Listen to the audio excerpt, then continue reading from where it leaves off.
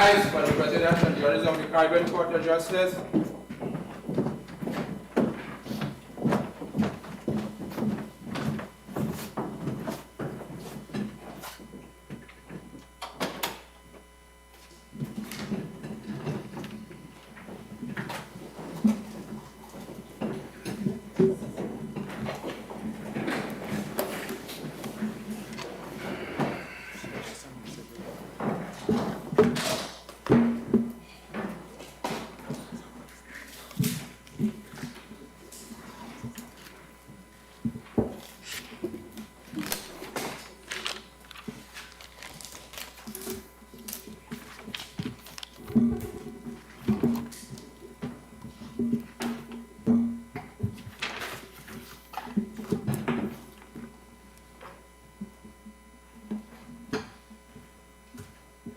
Yes. Caribbean Court of Justice, Original Jurisdiction, hearing of original application in BBOJ number 1 of 2019 between Rock Hard Cement Limited and the State of Barbados, the Caribbean Community and Arawak Cement Company Limited. Today's application is being heard by the full bench, comprising their honors Mr. Justice Saunders, President, Mr. Justice Witt, Mr. Justice Anderson, Madam Justice Rajnat-Lee, Mr. Justice Barrow, Mr. Justice Burgess, and Mr. Justice Jamadar. Please state your appearances for the court. May it please you, Your Honors, I appear for the claimant Rock Hard Cement. And appearing with me is Queen's Counsel, Ms. Simone May. Congratulations are in order. Thank you, my lord. Very much so. Well deserved. Please, your honors. I am Gail Scott, and I appear on behalf of the first defendant, the State of Barbados, and with me is Jared Richards. Thank you. May it please your honors, I am Corlita Bab-Schaefer, and I appear on behalf of the second defendant, the Caribbean Community, together with Mr. O'Neill Francis. Good morning, Mr. President, Your Honors. Should it please you, Mr. Eamon Courtney, Senior Counsel, leads me, Rafael Ajodia, on behalf of the intervener, Arawak Cement Company. Yes. Good morning, Counsel. The first item that we have to dispose of is the issue of Ms. Cassini. Does anybody wish to cross-examine her? No. No. Okay, great. And the first witness that is up for cross-examination is Mr. Maloney. Is there anything procedurally that anyone wishes to advert to before we hear Mr. Maloney?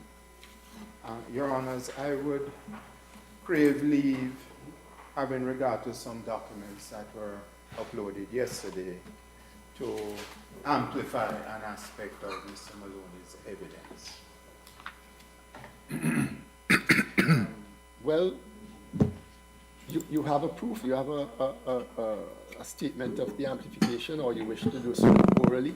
I would wish to do Okay, so. as you do so, then we will address whatever objection or comment arises. So is Mr. Maloney here? Yes. Yes. Can he take his stand, please?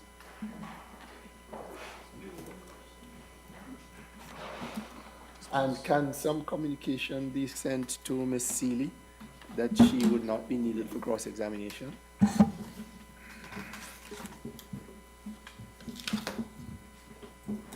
Yes, sir. For the court, Your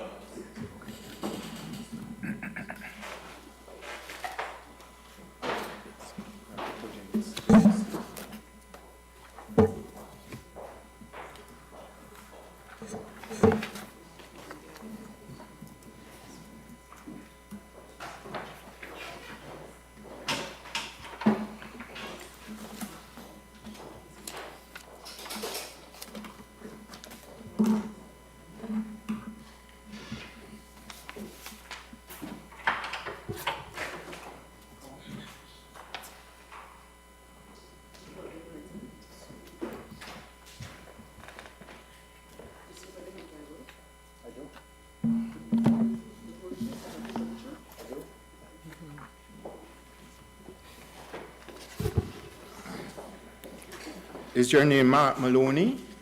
Yes, it is. And have you given a witness statement dated the 15th of January 2020? Yes, I have. Can I show you the document? Yes, it is. You have identified your signature to it. Yes, I have.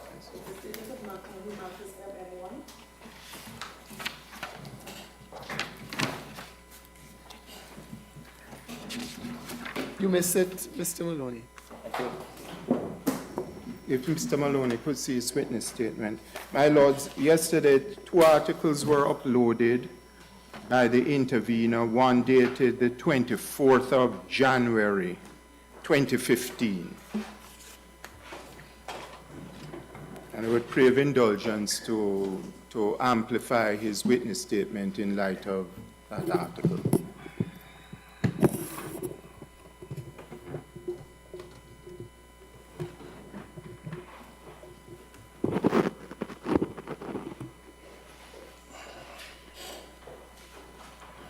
Now,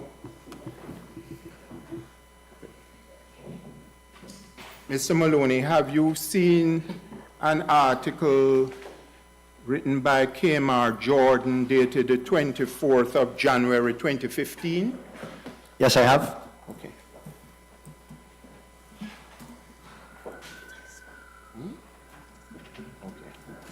Okay.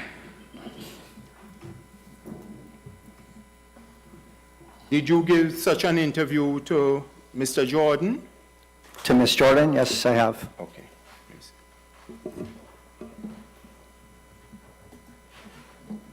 Now, that is dated the 24th of January 2015, and in it you appear to be announcing the commencement of your business in 3 months. That is correct. Okay, can you explain for me how that came about? Yes, I can. We were in discussions prior to that, about 10 years prior to that, with Arawak, with them in creating silos specific for our operations. And when those discussions broke down, we then sought to establish the business on our own. And there were several phases to that. One was leasing land, which we own or we lease. We've leased 3 pieces of land. The first piece of land we leased in 2015 to put. Who did you lease that land from? We leased the land from the Bridgetown port to put down silos for unbagging cement, and unbagging means bringing in big bags and putting it into bulk to be able to supply our businesses. And those silos could also be used in our businesses as well. So our first phase was to be able to establish that. I'm not understanding you. You're saying our businesses? Our businesses meaning Preconco, Samtara, Creative Paving, Caribbean Homes, and the companies and ready mix, the companies that we have manufacturing establishments that use cement. So we sought to go about establishing the business so that we could bring in cement primarily to support our own businesses. And then we were in discussions with the government of Barbados and the Barbados Investment and Development Corporation for several years to see how we could go about having the duties reduced from 60% to 5%. So it was a process of discussions. We were given feedback during those discussions between 2014 and our establishment in 2015 that our requests were favorably received and that the permissions would have been granted for the reduction of duties from 60% to 5%. And on that basis, we started with our first phase, which was leasing the first parcel of land from the Bridgetown Port, Inc., and investing in the silos for unbagging cement. We then received our permission for the reduction of the duty from 60% to 5%. This is now October. In October of 2015, and we imported our first shipment of cement. And then when we received our permission, we then continued to establish further operations. So we leased an additional 2 parcels of land from the Barbados Port Inc.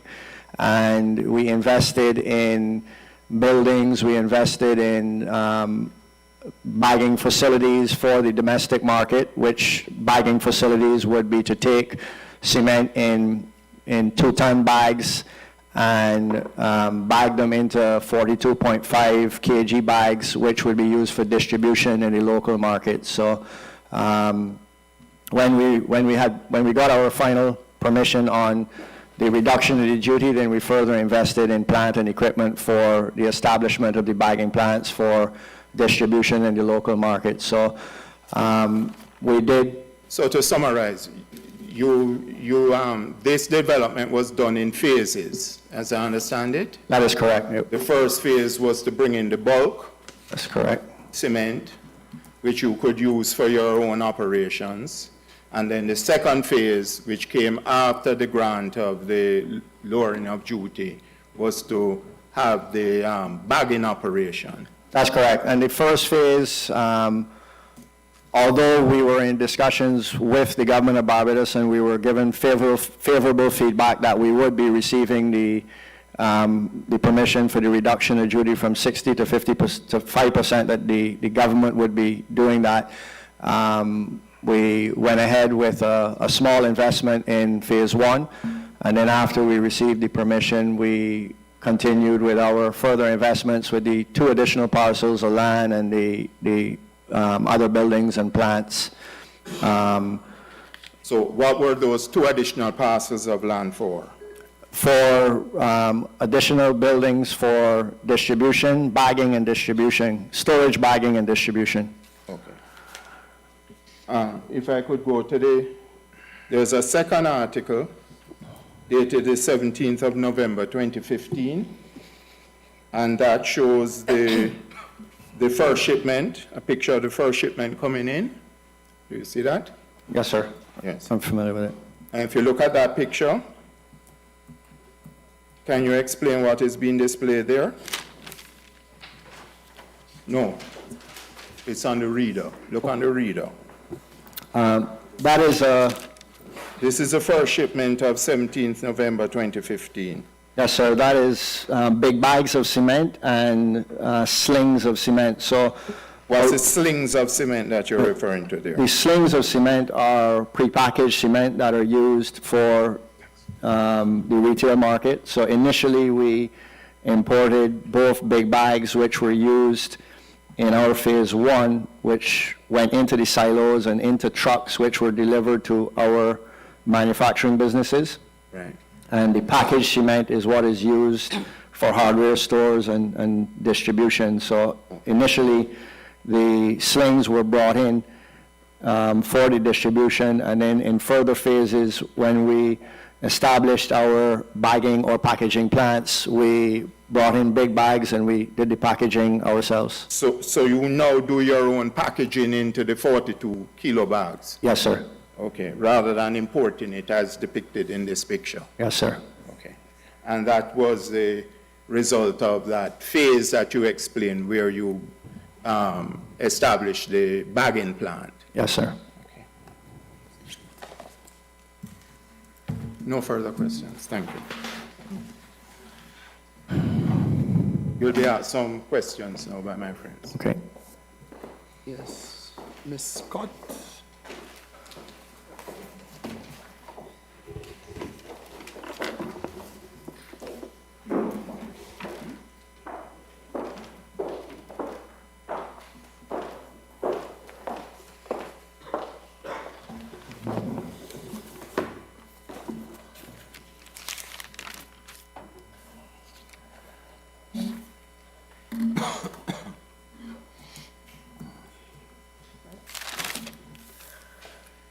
Good morning, Mr. Maloney. Good morning. Morning. I want to firstly refer you to paragraph 15 of your witness statement.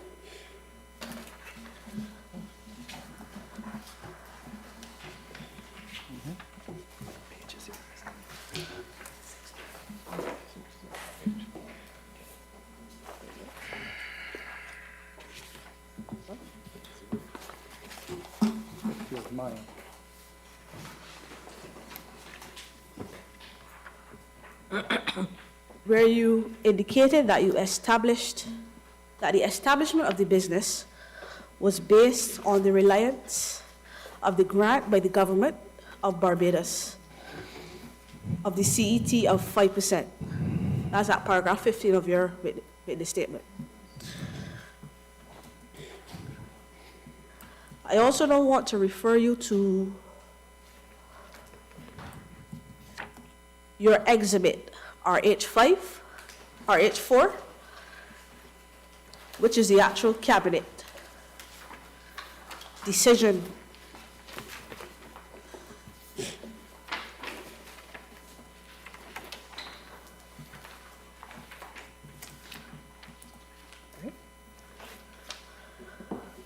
Also, Mr. Maloney, I'd like to refer you to RH1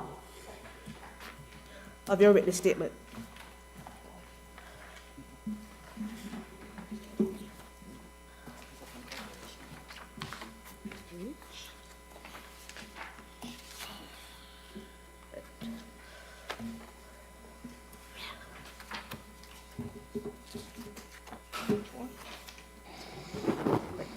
So isn't it true, Mr. Maloney, that the business was established on the 1st of February 2012 under the name Alternative Cement Limited? That's correct. Okay.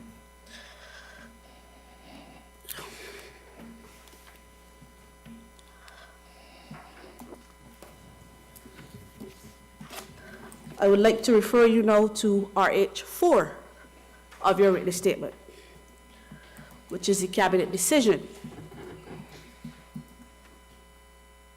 Isn't it true that the cabinet decided on the 5th of October 2015, Mr. Maloney? That is correct.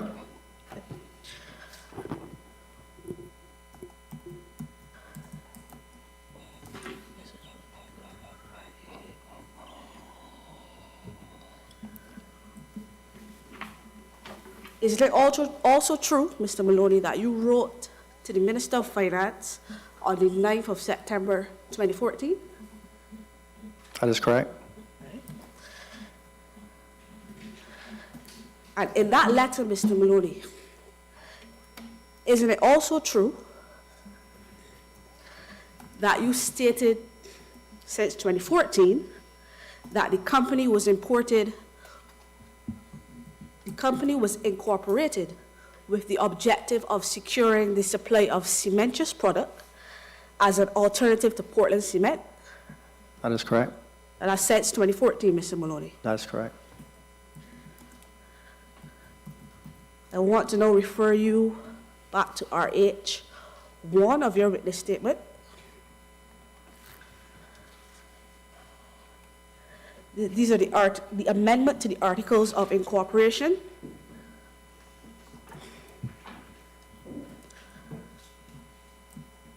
Dated the 30th day of January 2015.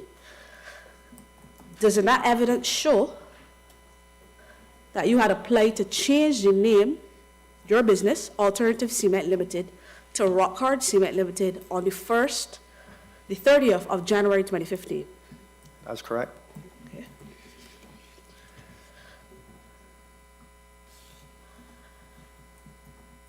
Also at RH1, Mr. Maloney,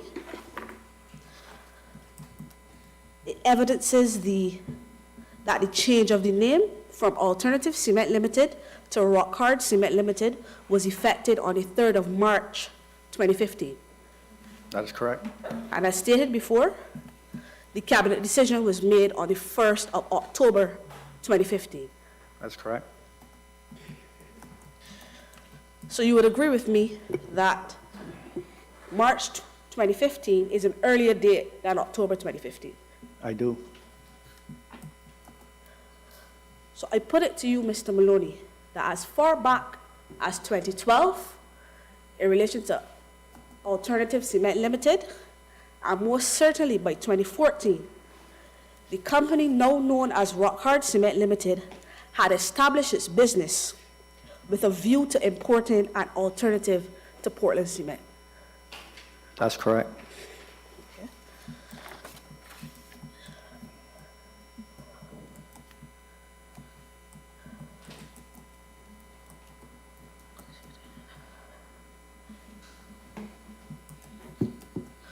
You indicated at paragraph 15 of your witness statement that you went about finalizing the establishment of the business on the reliance of the grant of the government for the reduction of the CET of 5%. You further indicated at paragraph 16 that in preparation for the establishment of the business, you had leased lands at Spring Garden. Isn't it true, Mr. Maloney, that the first lease of lands in relation to Alternative Cement Limited commenced on the 1st of June 2013? 2013. That's not correct.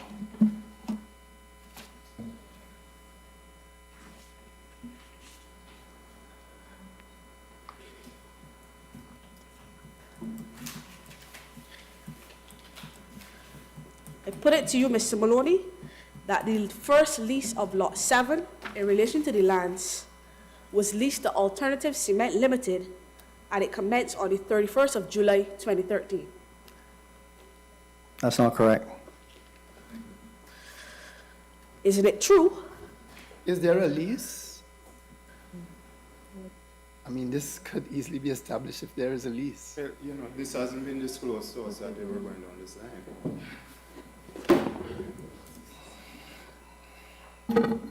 Your Honors, we're not in possession of the lease. I see. Go ahead. Is there a basis for your evidence, Ms. Scott? She's cross-examined. For your question, I should say. Certainly, Your Honor.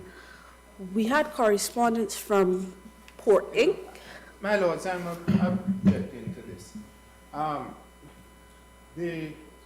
The practice is, if you're going down this line, this should have been disclosed to us if they wanted to get into the lease. The lease is a formal document that could have been produced. The way this is going about, it's taking us by surprise. We haven't had a chance to prepare this matter, and I submit that counsel needs to be confined to the records. Yeah, I suppose And I what open, has been I suppose I disclosed. opened this can of worms. Just proceed with your cross-examination, ma'am. Certainly, Your Honor.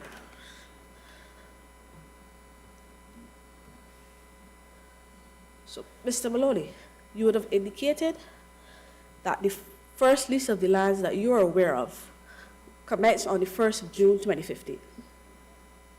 That's correct. So the leasing of the lands then was before the cabinet decision in October of 2015. That's correct. I put it to you, Mr. Maloney, that you embarked on the leasing of the lands mentioned in paragraph 16 and 17 of your witness statement before the cabinet decision to revert to the CET of 5%. I also put it to you, Mr. Maloney, that the establishment of your business was not based on a reliance of the decision of the cabinet in October 2015. That's two suggestions. Perhaps my friend can Yes, break could it you down. take it serially, one by one? What's the first one?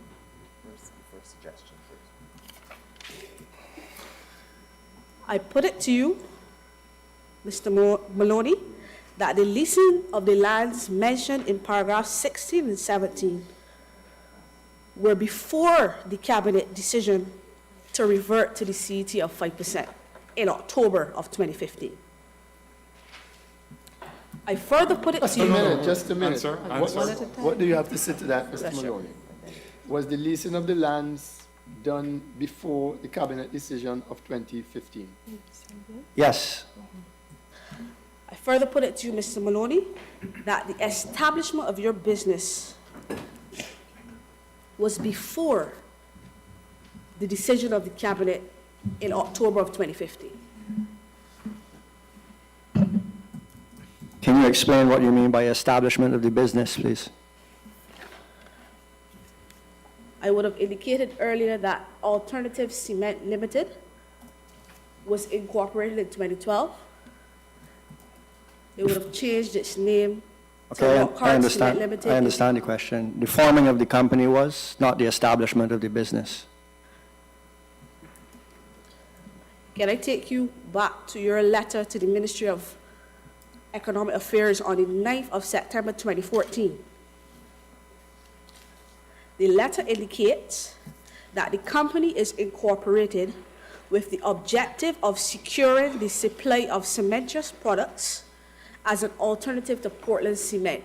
So as far back as 2014, you would have established this business with the intention of importing, as we now know it, other hydraulic cement.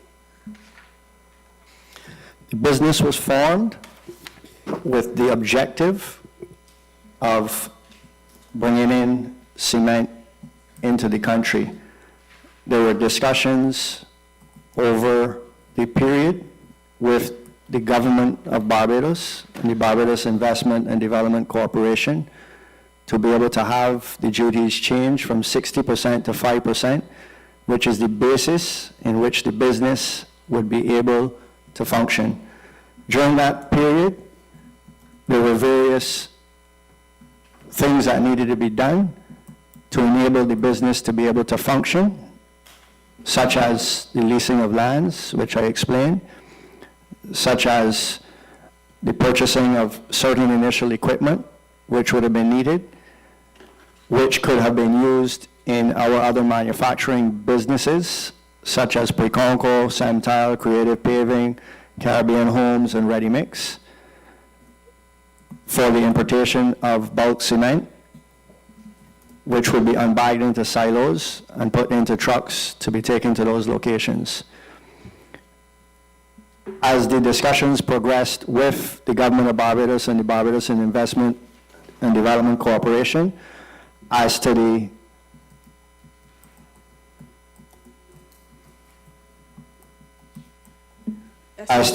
willingness to want to consider the movement of the duty from 60% to 5%. And as the feedback, the positive feedback came, as in through dialogue and through letters back and forth, we sought to establish the business. When we received permission on the movement of the duty, we then moved into phase 2 of our operations, which was to invest in a bagging plant and to lease an additional 2 parcels of land and continue to expand on the operations of the business. So, Mr. Maloney? so there was a process to forming the business and to establishing the business, some of which were done prior to the duties being moved from 60% to 5%. And most of them that were done after the movement of the duty from 60% to 5%. But the discussions with the Barbados government and the Barbados Investment Development Corporation along the way, and the feedback that we got from them, is what allowed us to make the decisions that we made. But it was not done on the basis, no establishment was done on the basis of not knowing that the duties would be moved from 60% to 5%. It was always done on the basis that the duties would be moved from 60% to 5% because the business could not function unless that was done. Mr. Maloney, I put it to you that you provided no evidence of the favorable discussions between yourself and the government of Barbados. The government of Barbados would have that information that it was, that they provided to us back and forth through the Ministry of Trade, through the Barbados Investment Development Corporation, and through the Ministry of Finance. So you would be privy to that information. But I put it to you that you have no evidence of the favorable discussions between you and the government of Barbados. No evidence where? In the court? In the court, Mr. Maloney. Maybe not in the court, but there's discussions all along the way. So- And there's evidence if need be.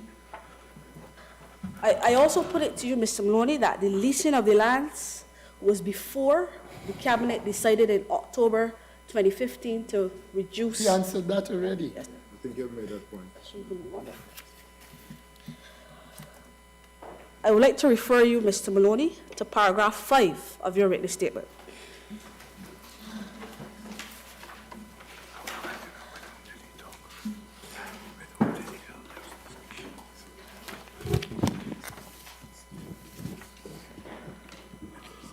You would have indicated in paragraph 5 that there are a number of companies, including Caribbean Homes, Preconco Limited, Creative Paving Solutions, and Semtel Limited, that are part of the group of the companies of Rock Hard Cement Limited.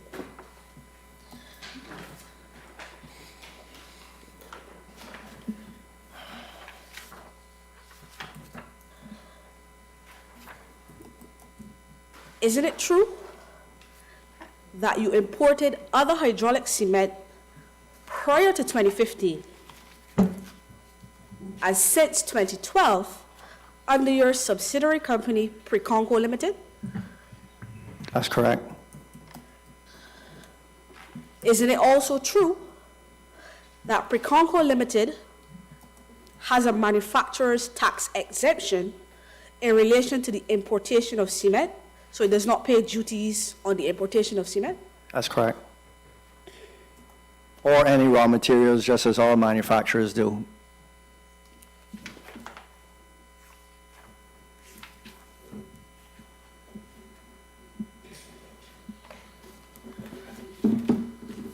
So what you're saying then, Mr. Maloney, is that Preconco would have imported other hydraulic cement in 2014 prior to the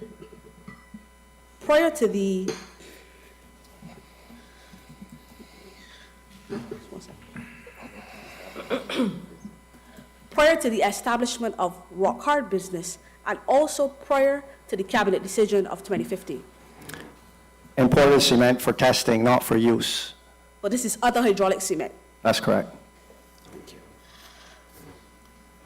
I want to refer you now, Mr. Maloney, to paragraph 34 of your written statement. Excuse me, you said you imported cement for testing, not for use? Yes, Your Worship, just for testing to see the integrity of the cement to see if it You could be. never imported any cement for use or sale? No, Your Worship. Okay, yeah.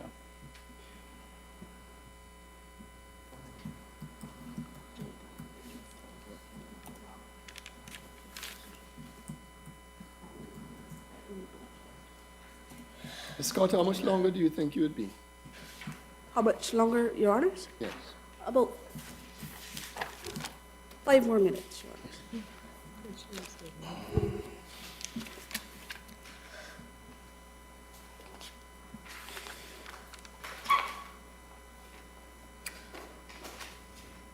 Mr. Maloney, I put it to you that Preconco Cement Limited imported other hydraulic cement in 2012, 2014, and 2015. It's Preconco Limited, not Preconco Cement Preconco Limited. Cement Limited. That's, Preconco Limited. that's not correct.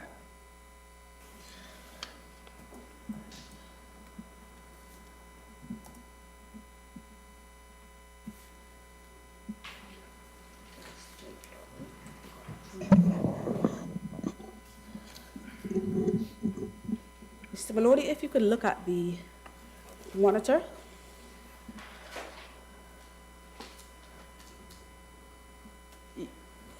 The third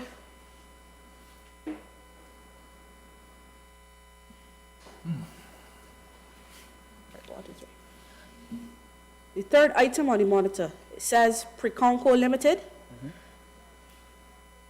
the 8th of March, 2012. Can you see that? I do.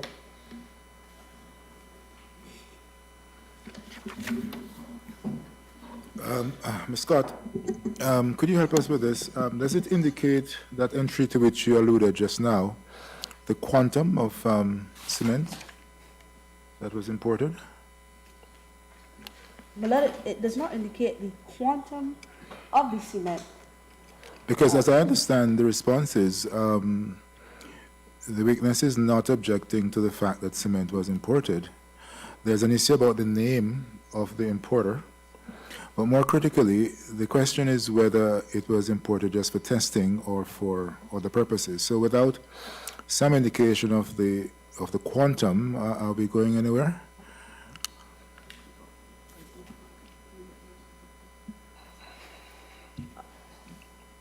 This exhibit, Your Honors, does not have the indication of the quantum. Okay. But I did ask the witness if he would have imported other hydraulic cement in relation to Preconco in 2014 and 2015, and he indicated that he did, that Preconco Limited did not. So I was just... No, that's a problem. That's a matter of the name of the company, as I understand it. You're saying, you're asking if Preconco Cement Limited imported cement, and the response was no. Yes. Certainly, Your Yes. Honors. May I have a look at that exhibit again? Certainly. So, maybe I should ask the question again, Mr. Maloney. Did Preconco Limited import other hydraulic cement into Barbados in 2012, 2014, and 2015?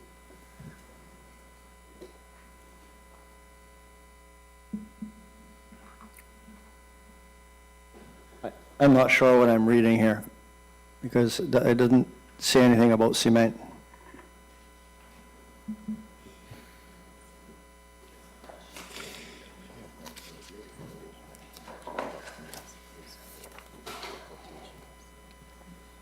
The first defendant would have been required by the court to produce documents in relation to other companies which imported other hydraulic cement between the years 2012 and 2015.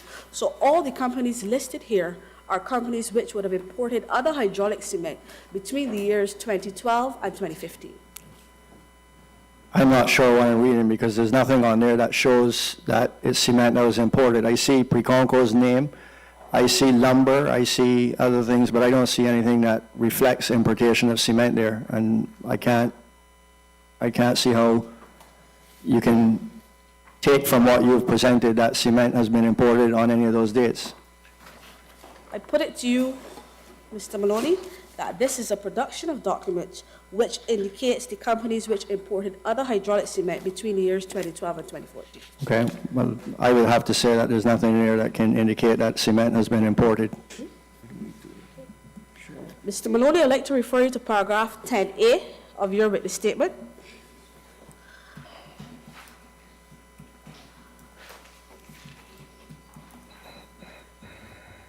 Where you indicated that at the rate of 60%, there were no other importations of cement into Barbados.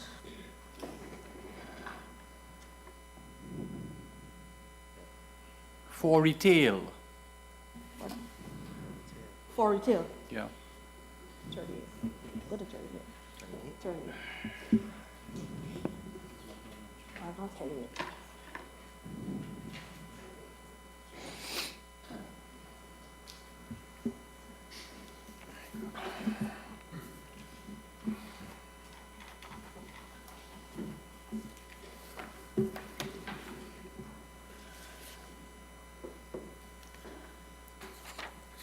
I just referred you to the production of documents in relation to imports between 2012 and 2015, Mr. Maloney. I put it to you that a number of companies would have imported other hydraulic cement, and all of those companies are retail companies in Barbados. I disagree. The cement that you're speaking to is white cement. other hydraulic white cement, not gray cement. All of those companies import other hydraulic white cement for retail.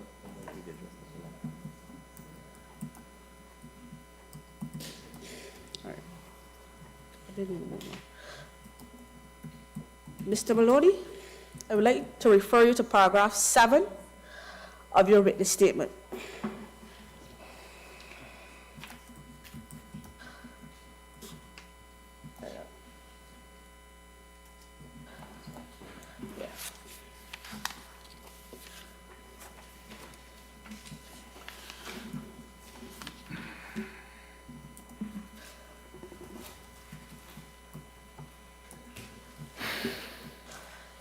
At paragraph 7, you indicated that the state of Barbados had obtained a derogation from COTED in 2001 in relation to other hydraulic cement to apply a rate of 60%. I would like to refer you to paragraph 13 of your witness statement.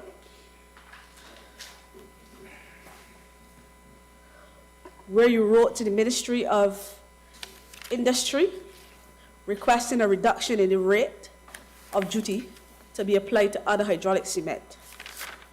So, Mr. Maloney, you were aware in 2001 that the state of Barbados had applied a higher rate of duty, 60%, on other hydraulic cement. I was.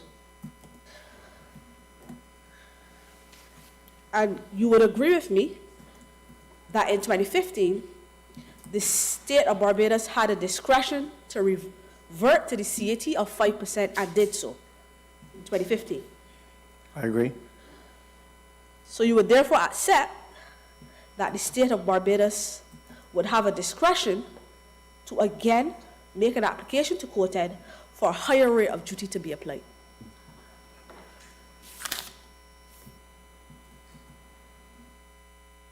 I can't comment. I put it to you, Mr. Maloney, that since you were aware that the state had applied a higher rate of duty in 2001, that you were aware that the state had reverted to the CET of 5% in 2015, that you would have been aware that the state could apply to COTED, for a suspension of that CET at some other time after 2015.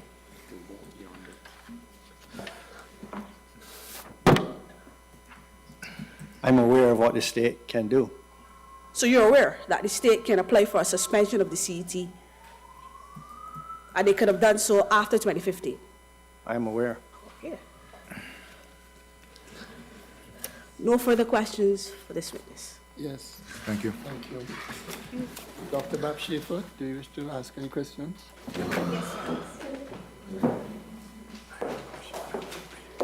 Oh, yeah.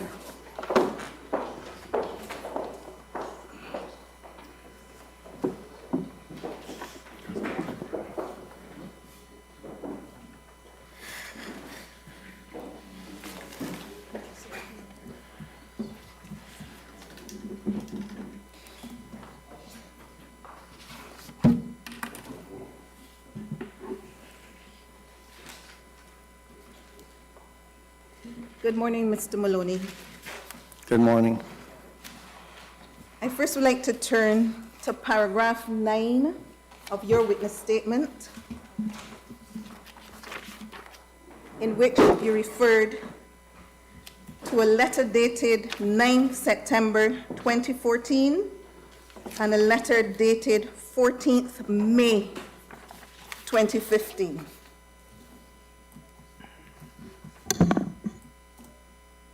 Now, I'd like to turn specifically to the letter dated 14th May 2015, which is RHC 3.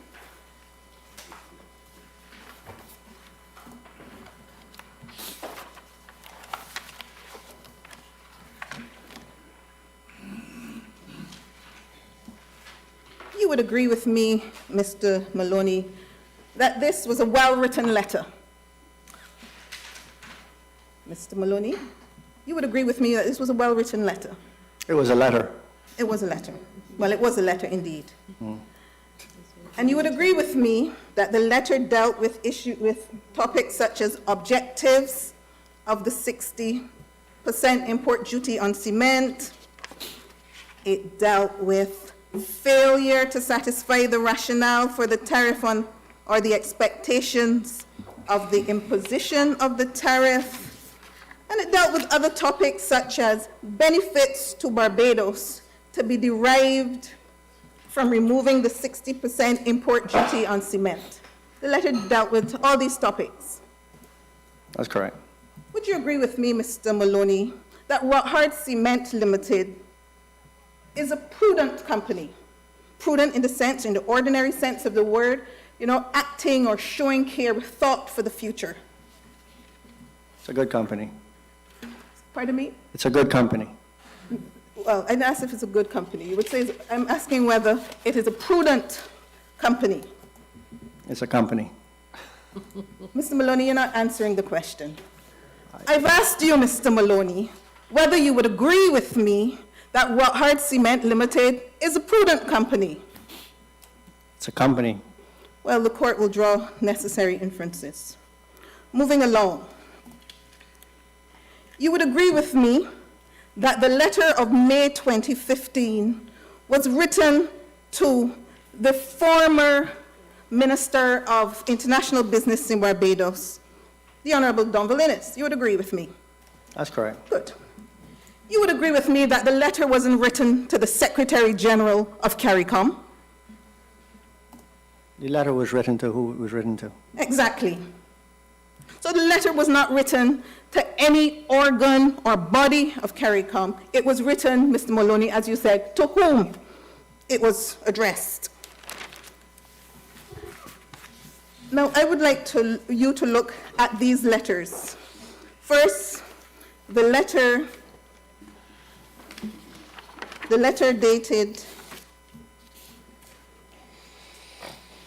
I'd like to look at the responses from the government of Barbados, in particular, the letter dated Monday, September 28th, 2015, which appears on page 688 of the record.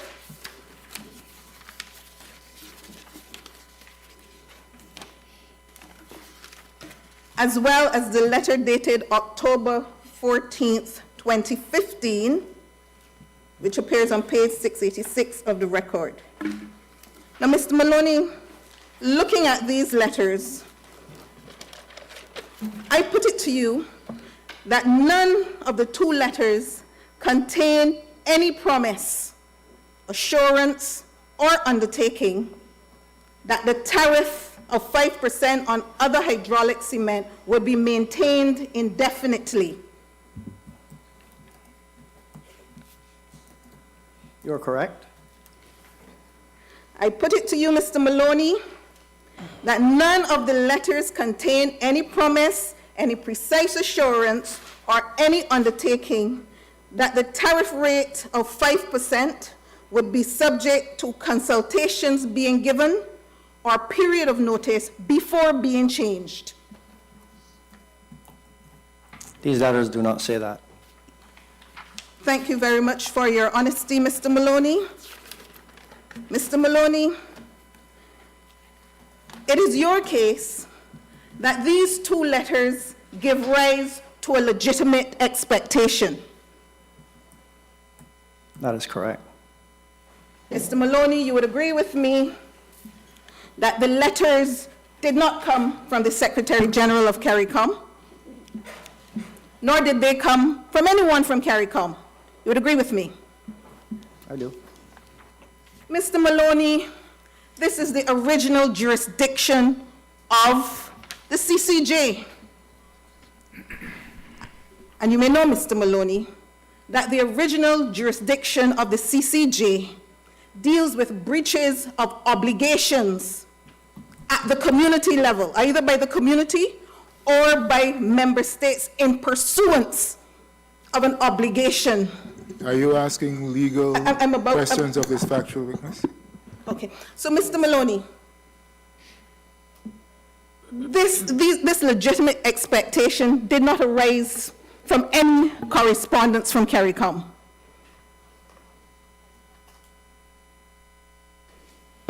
Mr. Maloney?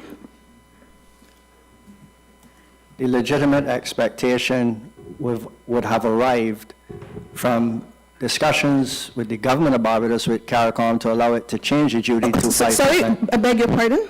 The legitimate expectation. Mr. Maloney? Would you allow the witness to answer? You have Mr. asked some Maloney, that questions is not- of- Just now. Dr. Babshefa, you have to allow him to answer. Yes, Mr. Maloney. The legitimate expectation- I'll let you answer, but I just want you to be clear on the question. I'm There are clear. 2 letters here. I'm clear on the There are 2 question. letters here. I'm clear. There are 2 letters here. The letters have been addressed to you, persons from the government of Barbados. Were these letters addressed by the Secretary General of Caricom? Miss Babshefa, Yes. you have already asked essentially the same question before. And I think you got the answer that the letters were not addressed to the Secretary General or any other organs or from them. From this fact witness, do you need any more than that? No, Your Honor. Actually, I just wanted the answer to that very last question, which would assist my arguments. Those are the questions from the Caribbean community. Thank you. Mr. Courtney, do you have any questions of the witness?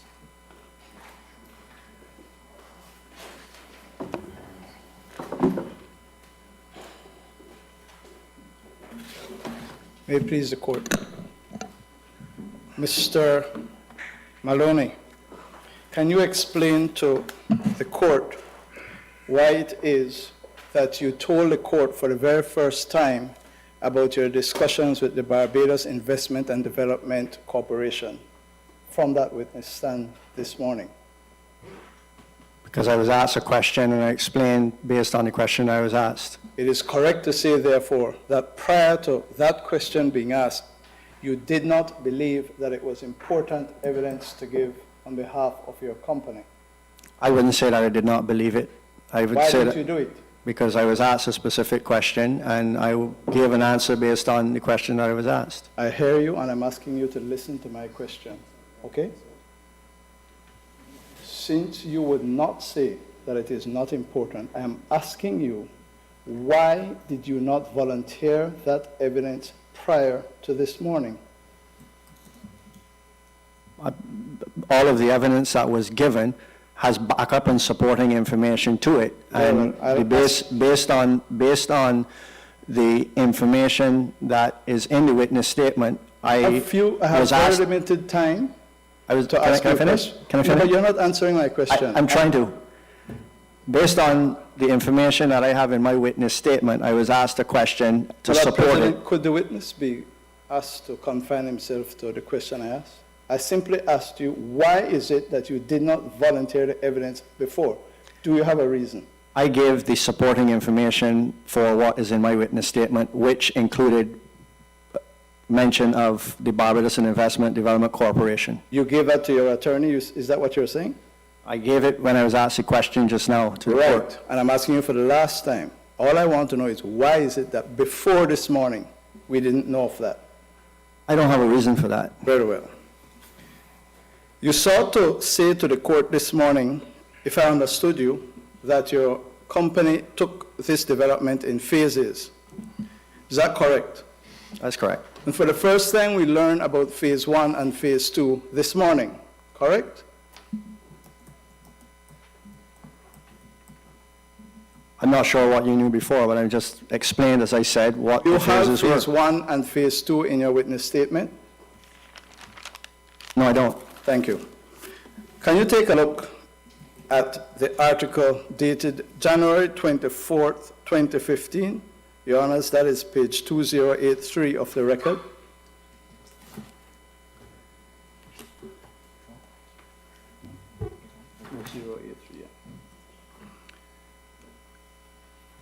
And you were speaking very quickly, so I may have misunderstood and not written down exactly what you said, so correct me if I am wrong. Did I understand you to say to this court on your sworn testimony that phase 1 involved the importation of bagged cement for use, let me tell you what I wrote down, to supply our business? I was speaking to phase 1 of the investment, the infrastructure, the lease of the land, the investment in the silos for unbagging cement into trucks to supply our business. That was on the investment side that I discussed what phase 1 was. Phase 2 was additional lease of 2 parcels of land, and additional investment. Mr. Maloney, I beg of you, listen to me and answer the question. I'm just dealing with phase 1. You confirmed to the court that phase 1 had to do with sale or providing cement to your companies. Is that correct? Phase 1 of the investment. Yes. You said I was speaking too fast, so I was trying to explain to you phase 1 and 2 so that you understood what it is. He wants to know about phase 1. Phase 1 was the leasing of land and the investment of silos for unbagging cement. For supply, quote, to our business. True or false? That is correct. Very well. Can you take a look at the article? The middle of the page, there is a quotation from you. I'll read it very quickly. We are at the stage, you see that? I do. We're at the stage now where we are going to be building a plant at the flour mill. We have all the land identified and we are going through the regulatory processes and all that now. But in the interim, we are building a temporary plant adjacent to the flour mill site, which is in construction now, and we hope to be able to have cement to market by the end of March, early April. When you say market, what do you mean? Phase 1 was the investment for the unbagging plant. We brought in, as the picture depicted, big bags, which was for our businesses, and the slings, which was for the market. So as I was trying to explain, phase 1 of the investment. Mr. Maloney, Perhaps you're the not witness listening can to the allow question answer, and answering. If you don't mind. If you don't mind. Mr. Wood, I don't think there's any controversy here. The question was, what did you mean by marketing by the end of March? Is that correct? Indeed, Your Honor. Your Worship, that's what I'm trying to explain. There's an investment side, which is the lease of the land and building a facility to deal with the big bags, which are supplied to our company in bulk tankers. Thank you very much. And the other part of it, when we brought in the first shipment, the shipment came with a portion of those big bags for the bagging plant, and a portion of the I have shipment. very limited time, and this witness really. Portion of the shipment was. The answer that he needed, so you Okay. you don't need to go any further. I would like you to take a look now, Mr. Maloney, at your witness statement.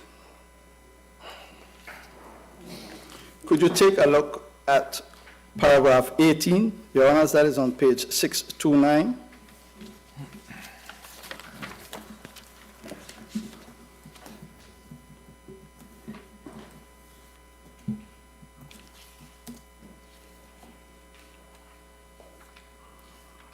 I just want you to confirm to the court that you were speaking the truth in paragraph 18, or you were not.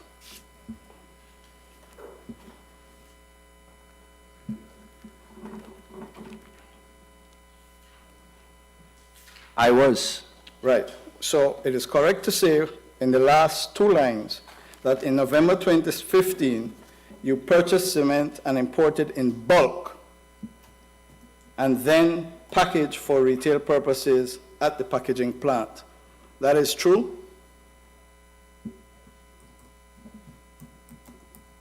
Mr. Maloney? I'm reading the You read it statement. already? I'm reading it again. Very well.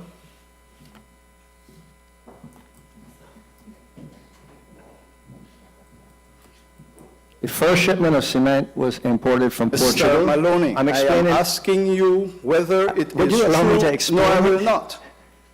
I will not. I am asking you to tell the court honestly whether or not the sentence, the cement is purchased and imported in bulk and then is packaged for retail purposes at the packaging plant. That was November 2015, according to your testimony. No, if you read it, this is two shipments. This is Portugal, is the first shipment, and then Somnes was afterwards. That spoke to Somnes afterwards. Take a look at paragraph 31. I'm reading paragraph 18 and explaining paragraph 18 so that the court isn't being misled. Mr. Maloney, just a moment, please. Can we go back to that paragraph 18, please? The paragraph reads, in around November 2015, there was cement imported, Mr. Courtney, from Portugal at 5%, full stop. Subsequently, the company purchased cement from Turkey, and et cetera, yes? Right. So the paragraph speaks to a November 2015 importation from Portugal, and then a new sentence starting with the word subsequently. I think it is only fair to the witness if you ask, because you conflated November 2015 and the last sentence. That's what you did. Your Honor. Put to him, from this paragraph, is it correct that in November 2015, and then you went to the last sentence, the witness is simply saying he wants to explain. And I think it is only fair to him, given what is stated in the sentence, in the paragraph, and the use of the word subsequently, to allow him to explain if you choose to ask that question. Feel free, Mr. Maloney. Thank you, Your Worship, and that is exactly what I was trying to say. That is two shipments. The first shipment was brought in, as it was said there, and subsequent shipments afterwards from Turkey, it was brought in bulk and bagged. So that's what I was trying to explain. When was the first shipment in bulk brought in, Mr. Maloney? From Turkey, you're talking about? From Turkey? From wherever he brings it, when was the first shipment in bulk brought in? The cement is various types of cement in 52.5N, which is in bulk. The 42.5R is in bags. That first shipment that came from Portugal had a combination of bulk and bags. Subsequent to that, we brought in cement. Just a minute. You're not very clear about your answers, Mr. Malone. So is the correct answer to the question that the first cement in bulk came from Portugal in 2015? That's correct, Your Worship. Thank you very much. But that is what you must answer. That's the obliged, question. Mr. President. Can we take a look at paragraph 21, Mr. Maloney? Page 630.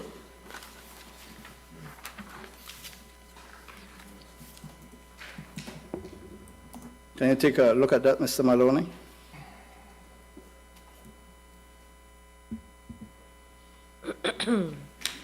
Is that true? Is what? What paragraph? 21. During the hearing of the application for the order for interim measures in the Caribbean Court of Justice on 17 July 2018, the Solicitor General for the State of Barbados indicated that it was the intention of the government to reapply the 60% rate that had been approved by COTED in 2001 and which had been reduced in 2015. Is that true? It is. Very well. So it is correct to say that from the 17th of July, you were aware of that? That's correct. Thank you. Can you take a look at paragraph 22?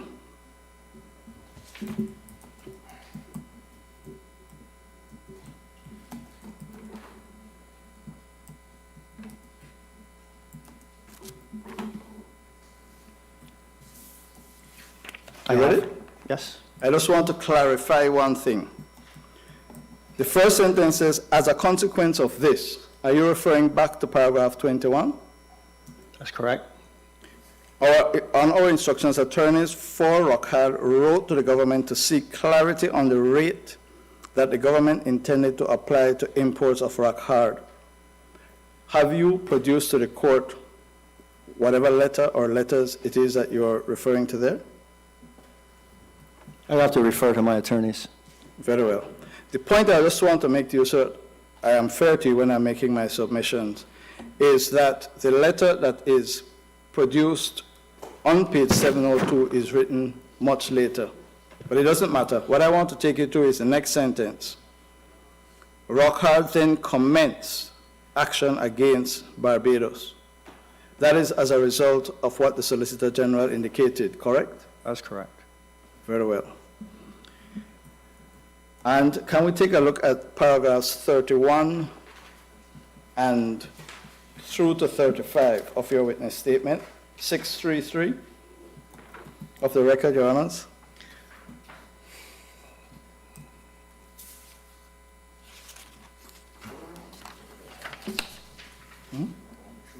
Yeah, that's sure. I just wanted to take a look at the first sentence of paragraph 31. Rockhard was not advised of the government's intention to seek a suspension, and we only discovered this after the fact. That is true? That's true. So when the Solicitor General said it in court, you weren't aware? I'd have to refer to my attorneys. Very well. Can you take a look at paragraph 32? Essence of that paragraph, correct me if I'm wrong, is that Rockhard was invited to a meeting to discuss the trade in cement, particularly the proposed treatment of Rockhard cement. Agree? No, we weren't invited to a meeting to discuss. We were invited to a meeting to be told. Let me just read what you swore. It speaks for itself. Oblige, Your Honor. And very quickly, 33 to 34 to 35. You set out there the exchange between the government and yourself or representatives of your company at the meeting.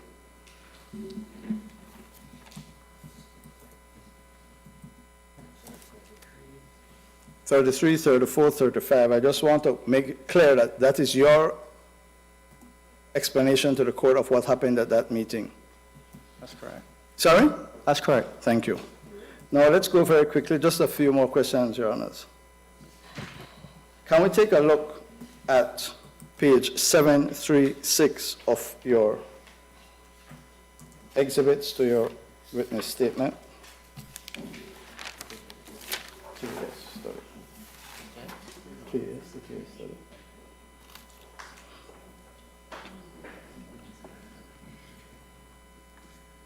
This document is the KS consulting study. You are familiar with it, Mr. Maloney?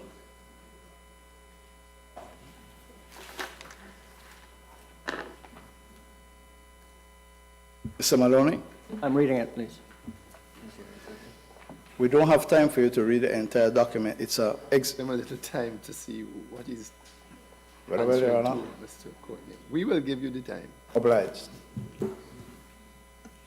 I don't want the gavel to come down on me before I have my few more bites of this cherry. Right on that page. I'm familiar with it. You're familiar with it? I am. It is correct to say, Mr. Maloney, that none of the assumptions that underlie this work are stated in this document. I'm not understanding the question. Very well. Could you take a look at page 736? Impact increase in duty rate. You see that at the top? The very top of the page? Yes. Yeah, good. I just want to be clear. Well, before that, the purpose of this document is to tell the court to read from it the financial impact of the increase in duty on rock hard cement from 5 to 35, correct? The purpose of this document is your expert telling the court what is the impact of the increase in the duty on your company. Is that correct? In essence, yes. Thank you. So then let's go to 736. And very few quick questions. You see that first table? It shows the tons of cement sold. I do. 2015, 21,000. 2016, 37,000. 2015, a drop, 25,000. 2017, 2018, an increase to 30,000. You see that? I do. It is correct to say that that is depicted graphically on the following page, 738. 738. Keep going down. Yeah, right there. Graphically, the fluctuation in the sales of the cement? Okay? Right. So my question to you about page 736, Mr. Maloney, is this.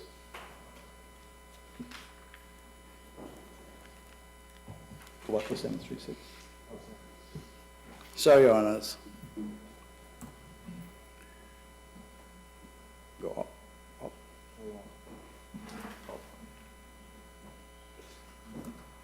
Having looked at the fluctuations year on year, actual fluctuations, would you agree with me that the table appearing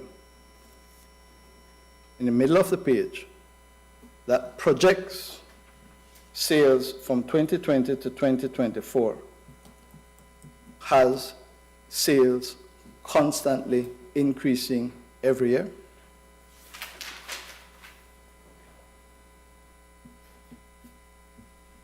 According to the table, yes. Will you agree with me that that is inconsistent with the reality experienced in Barbados as shown by the actuals? I disagree. Sorry? I disagree. Very well. So Courtney, I regret, I didn't understand the question. Sorry. Right. Could you just Sorry, clarify? Your Honor. What I was saying to him is that It shows fluctuations. that's the actuals. Yeah, And then here in the middle, there is a projection by his expert. yes. And at the very top, the first thing is the number of tons sold. That is And a he put- projection. and he put- That is a projection. Yes. Yeah. But what I'm saying to him is that he projects an increase But doesn't show any fluctuations. and no fluctuations, just pure increases. And I'm simply said to him, it's not, doesn't reflect the reality that was experienced. It's not the reality. This is the future, 2020 on. And Right. this is based on the projects in the pipeline that we know that are coming, and that is pretty accurate according to us. Very well. I'll address the court on that. And the simple question I have to ask you is this. This projection that your expert did not take account of the obligation of Barbados to reduce its tariff in keeping with its EPA commitment. It kept the tariff constant at 35 throughout. It's based on what commitment was made to us. I don't think you understood my question. I understand it. Oh, very well. Let me wind up, Your Honors. Could we go to 675 off the record?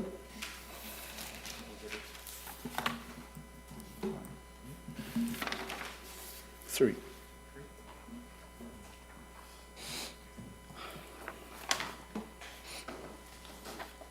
This is a letter, Mr. Maloney, that you wrote. It's dated May 14, 2015. You wrote to Minister Donville Ennis. I think you saw it earlier. You remember the letter? I do. Very well. Could you take a look at page 675?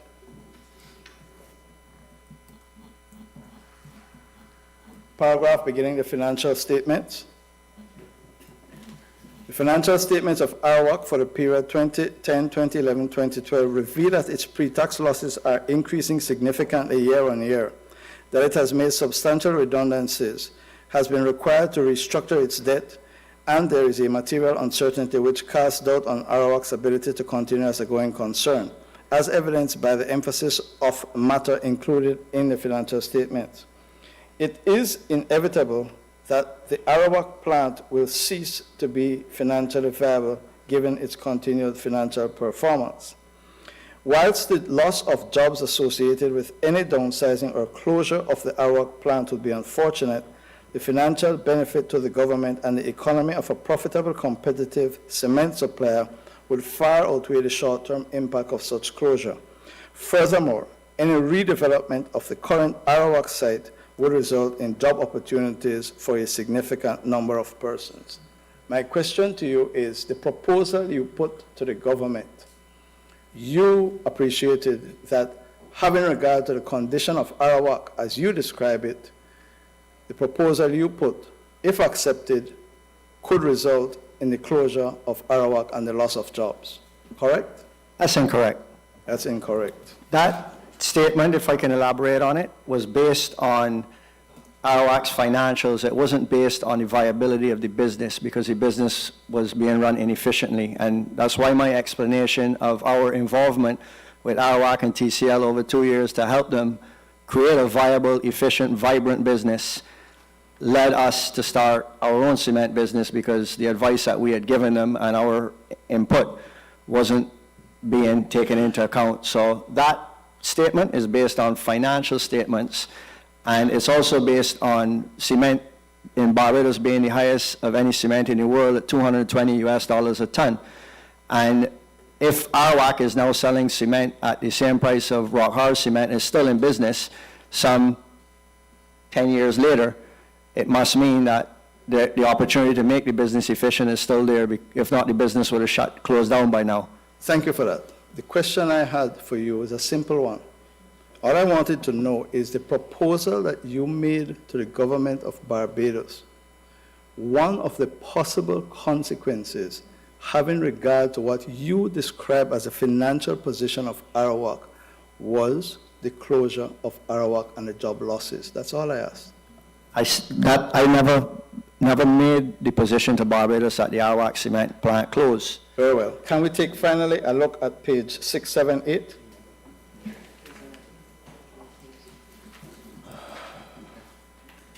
Paragraph beginning the removal.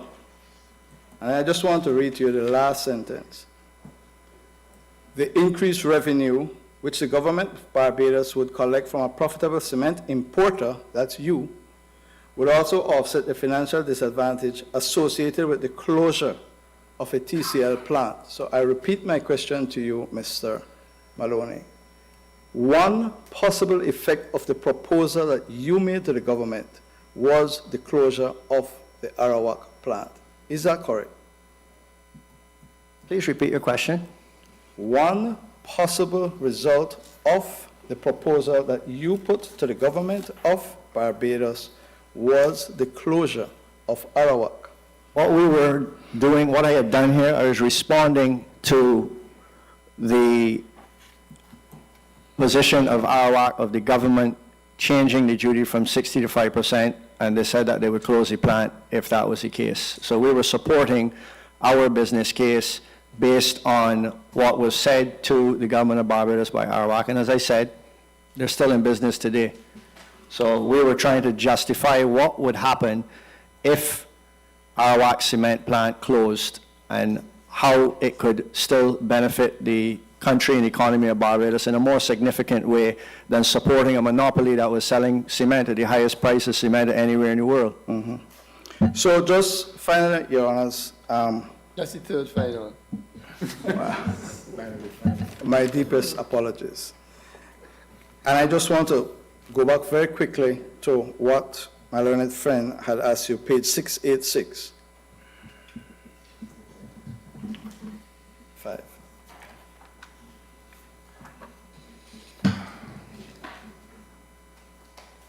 And Your Honor, this has been asked, so I just want to be very clear on one point. This is a letter from the government of Barbados to you with respect to the reduction in the CET on which you rely for your legitimate expectation. Is that correct? That is correct. I just want you to point out to the court where it is in this letter the government of Barbados represented to you that it would not apply for a suspension of the CET and an increase in the tariff on other hydraulic cement. There's a legitimate expectation.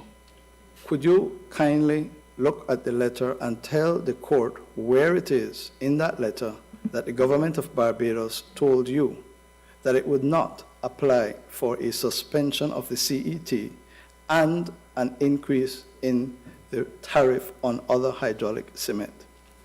We never stated that it did. The letters that you wrote to the government of Barbados, the one that we refer to 2014 and 2015, did you ask the government of Barbados to guarantee to rock hard that the CET will remain in perpetuity? There's a legitimate expectation and a process. Did you write to the government asking that the CET would remain at 5% indefinitely? No, Your Worship.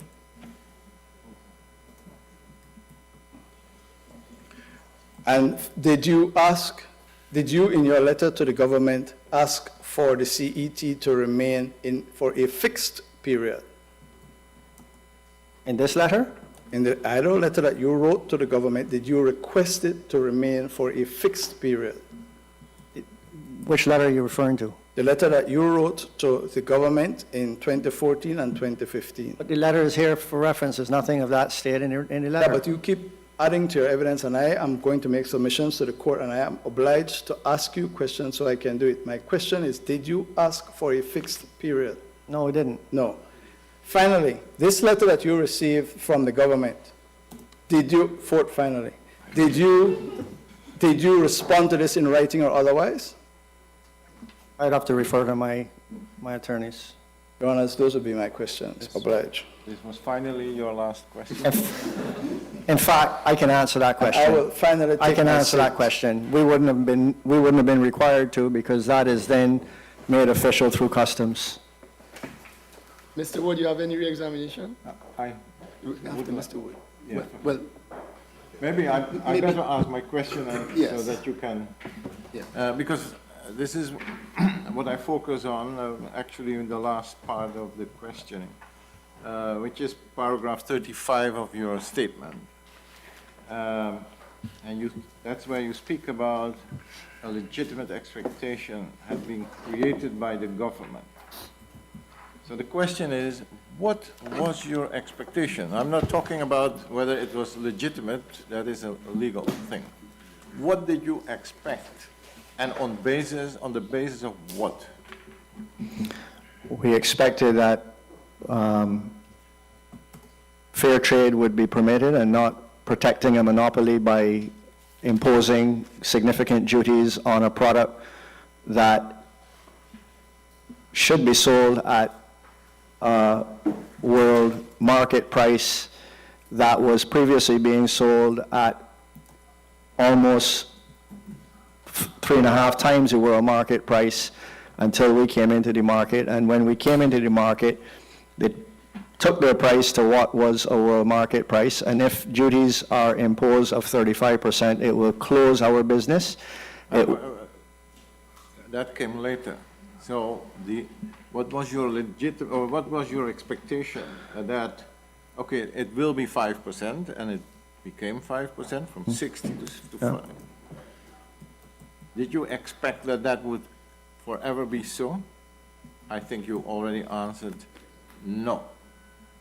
I did not expect that forever to be 5%. Or did you? To be honest with you, Worship, we did. But if it was moved not to 35% from 5%. Okay, we get that. So you more or less hoped that it would stay 5%, maybe expected it, but that was not based on something concrete, as I understand it. Did anyone tell you, because we don't find it in the letters, so you said you had discussions, did anyone tell you, don't worry, this will be it for a very long time? No, Your Worship. Nobody said that. No, Your Worship. In your statement, you said it was our expectation, because that is a little different, that if the government intended to change that rate of duty on other hydraulic cements, we would have been consulted prior to any such change, since we had established our business on the assurance of the government that the rate would be 5%. So there you say, well, our expectation was that if they wanted to change it and put it at a higher rate, at least we would be consulted. That is what you expected? Yes, Your Worship. But that was, again, what you thought, but not something that was discussed, or was it? Well, Your Worship, whilst applying to COTED for the change of duty, there is a process of consultation, and that process never happened. That never happened. But nobody told you, listen, if we ever going to change that rate again, we will consult you. No, Your Worship. That was not said. And then you said that the government created a legitimate expectation, and that was based on the fact that the business was established on the assurance of the government that the maximum CET of 5% would have been charged on this cement. And you speak several times about the assurance of the government. We cannot find anything in the letters that is just saying it is now 5%. You said discussions, well, with the government, but the government is, did you talk to high people, high in the government? Your Worship, I mean, let's say if a minister says something that has more weight than some civil servant, was there a higher level assurances? No, Your Worship, our expectations are based on the changing of the duty, and certainly when working with the government through the Barbados Investment and Development Corporation and outlining our plans and showing our investments and working with our bankers, our funders that are funding tens of millions of dollars, we're not just bringing in materials and selling it. We have a plant that is a significant investment, and that plant has a life, and you have to get a return over the life of that plant. Through the Barbados Investment and Development Corporation, the government would have known this. Therefore, it would have given us the ability to get a return on our investment over a period of time, and a period of time not being 5 years, because you can't get a return on your investment of that nature in a short period of 5 years. Do I understand you correctly that nobody really assured you in so many words, but that, let's say, seeing the reactions of those you were discussing it with, got you the idea that this will be happening? As it did happen, it went back from 60 to 5%. Certainly, Your Worship, and if I may, if you're investing in a country, whatever country it may be, and you're putting significant money into a plant, and you're given the assurance that the duties are going to be changed, so you're creating an industry, there has to be a certain period where you have to assume that no changes will be made, or you will destroy that industry and not be able to attract investors because there's no confidence and consistency. Okay, I get your point. Thank you. Thank you. Yes, Mr. Wood? No further questions. Break now? Okay, we take a little health break, no more than 15 minutes. All right.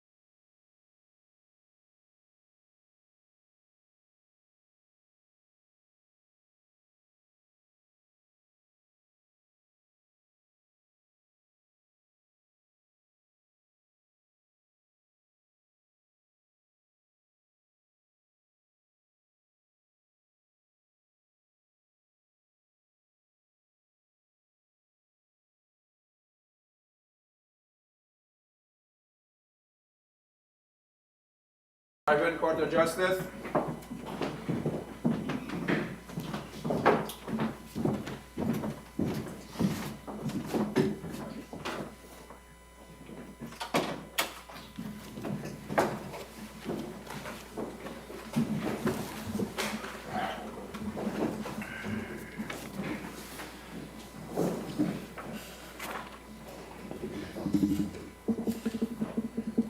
Is Ms. Bradshaw present?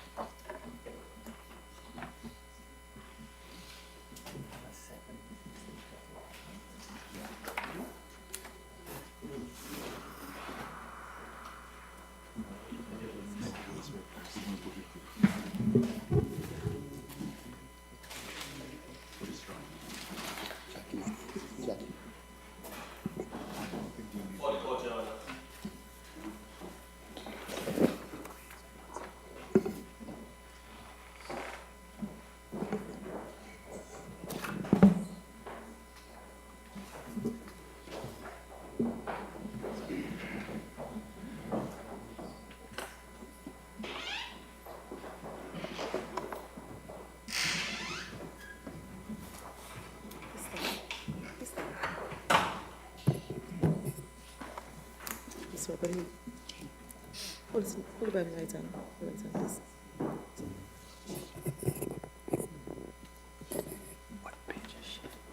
Do you swear by the Holy Bible that you will speak the truth, the whole truth, and nothing but the truth? Yes, please.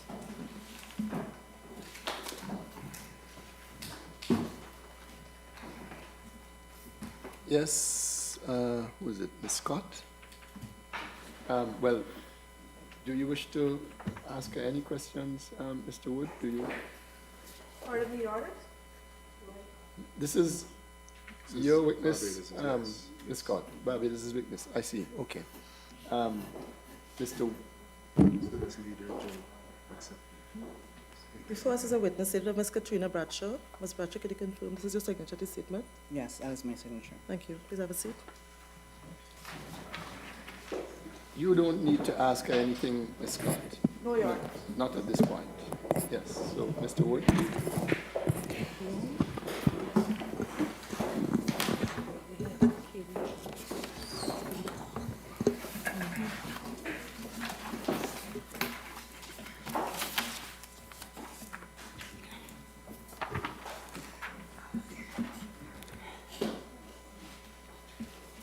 Ms. Bradshaw, morning.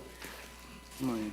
How long have you held the position of Chief Economist in the Ministry of Small Business?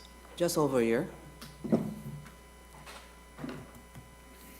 Were you there in 2014 with the ministry? No, I was when Rock Hard Cement made its application for reduction of the duty from 60% to 5%? You said in 2014? Yes. No, I was not.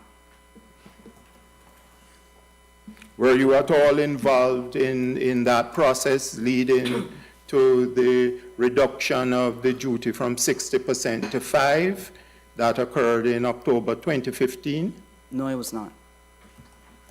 When did you become aware of that cabinet decision made in October of 2015 to reduce the duty to 5%? In 2018, when I joined the ministry.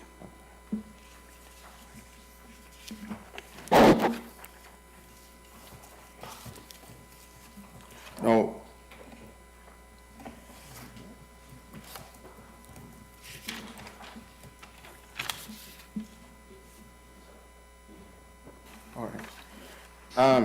All right, but let me ask you, based on your position, is it the practice that when a application such as was made by Rockhard in September 2014 came in, they would have checked it and verified the information that was being given? Yes.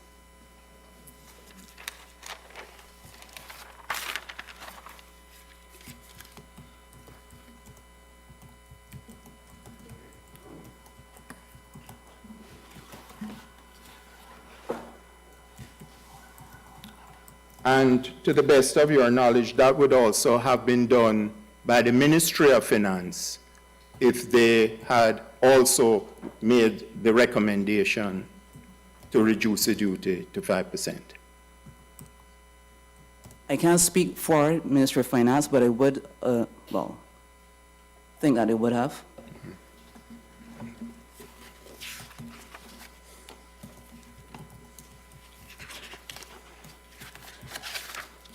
All right, now I'm going forward to the application that was made by the government of Barbados in June 2019, 12th of June, to obtain a suspension to apply 35%. Were you involved in that process?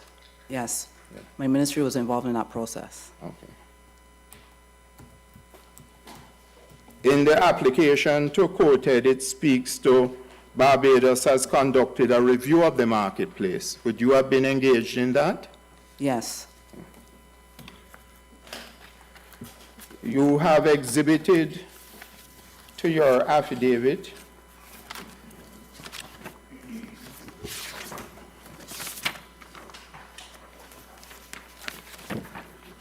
a document, I think it's KB2, Production and Trade Data 2014 to 2018. Was that the product of your review of the marketplace? That was one of the products. That was one of the products. Were you involved in producing this table? Our ministry was involved in the compilation of the information, yes. Were you involved in it? Yes. Okay. And there is a subsequent report from the governor made this year that you have also exhibited. That was made 14th of January, February. That was made in February 2020. The report of the governor of the bank.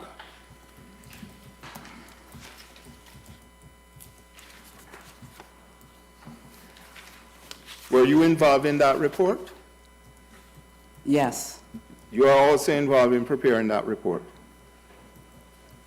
We received a submission from the central bank.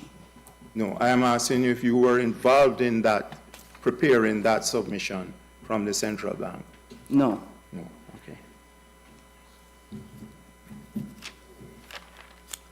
But on page 1574 of his report, the governor speaks to the importance to the economy of Arawak's exports.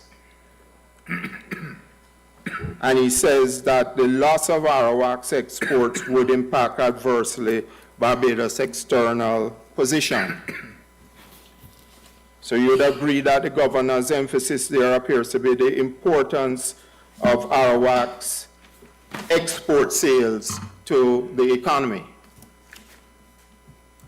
Yes. And in your production and trade data table, if I could go back to that, it has the total export sales and domestic sales for each of the years 2014 to 2018. That is correct.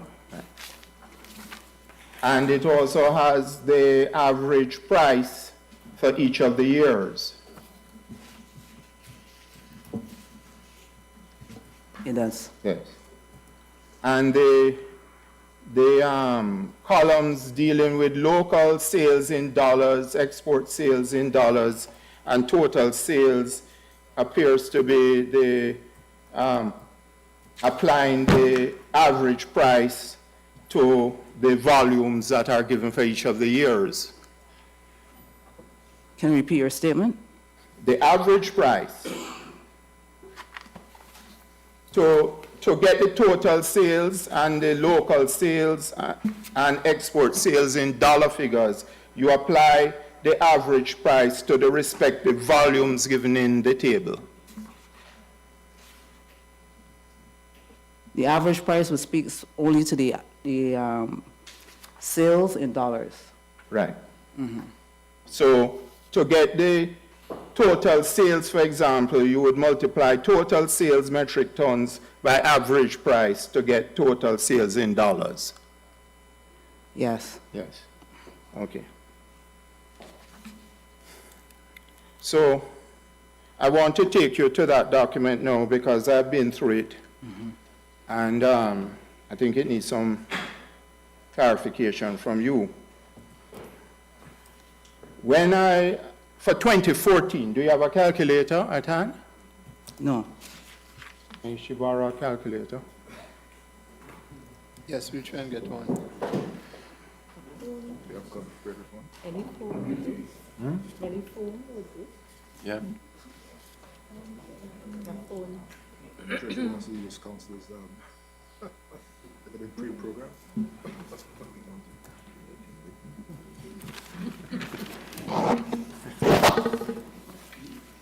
Often a dangerous thing to do, Council. But there's no objection, I take it, so. Not yet, Your Honor. So if you apply the average price, let's take the first column, to local sales in metric tons, 8550. You will get a figure of 12,532,774 for local sales in dollars.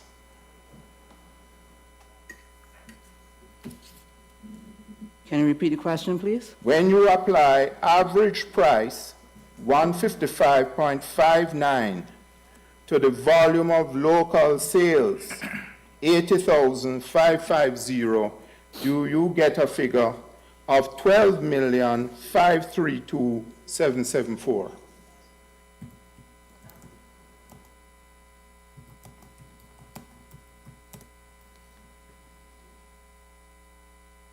What was the last figure, please? What figure do you get on your calculator? I got just over 12 million. 12,532,774.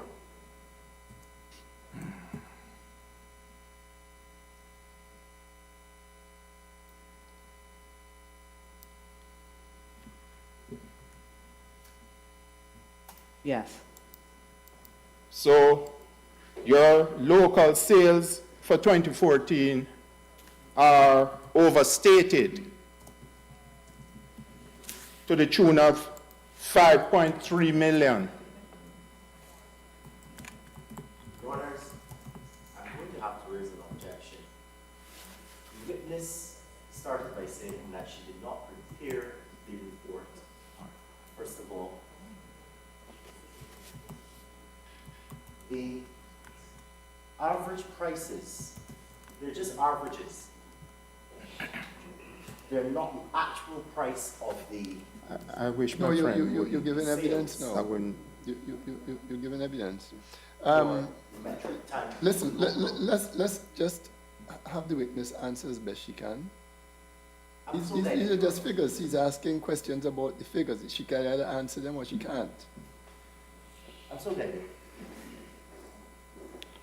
So just on these figures, local sales have been overstated by 5.3 million for 2014.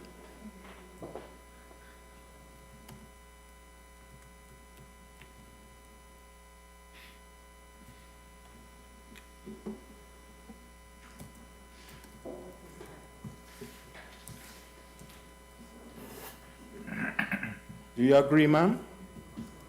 Give or take, maybe. Okay, give or take, maybe. And let's take export Just a minute. What you mean you agree that it's overstated by 5.3 million, give or take? Your answer is yes, it is overstated by 5.3 million, give or take. Is that what you're saying, Mrs. Bradshaw? Yes. Yeah, okay. And let's take export sales. Applying for 2014, and we need to be quick because I'm going to go through it, the table. When you apply average price for 2014 to export sales, do you get a figure of 22,738,856?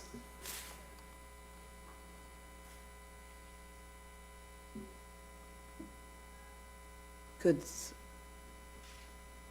I just lost the calculator.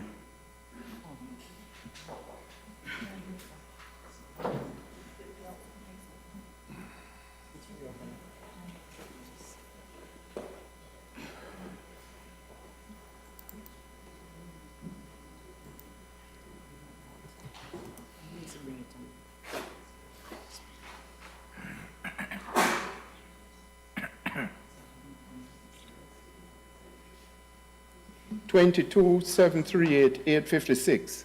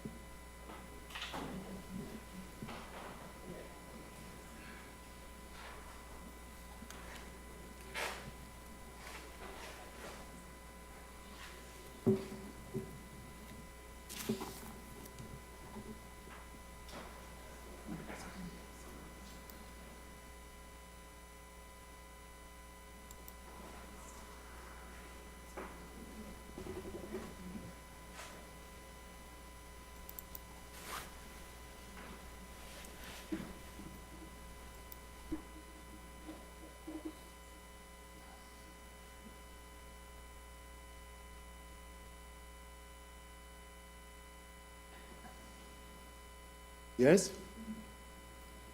Just bear with me. We are looking again at 2014 figure. Yeah. 155.59 times export sales of 146,146.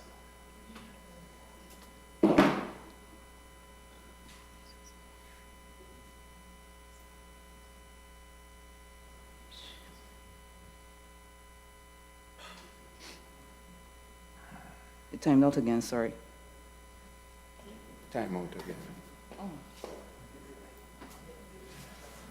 Can we get a calculator?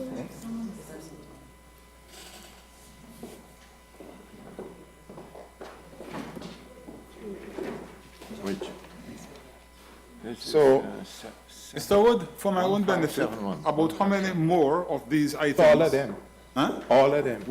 What, 3, 5? Is this not something that you and Counsel for Barbados could work out? It's a matter of mathematics. As opposed to asking the witness to do the calculation. All right, I'm just going to do the first two and the last two.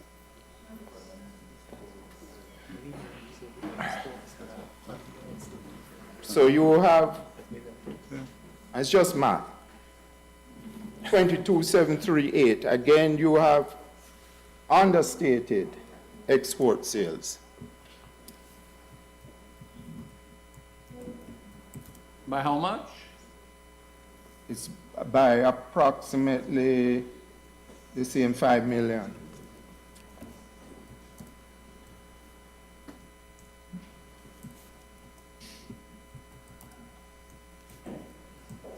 But you know, the figure 32,271,000 1,471, which is reflected as total sales. That is the product of the average price multiplied by the total sales in metric tons. Yeah.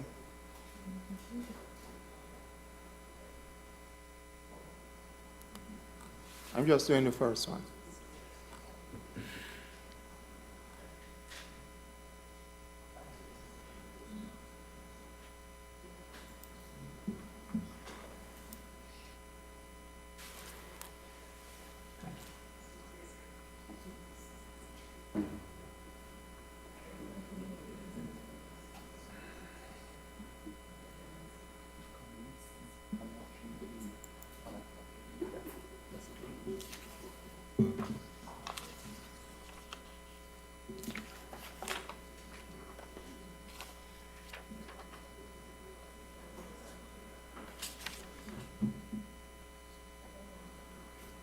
Correct? What was the figure you got, sir? 22,738,856.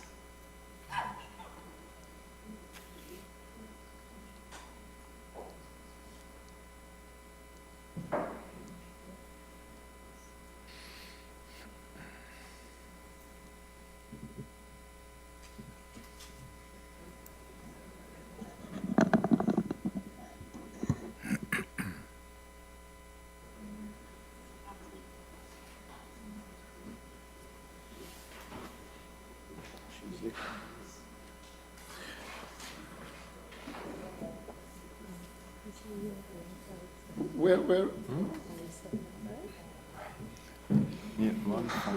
You don't see me able to progress. No. Okay. I sense there's an overarching point you wish to make.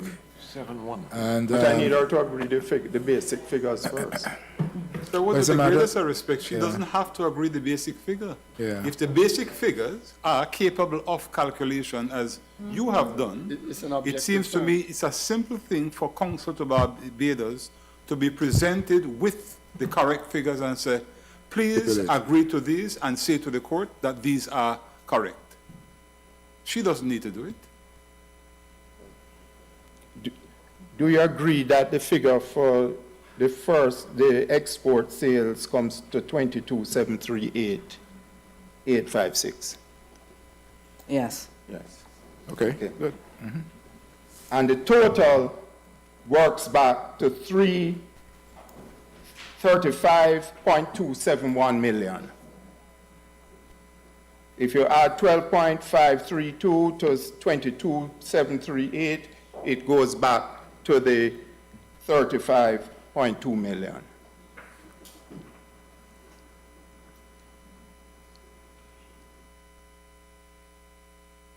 Yes? I would agree. And I'm going to suggest to you, Ms. Bradshaw, that for each of the years depicted on this table, 2014 through to 2018,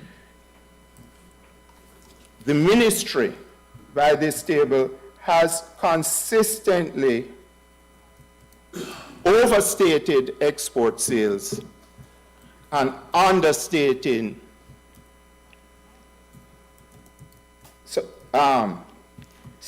overstated domestic sales and understated export sales throughout this table.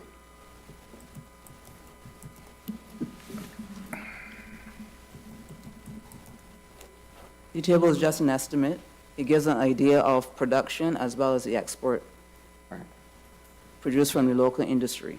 But given the governor's emphasis on the impact of exports, isn't it significant that your table is understating export sales throughout the years 2014 to 2018?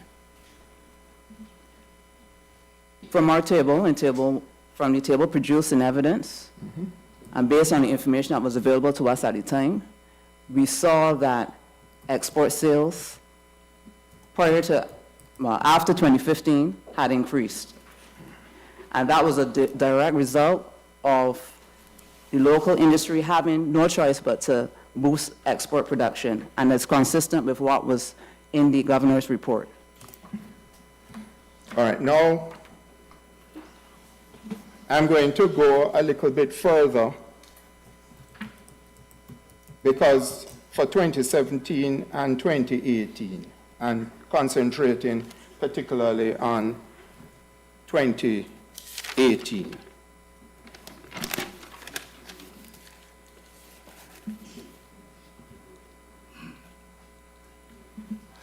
Now, TCL's financial statement for 2018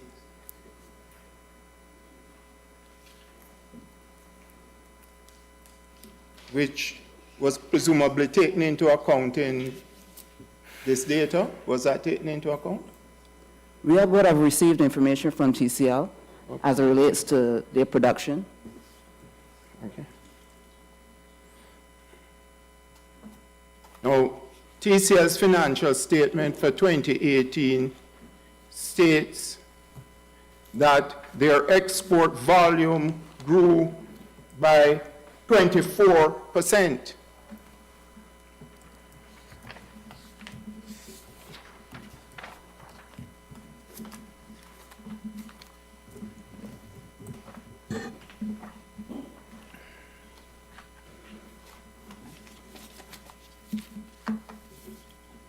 When I put in 24% increase over 2017, which was 171,052, I get 212,104 metric tons, not 176,233.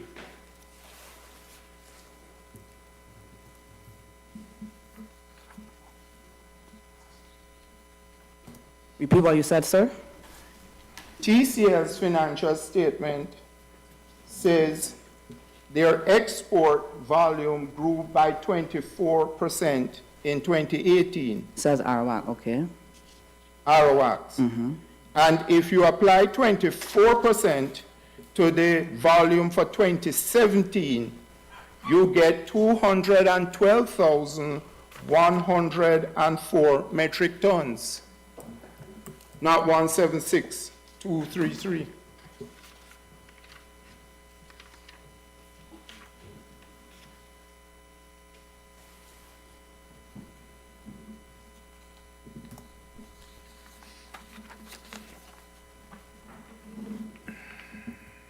That's based on your calculation, sir, but when we... Could you do the calculation for me of putting in 24% of 171,052?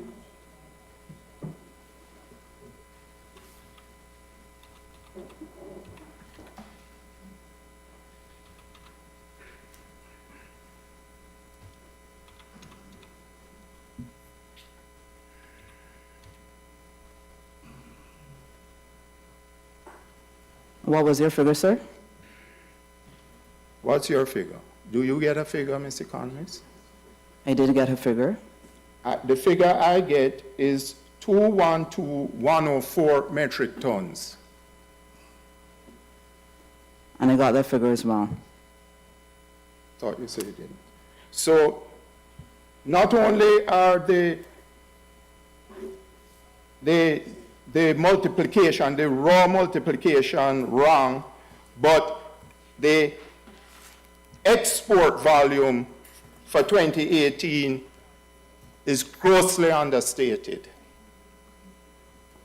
It does not reflect a 24% increase.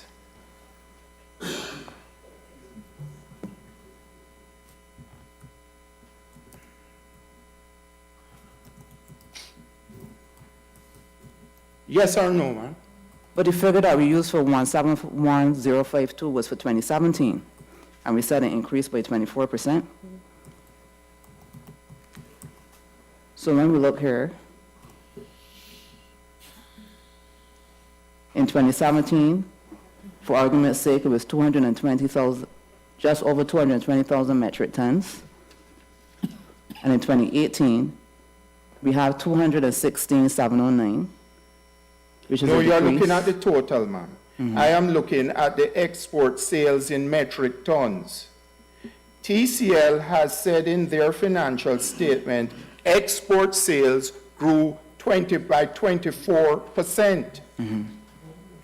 So a 24% increase on 171052 gives you 212,104 metric tons.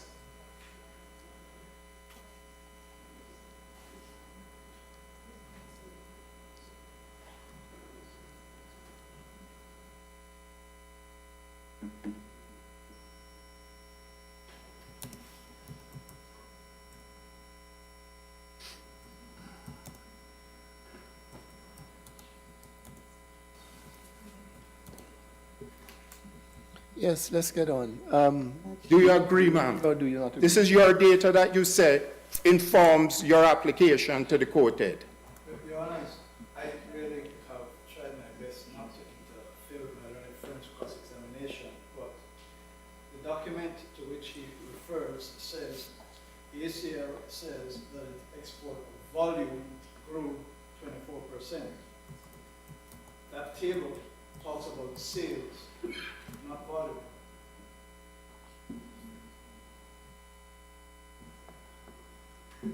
It's unfair in a respectful submission.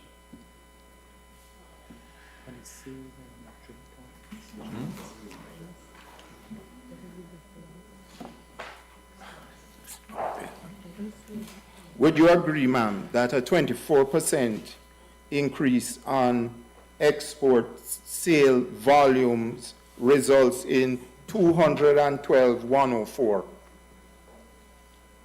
Well, when we did the calculation, we did it on the metric tons. Yeah. So the metric tons would have increased.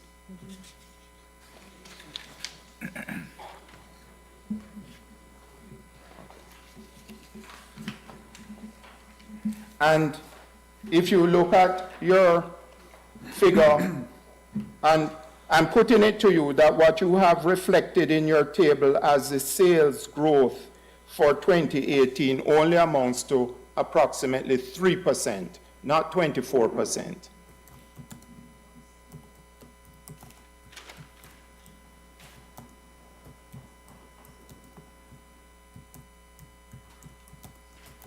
Okay, sir.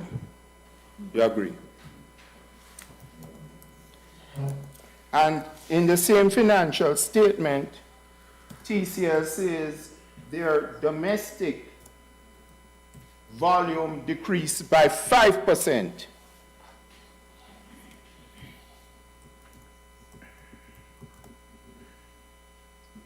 This is 2017, 2018? In 2018. This is a financial statement for 2018. So if you apply a 5% decrease to the 2017 volume, you get 47,276 metric tons, not 40,476.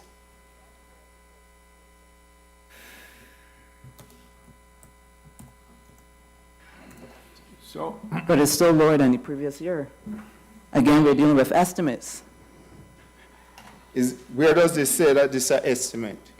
You just said that it was, I am saying that the TCL 2018 figure for sales was 40,476. That's an estimate? That's an estimate.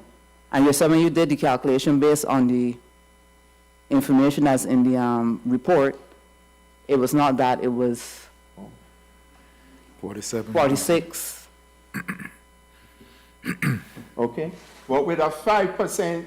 So my point is, it's still lower. Actual. 2018 figure is still lower than that in 2017. I'm not disputing that, but it's the magnitude of the lowering you have made. And I'm saying that a 5% is 47,276. Your decrease is about 18%.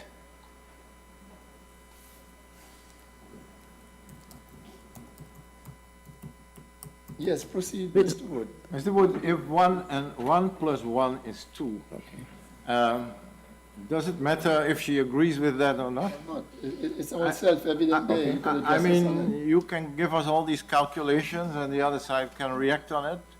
And where I get to is that with volumes of 47,276 for domestic and exports of 212,104, TCL has total volume in 2018, Arawak has total volume in 2018 of 259,380 metric tons.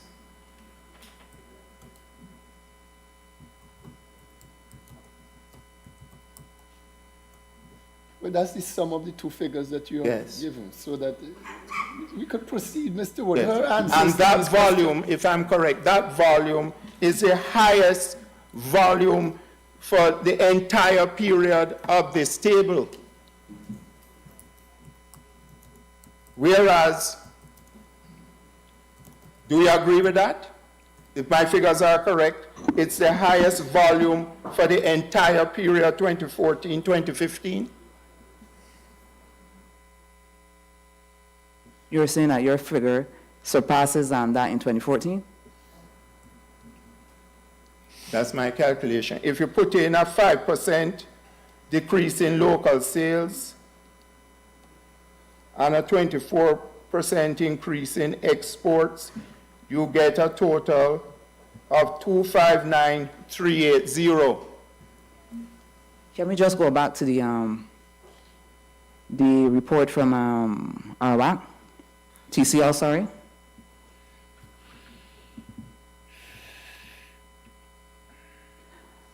Now, just to be clear, the 5% spoken to here in terms of domestic volume.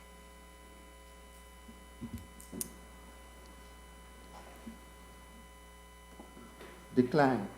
Yes, it declined. Right. So a decline of 5% takes it from 49765 to 47276.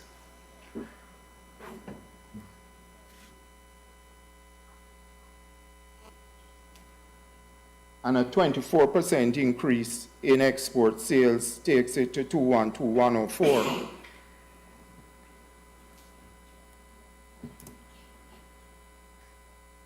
Yes. Right. And that gives you a total metric tons of 259,380, which is the highest production for the entire period in this table.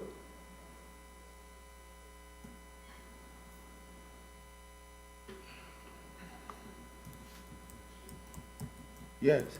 You agree? That could be accepted. So, where you depict for 2018 a production in metric ton decline of 216,709.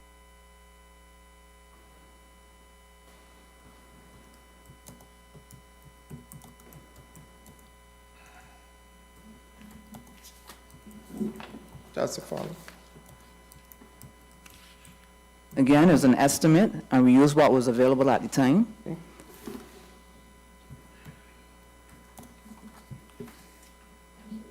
The question is your calculation on the table incorrect given the figures that you've just agreed to?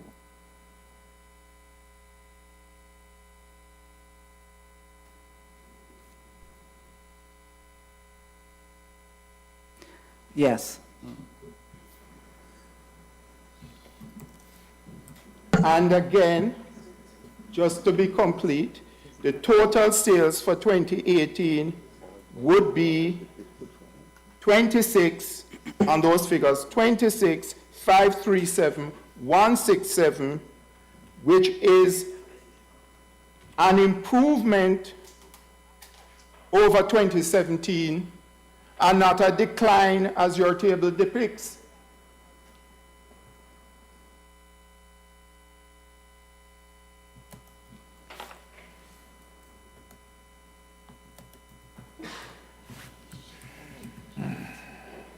You need to speak up, ma'am.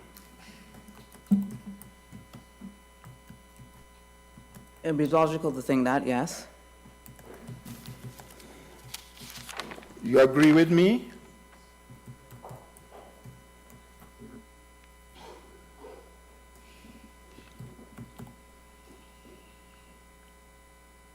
I can see the point. I didn't get the answer. She sees Says the I point. can see the point. Okay.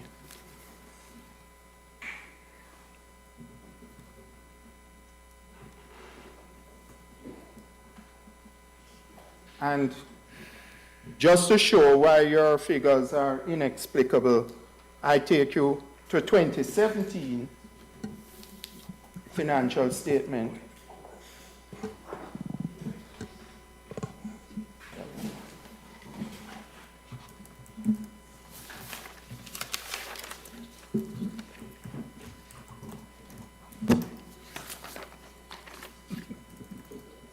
Where TCS financial statement says their export volume grew by 9% in 2017.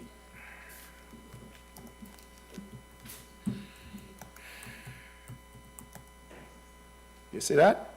I see it. And a 9% increase of 156,587 gives you back the figure you have here, 171,052.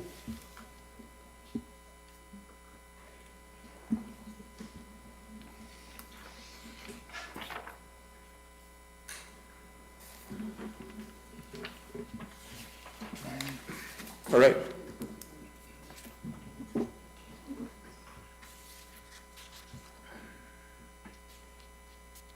Mr. Wood, just to make sure that we're following, I want you to just explain the overarching position that you are seeking to elicit. The overarching position that I have put to you is that generally across the board, your table is incorrect and it grossly distorts the performance in 2018 by showing a production decline, a total sales decline, when in fact 2018 was an improvement over 2017, and when in fact 2018 is the highest production level of the company with competition for the entire period 2014 to 2018. And you're saying that the application re the suspension of the CET was premised on what you're saying is wrong information. Wrong information, it's their data. This is what they have put to the court. I assume that the defendants will come prepared to respond to that.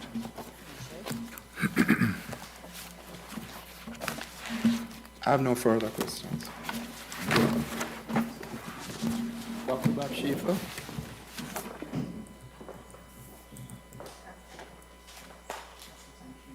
No questions, Your Honor. Yes.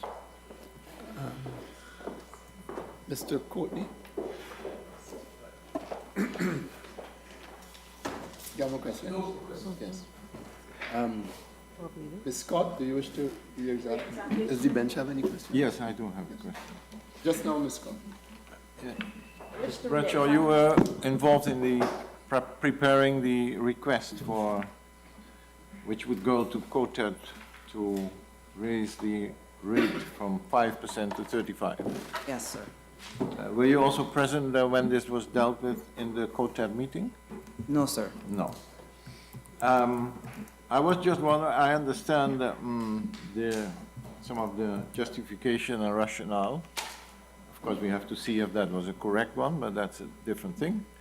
But I was wondering, how did you get to that figure of 35%? Well, as we indicated, our statement, in my statement, we've indicated that we had done a review of the market. and we had considered the macro and the policy considerations at the time, which saw that the economy was challenged, as well as the challenges being encountered by the local cement industry.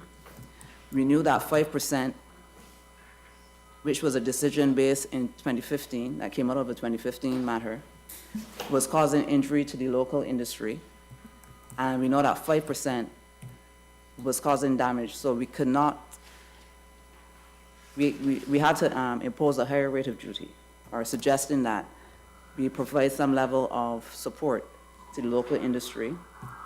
And considering our obligations, particularly as it relates to the EPA, we considered our EPA obligations as well as our multilateral obligations, which would have allowed us to go to 70% under the WTO, and But not under the EPA. but not under the EPA. So, So, in terms of balancing our response as a government,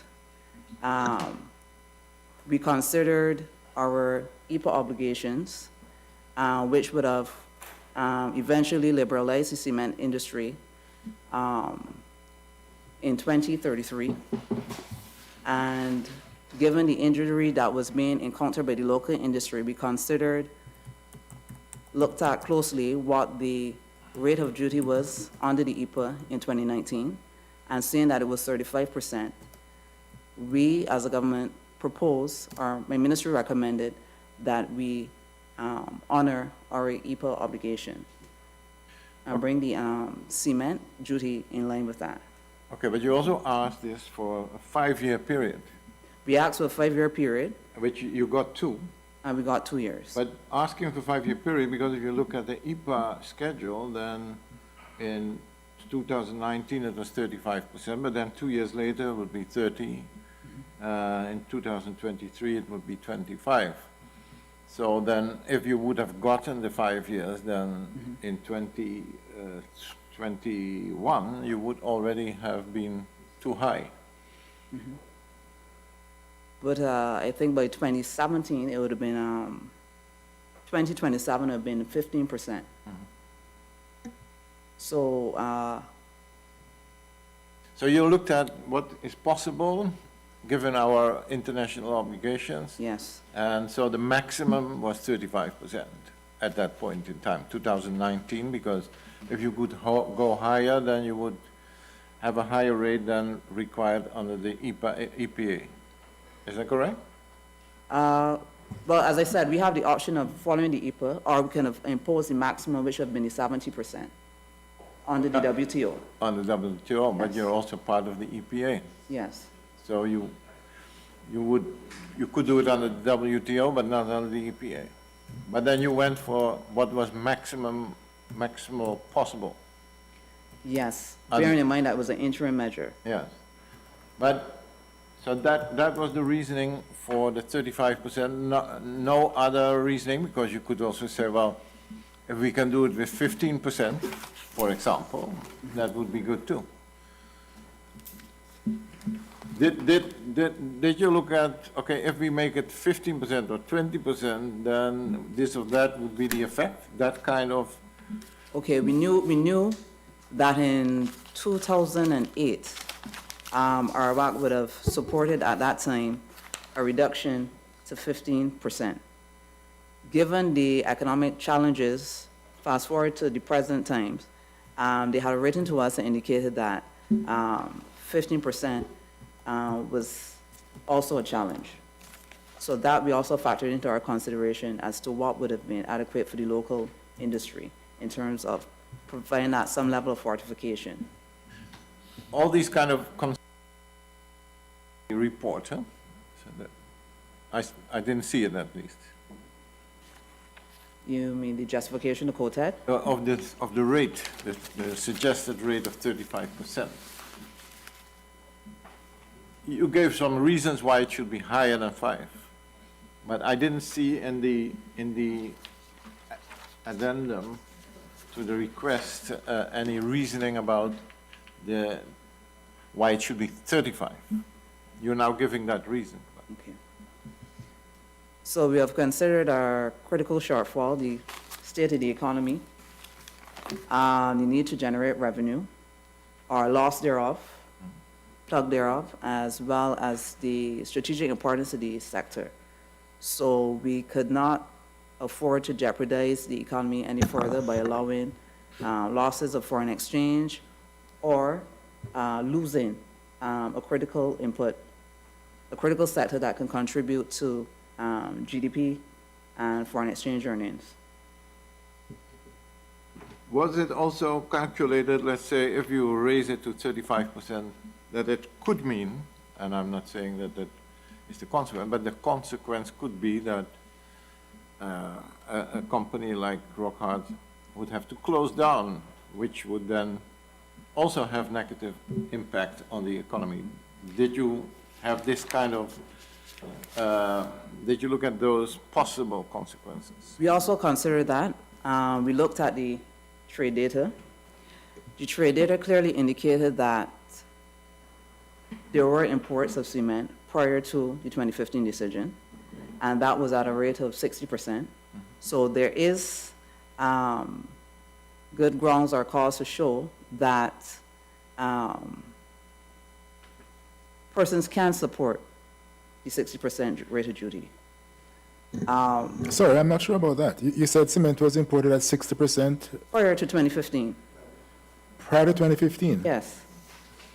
So prior to 2015, the decision rate was brought down from 60. There were imports of cement At the rate of 60%? at the rate of 60%. Gray cement There or are- white, There were all types, but including gray? including Portland gray. Yeah. Just let me confirm by looking back at the table.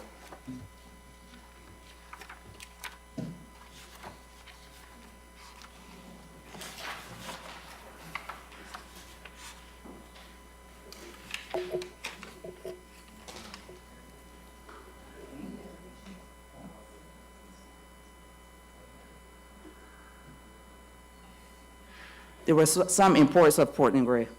Some, what does that mean? What does that mean? Well, what volumes? The kinds of volumes that we were looking at in the table from 2014 to 2018? We saw in 2014 that there were about 427 kilograms of Portland gray imported. 400 kilograms. But 427 But the kilograms. table, you're talking about metric tons. Isn't there quite a significant difference between 400 kilograms, and I forgot what the table has here now, hundreds of metric tons? That is the metrics that the production, No, I think what our brother is asking you is, you said that you relied on the fact that prior to 2015, there was the importation of gray Portland cement that could support a 60% tariff. I have asked you, what volumes? You said 400 kilograms. But the table we looked at with you earlier was dealing with metric. How many kilograms are there in a single metric ton?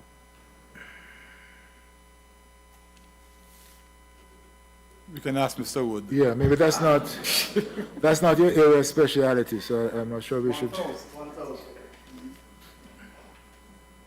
So we're looking at over 100,000 metric tons, and your comparator, that is 100,000 by 1,000 kilograms, and your comparator is 400 kilograms to say it is sustainable.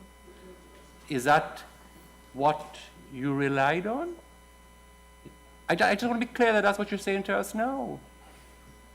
just to be clear, imports, if you're not a producer, I would assume that you are importing by bag. So it would be in kilograms. While the metrics that's used to capture import data is in kilograms. So the volumes, persons bring them in by the bag. I'm not following what you're saying. You just said that the import data you had prior to the decision in 2015 was for the importation of gray Portland amounting to 400 and something kilograms. Is that what you told us? Yes. Yes. All right. Fair enough. Let's move on. Now, I think it is clear that, let's say, before 2015, prices of cement were fairly high. Is that correct? That is correct. And that after this reduction of the rate to 5%, and then Rockhart started to import cement, there was, for the first time, something like competition, which brought prices down considerably from all sides. Is that also correct? Yes, from our research, we saw that it went from $28 to about 18. From 28 to 18? Yes. So are those also things that you took into consideration? Because if you make the rate too high, then you might get a situation where there will be no or much less competition. Yes, we took those factors into consideration as well. But we recognize that we need to support the industry based on the macroeconomic situation at the time. So you took a policy decision. The government of Barbados, through its cabinet, took a policy decision that you would increase, with the permission of COTED, the tariff up to 35%, having considered all of these factors. Yes. Yes. Mr. Just one small question. If Mr. Wood's figures were correct that he gave to us and he went through with you, would there be that need in Barbados to support an industry? Would those factors still be correct in your view? Yes, the factors still remain because we went to COTED based on the need to support an industry, critical revenue shortfall, and the strategic importance of the cement industry to Barbados. So, but let me stop you there. If Mr. Wood is right, and Arawak was doing a lot better than your figures suggest, what need would there be to support an industry, and what of strategic importance? How would those factors play out if Mr. Wood's figures are correct?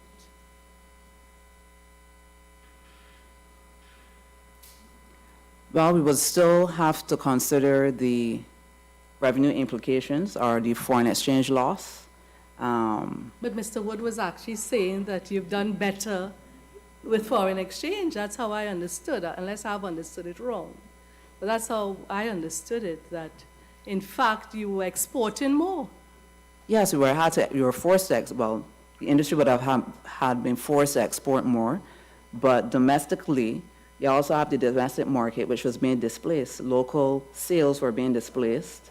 Local market share was being lost due to foreign imports. But the people of Barbados were getting cement at a lower price. So from those both were sides, sort of both the things locally, you both local. took into account. Yes, both local and from the imported price. Now, this lower price, is that still so, or has the price gone up? It is still so. Thank you. Yes, Ms. Scott, do you wish to ask any questions?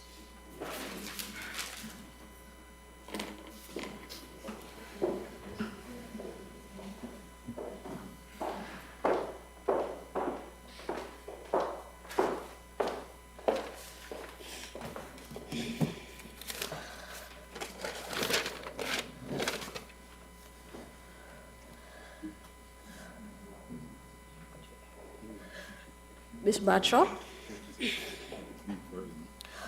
I wish to re-examine you in relation to the questioning of the claimant's attorneys about the accuracy of the figures in the table.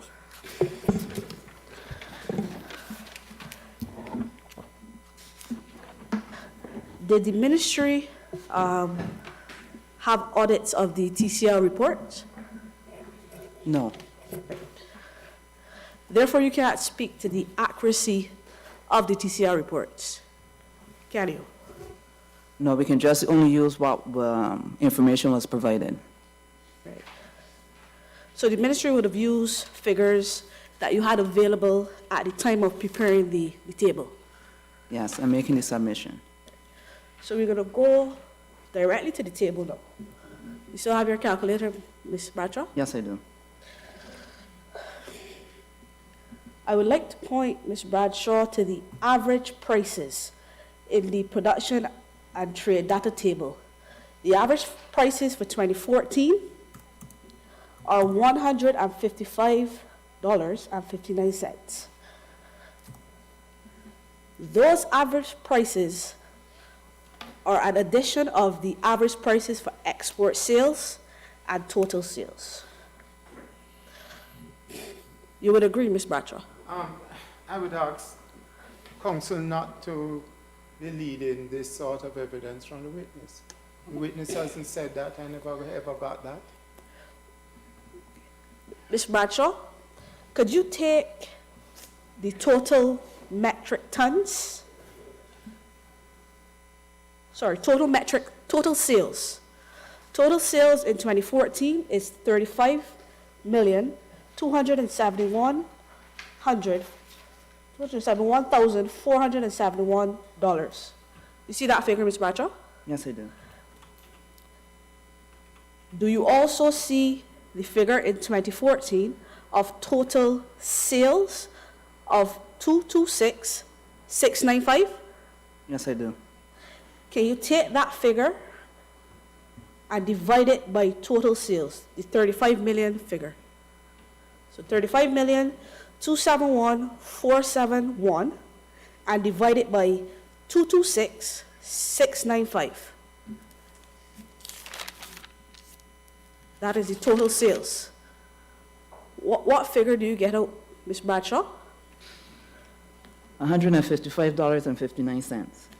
Can I then point you to the average sale price, which is, in 2014, the average sale price?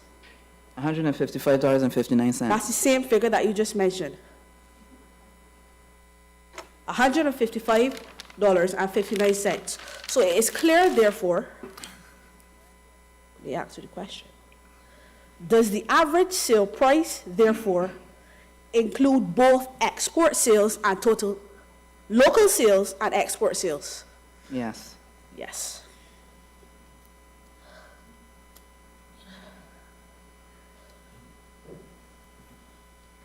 So there's a possibility that the local sale price and the export sales price would be different. Does that possibility exist? Yes. Let me just clarify, Ms. Bradshaw. So if the average sale price is $155, and that's an average of export sales and local sales, then there's a possibility that the price for local sales and export sales may be different. Yes. And would that not then justify the figures in the table? Yes.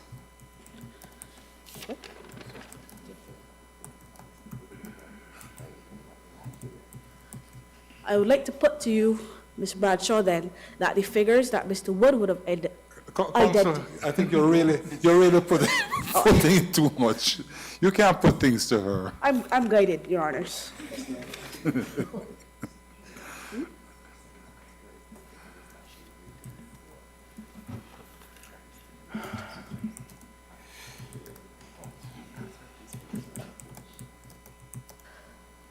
Ms. Bradshaw, after review of the table again, are the figures in the table accurate? Is an estimate. Is an estimate? Is an estimate. Yes.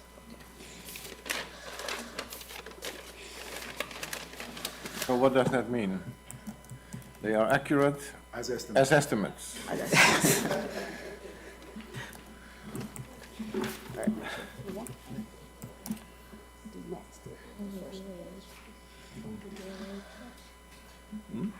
Mr. Bradshaw, just a few more questions for you.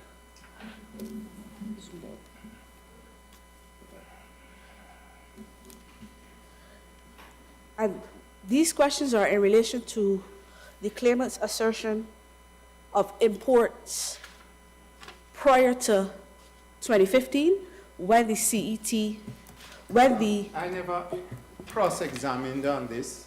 This is re-examination, not evidence in chief.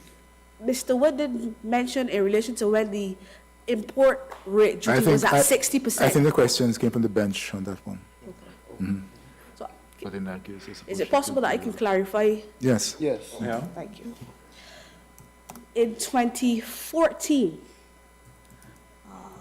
we're going straight down to other hydraulic cement. The last column or the last line in the table, we can see there that there are 97,850 kilograms of other hydraulic cement being brought in 2014.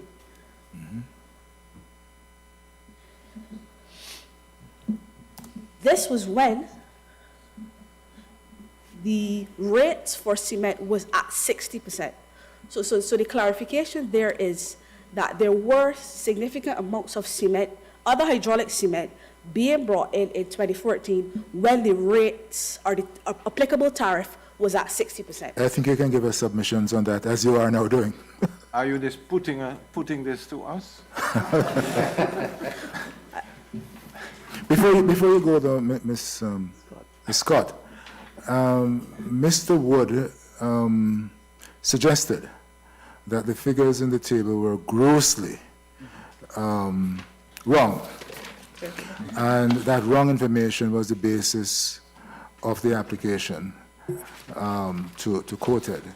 Now, it would help us greatly, I believe, if together with Mr. Wood, you could agree whether in fact there was any gross misstatement of the figures. I know you have tried to do that in re-examination, but if council could agree, as my brother was suggesting earlier, that will help us greatly. If you can't agree, then we would expect that you would make fulsome submissions on this point when you come to address us later. Is that okay? Certainly, Your Honor. Your Honor, that concludes my re-examination for this witness. Okay. Yes. Yeah, there's one question. Ms. Bradshaw. The table which was thoroughly examined by council, did you do a straight arithmetical or mathematical calculation there, or was this a process of estimation?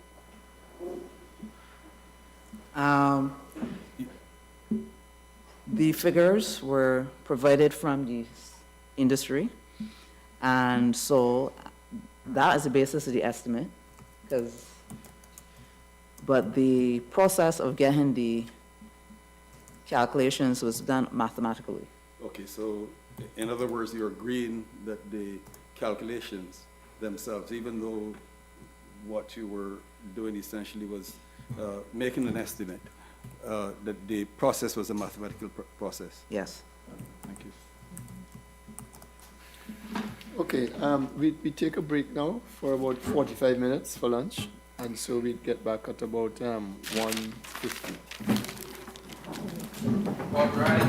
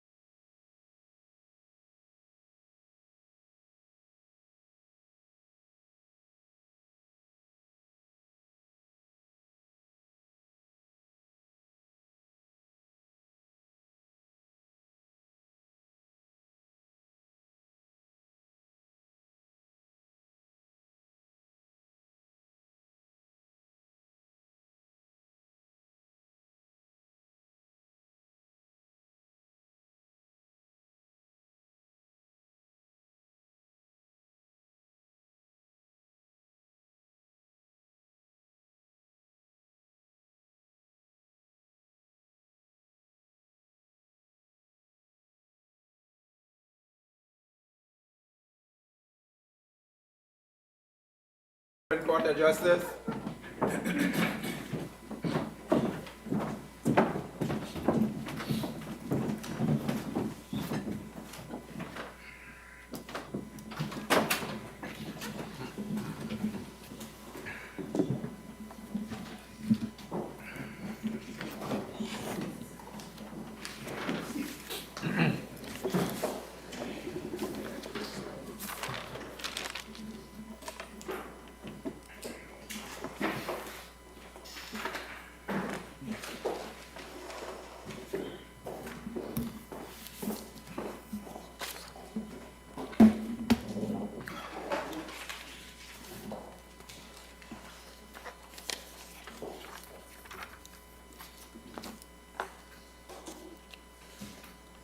Yes, Mr. Wood. May it please you, my lords. We have filed a speaking note where we really are trying to summarize the multiple submissions that we have made.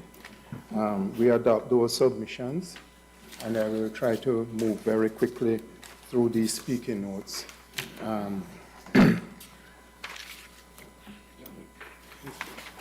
We set out, my lord, the nature of the application, which is one for judicial review of the COTED decision of 17th of June. And we emphasize the remedy, the primary remedy that we seek is to quash that decision. Paragraph 2, we summarize the various grounds on which we make our application, emphasizing legitimate expectation, arbitrary, rational, improper purpose, and procedurally improper. We will amplify that in the course of the submissions, but we begin with the duty to consult and legitimate expectation. It is well recognized that legal certainty and protection of legitimate expectations are general principles of community law, and the court will uphold them. We note that some of the submissions question the extent to which legitimate expectation forms a principle of community law, and we regard that as already settled from the decisions of this court. The principle of legal certainty provides an important assertion of rule of law, that those subject to law must know the law so as to plan their actions accordingly, and particularly in this case, their business. The principle of legitimate expectation means that those who act in good faith on basis of law, as it seems to be, should not be frustrated in their expectations.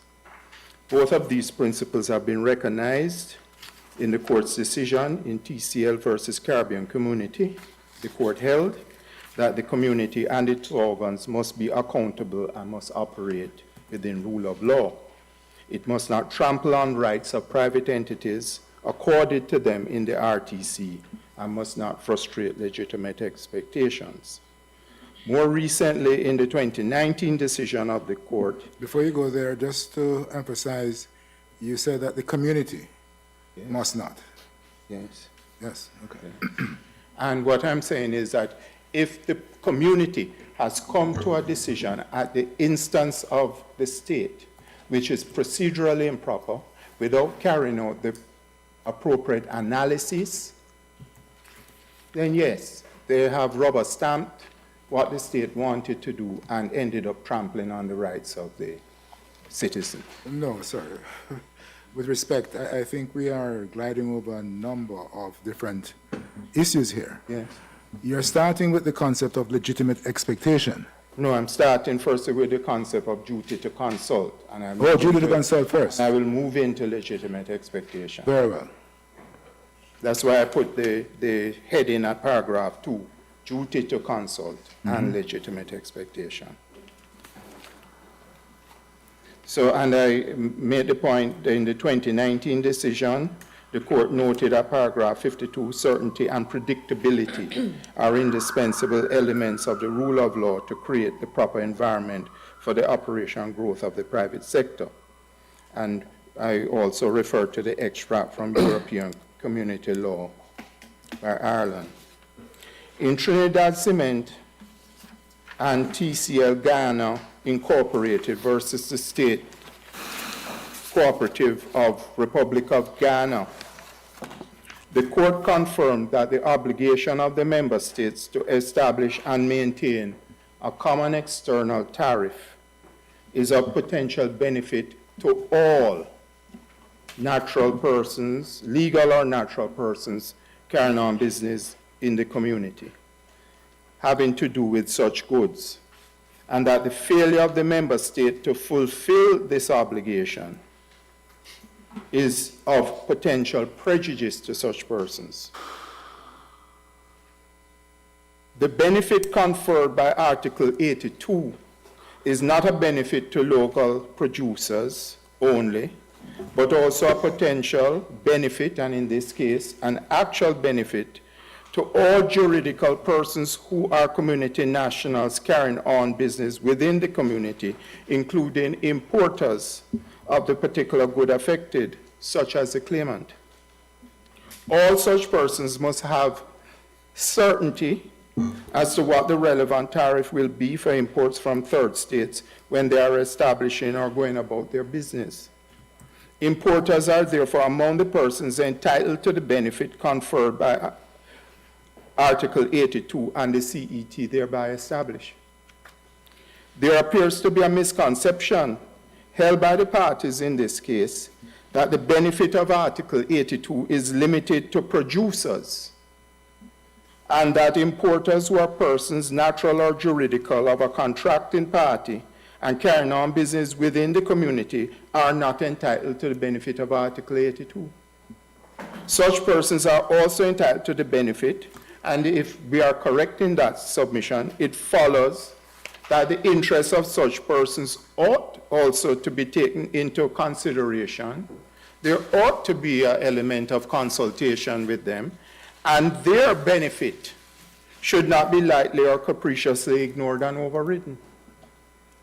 Coupled to the recognition that RTC Article 82 requires that the CET be established and maintained, and that this confers a benefit on all persons, natural or juridical, of a contracting party, such as the claimant, who carry on business within the community, there must also be recognized that Article 26 imposes an obligation on the community, in collaboration with competent authorities of the member state, to establish and maintain an efficient system of consultations at the national and the regional levels in order to enhance the decision-making process in the community.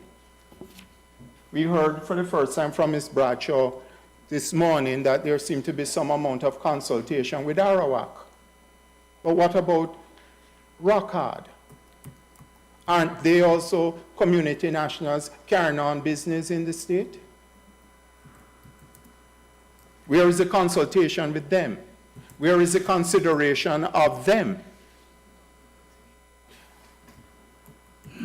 We pack up and go home if they have no rights under the RTC. But if we are correct that they do have rights conferred by Article 82 and Article 26, we submit our cases well-founded on the facts given. The RTC mandates that the system of consultation shall be structured to ensure that determination of community organs, in this case COTED, are adequately informed by relevant information inputs and are reinforced by consultations undertaken at successively lower levels of the decision-making process. This decision of COTED is aimed only and solely at Rockhard. Question for the court: should there not have been some consultation with them before taking the step of making that application to COTED? What is the impact of Article 26? Just to be clear, you're arguing that there's a breach of a duty of consultation. Yes. By whom exactly? By the state of Barbados. Right. And by COTED. Okay. Because it would have been quite clear from the application that was heard by COTED on the 19th of June that there had been no consultation. The very horrid nature of that complaint, filed on the first day of the trial in this court on June 12th and heard on June 19th. The document that was filed was not even before the members. It hadn't been uploaded. And there is no supporting material to demonstrate that there has been any consultation with Rockhard. And there was none. In what do you ground the obligation to consult on the part of Barbados? I am grounding it firstly on Article 26, the duty of the competent authority, and I am saying that that is also reinforced by the legitimate expectation that we say has been created in this case. But in order for you to enjoy a right under the treaty, that right must first of all have been conferred on your contracting state. And then the court must deduce that there was an intention for that right to inure to the benefit of the national company. So I'm just trying to figure out how this works. You're saying that Barbados owes you a duty to consult with you. But any such right or duty would have, first of all, been conferred on Barbados, because you get, as I understand it, you get your rights through Barbados. No. You don't have an independent right under the treaty. My understanding of the case that I have cited, Republic of Ghana, is that the effect of the RTC extends to conferring rights on community nationals. And in this case, a right of the benefit to the CET that is created under Article 82. Article 26 confers an obligation on the community and on the state through their competent authority to carry out effective consultations. There could be no effective consultation in this case in discharge of that obligation under Article 26 without some consultation with Rockhard. Why? This decision is directed solely at Rockhard. It's not directed at an unidentified group of importers where the state can say, look, it's such a large and diverse group that we can't carry out consultation. The application says there are only two persons affected by this decision, Arawak and the sole importer of this item in the state, Rockhard. And if Article 26 confers an obligation of consultation down to the national level to adequately inform and place relevant information inputs before the community organ, there had to be consultation with Rockhard to discharge that obligation under Article 26.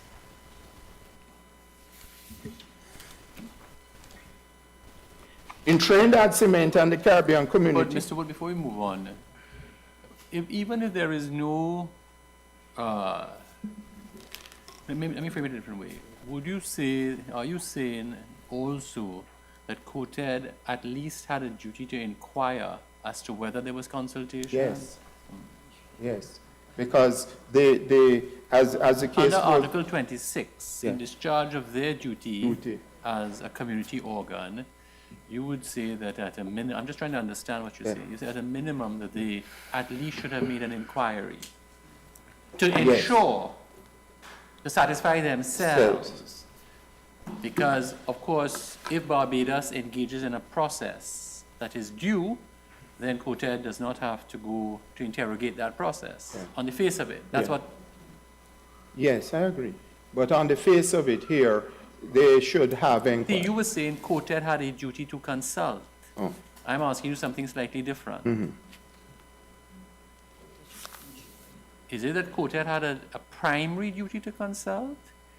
Or is it that the consultation process that is envisaged by Article 26 is that as you come down through the entire system, there's to be adequate consultation? And so the duty may not have been for COTED to consult with Rockard, but to inquire whether there was due consultation.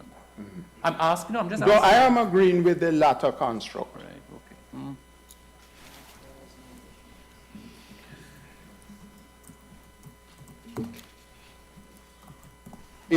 And I go on, in Trinidad Cement, the court recognized the importance of the obligation to consult so that community organs who are asked to exercise a discretion to suspend the CET should have accurate, I emphasize, timely and relevant information. Thus, it was the court's recommendation to assist this process, a form should be prepared to require the competent authority to disclose the information relevant to its application, inclusive of what entities had been consulted. The court also pointed out that the Secretary General had a residual responsibility not to look the other way if it comes to his attention that the consultative process has not been followed by the competent authority at the domestic level, or that it is at best doubtful whether it has been followed. It is submitted that the obligation not to look the other way also applies to COTED. To be clear, it is therefore submitted that it must follow that as a juridical person established in the community and carrying on business in the community and being the sole importer of the goods, the subject of the application for suspension, there was a duty to carry out consultations with the claimant in order to make a proper assessment of the impact of such suspension would have on the claimant's business and to assess whether there were alternative, less draconian measures that could be implemented. COTED was obliged to be satisfied before it took its decision that there was consultation with the claimant by the state of Barbados and that the position of a claimant as a person established and doing business within the community entitled to the benefit was considered and not being trampled upon. And I believe the latter submission comports with the construct of consultation that I've just... Just to be clear on what was at stake in that case, there was an issue, as I recall, about whether a country was able to produce particular goods. And TCL was one of the producers in that state. So obviously the question as to whether the country can produce will turn a lot on TCL's ability to produce. And therefore consultation clearly would be in order. Are you saying that the same thing applies in this case, where the issue at hand is not quite the same thing as to whether the private sector entities in the country can produce to satisfy the regional demand? Yes, I'm saying there is an obligation to consult, notwithstanding the difference in the factual situation. Given that this decision is directed solely at Rockard, and the impact on Rockard is detrimental, crippling to its business, whether in actual fact or potentially so, because the state would have known that potentially if you move the duty on Rockard's imports from 5 to 35%, it must have a detrimental impact. Accepted, but what if the state takes a policy position that, look, the production of cement locally is of such strategic importance to us, in our judgment, that we are going to go ahead anyway with the increase in the CET, even though it has the effect of putting Rockard in difficulty, or perhaps even driving it out of business. The question is the state of Barbados entitled to take that kind of policy decision? With consultation. I'm not saying that if there are not pressing public interests, facts that require such a decision, it should not be taken. But at the very least, there should be some consultation. Public interest concerns can override a legitimate expectation. But in coming to that, there ought still to be some process of consultation where you at least ascertain whether this course is the appropriate one, or whether there is some less draconian measures that can satisfy the public interest. There was, Mr. Wood, a series of correspondence, as you know, between Rockhard and the government of Barbados.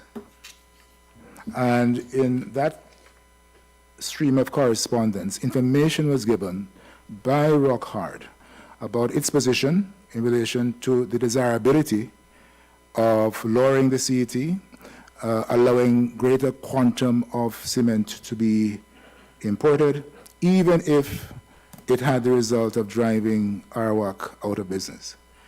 So what Barbados responded by saying, yes, in theory, we understand what you're saying, need for consultation. But the fact is, given the background, we have the information. We have the kind of arguments that Rockhard would put to us to dissuade us. But they did not. No, but the point is that how can one assume that they had the information when they actually did not go about getting the information? And as demonstrated today, even their production data that they were relying on is erroneous. We can't assume that. And that is a problem they have. If you look at the production data and where you have uploaded a document, you will see that it's manifestly incorrect.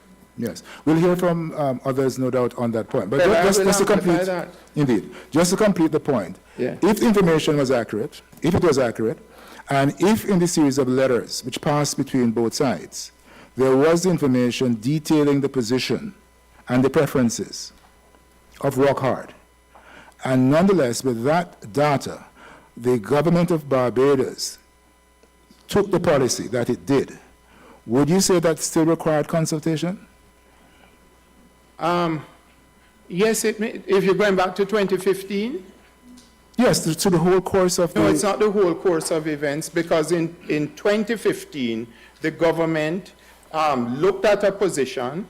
I don't know what measures of consultation they went through, for example, with Arawak at that time. But they looked at a position, they took an application from Rockhard, and over a period of 11 months, because the first application was September of 2014, and the decision is taken in October 2015. So over a period of more than a year, they were obviously considering the matter and reviewing the data. Mm-hmm. That did not happen here. That did not happen here. And when you look at the data, I urge you at some point to go back to the data. It's wrong and it's badly distorted, because it is showing Arawak's position in 2018 as deteriorating overall over 2017, when in fact it had improved. How can that be explained? I haven't heard any adequate explanation in the evidence. How can that be explained? Now, Mr. Wood, if, let's assume that that is so, then Barbados provided COTED with wrong information. But they didn't provide any, really, because there was no data backing up what they said. What happened was that they had a video meeting, and there was a discussion. But no data was provided to COTED to be able to go through even the elementary interrogation of what was being said, such as is occurring now. So I just want to know, okay, well, assume that. And then in a situation like that, is it on COTED to inquire, they get this request?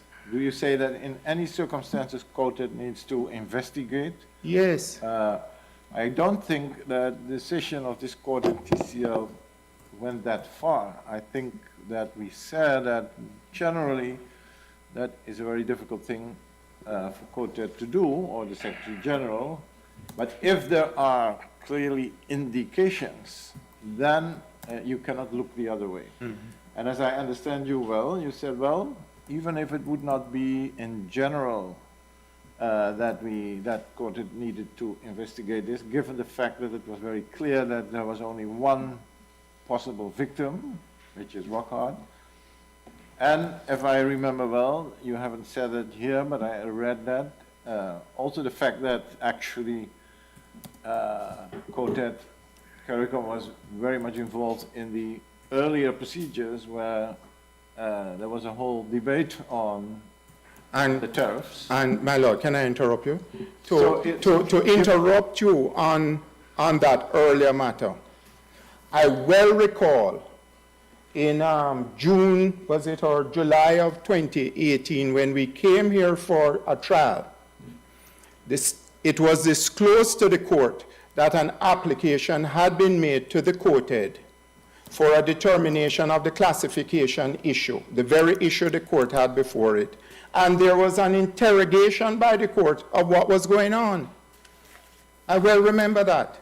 And on the 12th of July last year, 12th of June, on the same day of the trial, the final trial of the issue, an application is made to COTED to suspend the CET, and not one word is mentioned to this court or to the party affected. How can that be? Well, I must say I noted that too.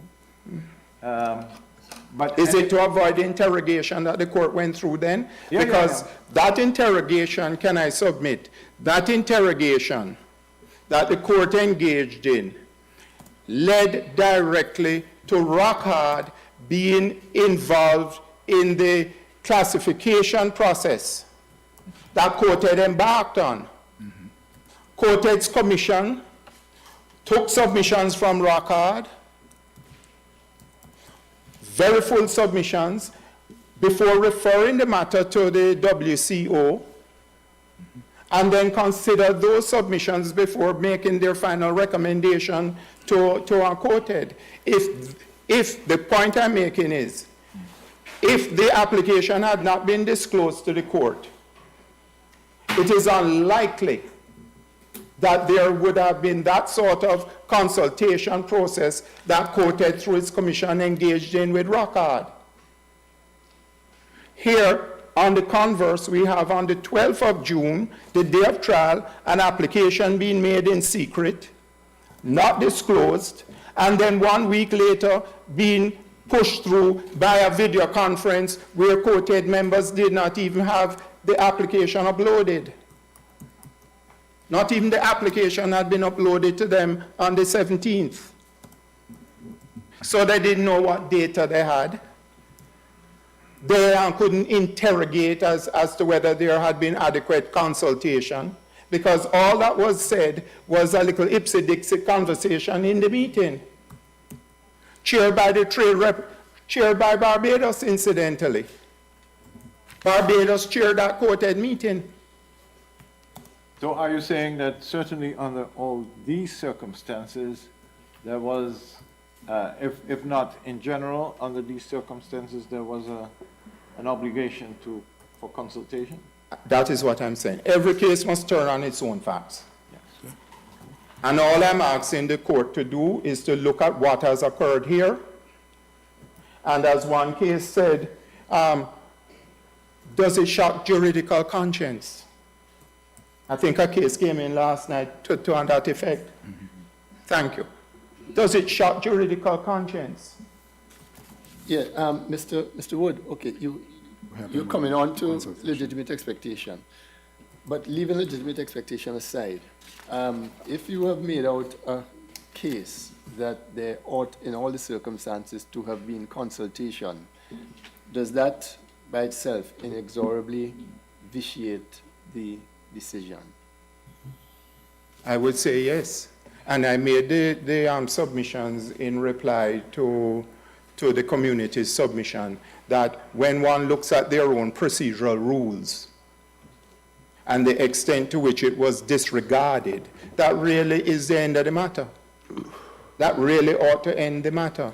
They have declared procedural rules governing suspensions under the amended protocol, D to G, because D to G never existed under the old protocol. And they said, these are the rules that we will comply, we want complied with. These are the forms we want. This is the information that must be submitted, including impact on importer. And we see it completely disregarded. Yeah, but Again, why? What is the compelling evidence before you? Is there any evidence before you to justify they are simply throwing out their own procedural rules? But I think with respect, it might have gone on from where the President was asking your question. Putting aside, for example, the procedural rules, because as you know, there are arguments as to why those rules are not applicable. We could deal with that later on. But the question is, the substantive question is, if there should have been consultation and there was not, does that inexorably lead to the nullification of the decision? Or could the bench take the view that, yes, there was a breach here, there should have been consultation, but looking at the overall case in the round, we do not believe that had Barbados consulted with you in the way that you say consultation should have taken place, that would have led to any difference in their decision. Is that something open to us as a court to come to? I submit not, because we're a court in a judicial review process. I'm not saying that a court can't, in a judicial review process, come to that sort of determination. But there has to be the sort of overwhelming evidence that no other decision could conceivably have been arrived at. No, I don't know if that's the standard in international law. This is not, strictly speaking, a judicial review proceeding in a national court. We're looking at the policy options available to Barbados, and we're trying to decide if the option taken by Barbados fell within the margin of discretion allowed to Barbados. So, with that being said, if there was in fact a breach of the obligation to consult, but looking at the case on the whole, we think that Barbados would have come to the very same conclusion with the consultation. Can't we then take the view that there was a breach, and we'll talk about the kinds of remedies that might be available for that breach, but in terms of the decision itself, the decision stands. I will answer the question this way. Your Lordship has couched it that Barbados would have come to the same decision. Based on what has transpired, perhaps they would. But the germane question is, would COTED have come to the same decision? It is COTED's discretion. It is not the discretion of the state.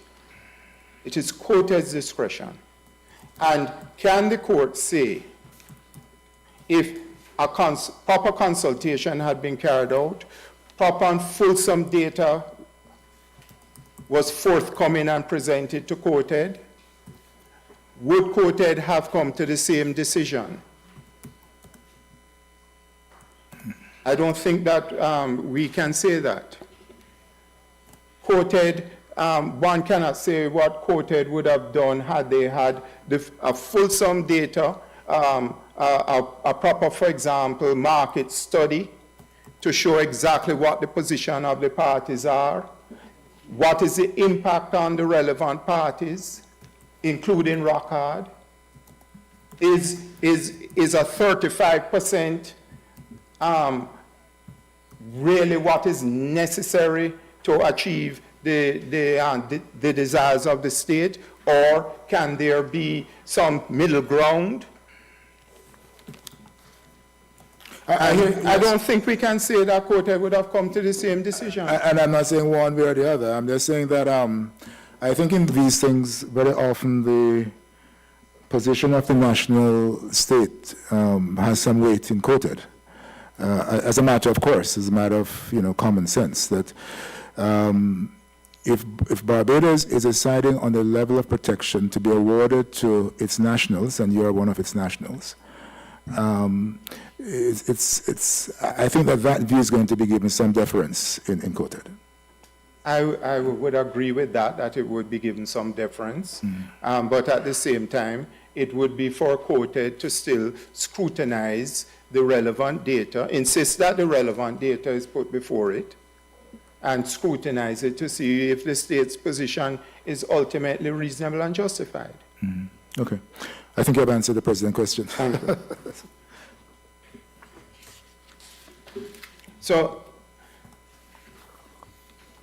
So I move into the legitimate expectation over at paragraph 16, if I can move ahead, where we made the point that COTED was not exactly oblivious or unknowing of the facts that gave rise to the claim of legitimate expectation.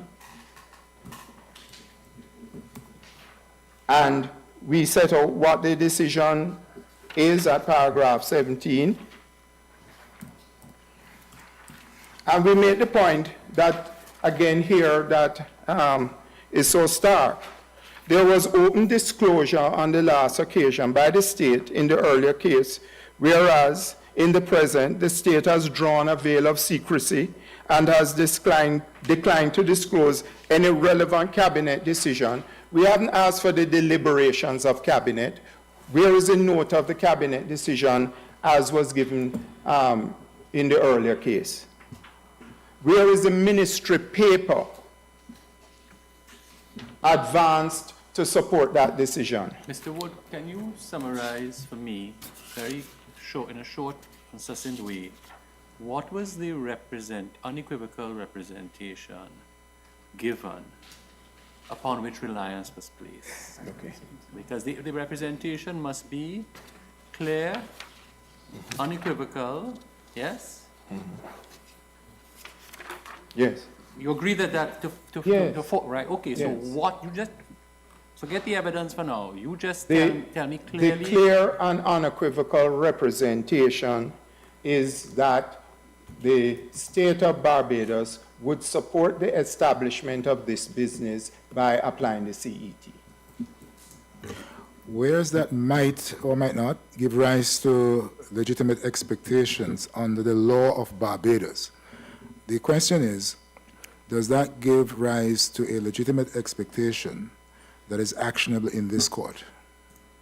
Yes. How so? Because it feeds into the CET and the right under Article 82. The expectation that was created is the application of the CET created under 82. Well, created by whom? By the state of Barbados. Yes. But is that an international cause of action, or is that a domestic cause of action? It is an international cause of action because we are relying on the right created by Article 82.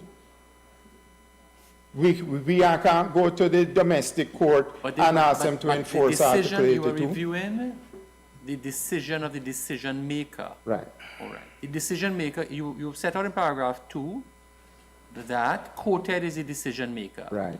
You've told us why COTED should have consulted. Fair enough. So the decision is of COTED. How do you, assuming the representation that you ascribe to the state of Barbados can be found somewhere as clear and unequivocal, let's assume that for the moment, how do you transfer that to COTED?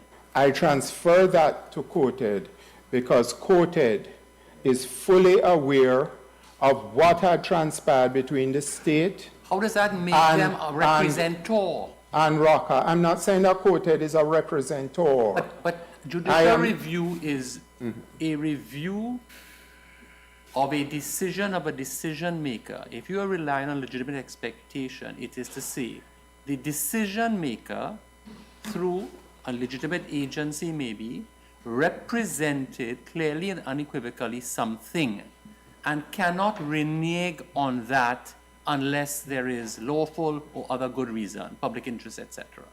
Correct? Correct. So that how do you bridge that?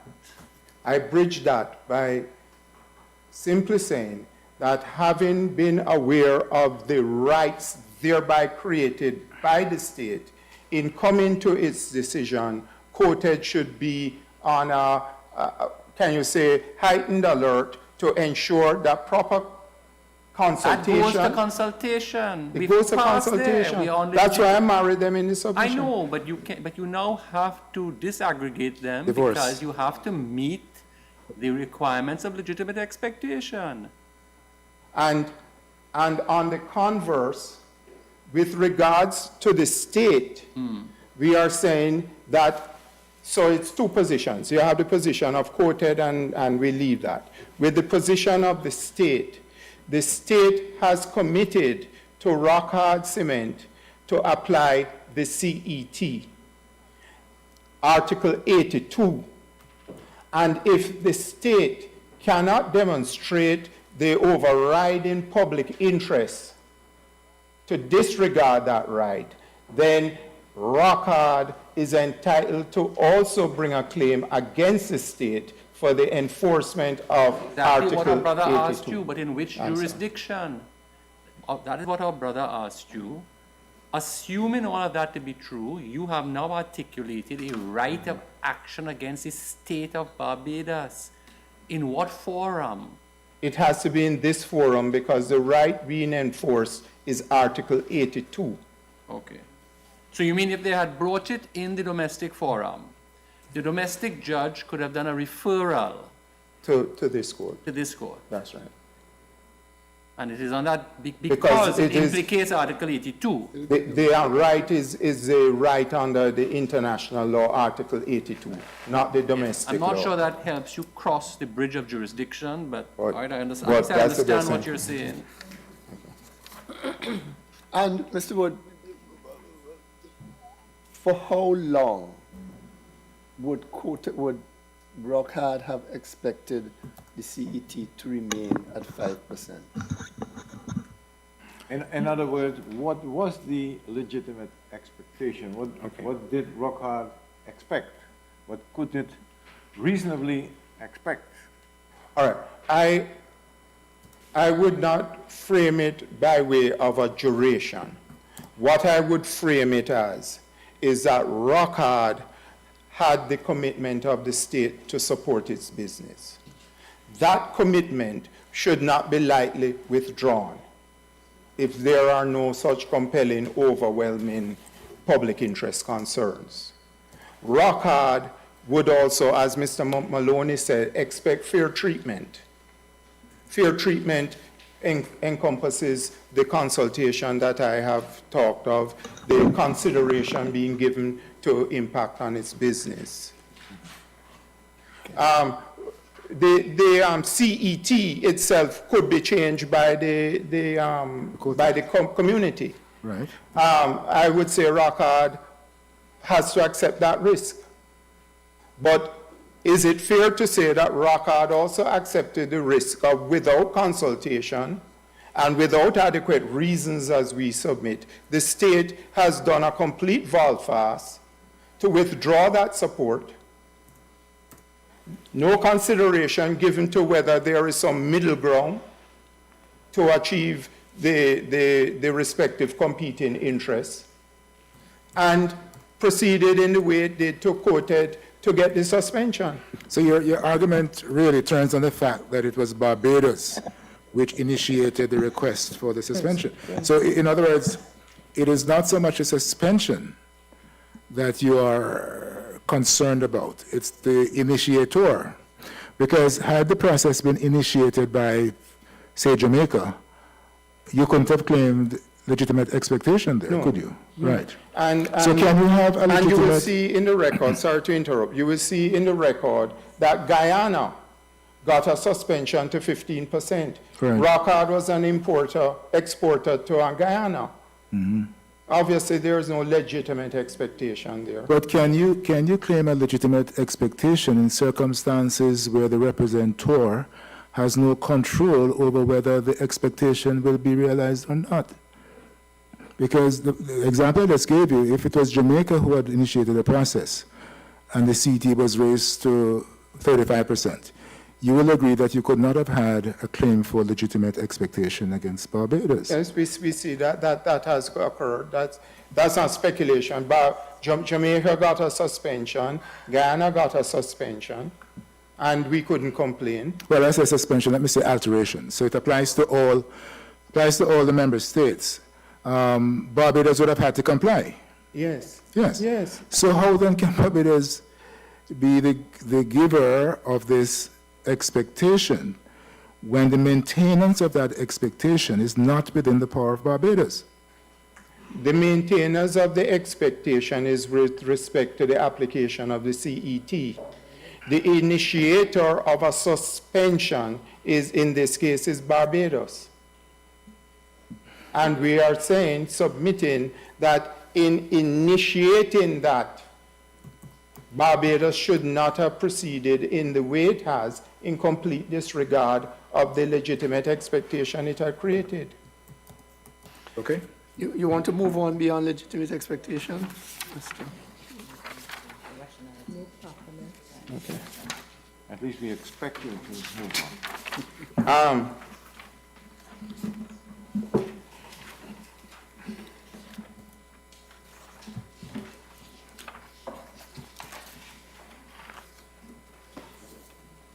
Okay, I'm just seeing where, if I need to say.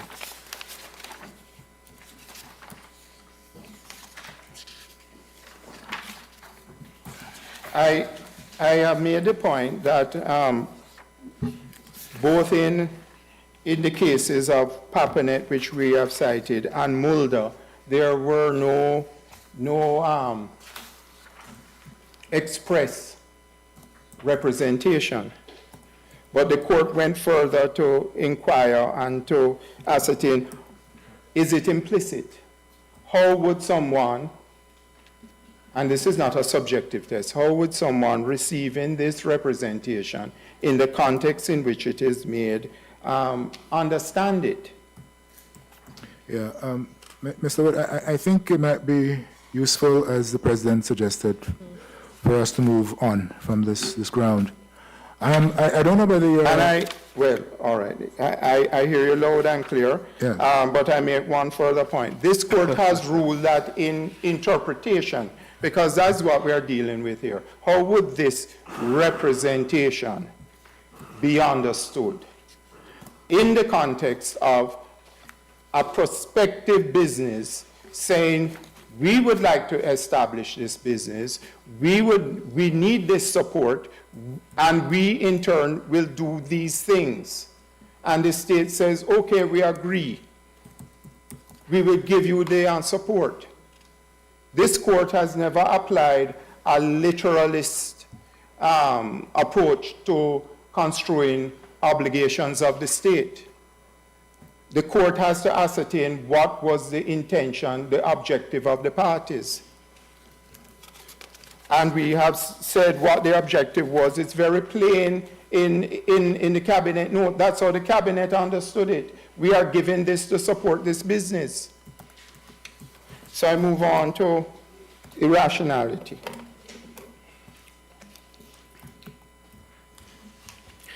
In considering whether the decision was arbitrary and irrational, the court is constrained to considering the material that was before quoted. Because I emphasize that point, there is a lot of ex post facto material being presented now to the court, including the report of the governor and the affidavit of Ms. Bradshaw. That was not before quoted. The state of Barbados has put new information to try and justify the decision ex post facto. However, the authorities are clear that in reviewing the decision, the court must look only at what was before the particular decision maker, in this case, quoted at the material time. And what was that, my lords? Nothing. It was a video conference with somebody speaking to COTED, no data uploaded, not even the bare written application uploaded. That was all that COTED had. That is undisputed, is it? That's undisputed. It's undisputed. That's the affidavit of Miss Seeley. If it's not disputed, somebody should object, but a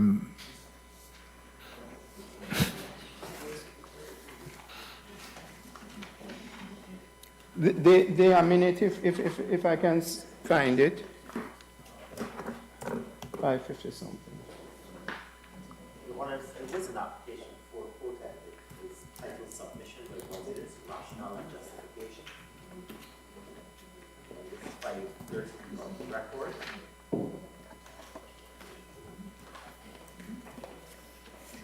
Mr. Wood's contention is that this was just a video link conference. There was no data exchange, no detailed submissions. It was just taken, did you say ipsy dixie? A bit louder, please, counsel. Your Honor, this was provided to COTED. What actually occurred at COTED appears at 500. 500? Yes, of the record. Draft report of the 80th special meeting of the Council for Trade and Economic Development. And you will see it's chaired by the state of Barbados. Matters relating to cement. 8.1. The meeting received a request from the government of Barbados for suspension of the Common External Tariff to increase the rate from the current rate of 5% to 35%. The Barbados representative advised that Barbados had submitted a document to the Secretariat, but that it had not been placed on the link. She stated that the request was for the suspension was being made pursuant to the protocol to amend Article 83. So there was a document, but it was not uploaded? Before the meeting. So this is the sum, this record is the sum total of what the meeting considered and its decision.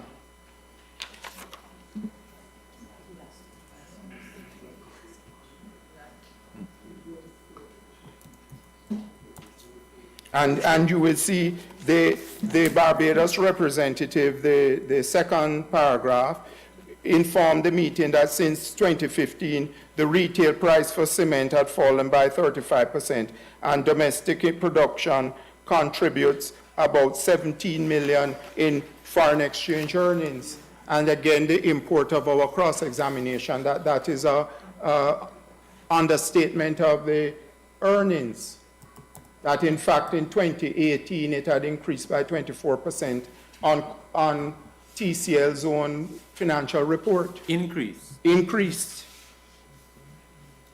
Your Honors, I'm sorry, could I ask my friend to go to page 504, just at the top, just on this question of whether the document was before quoted.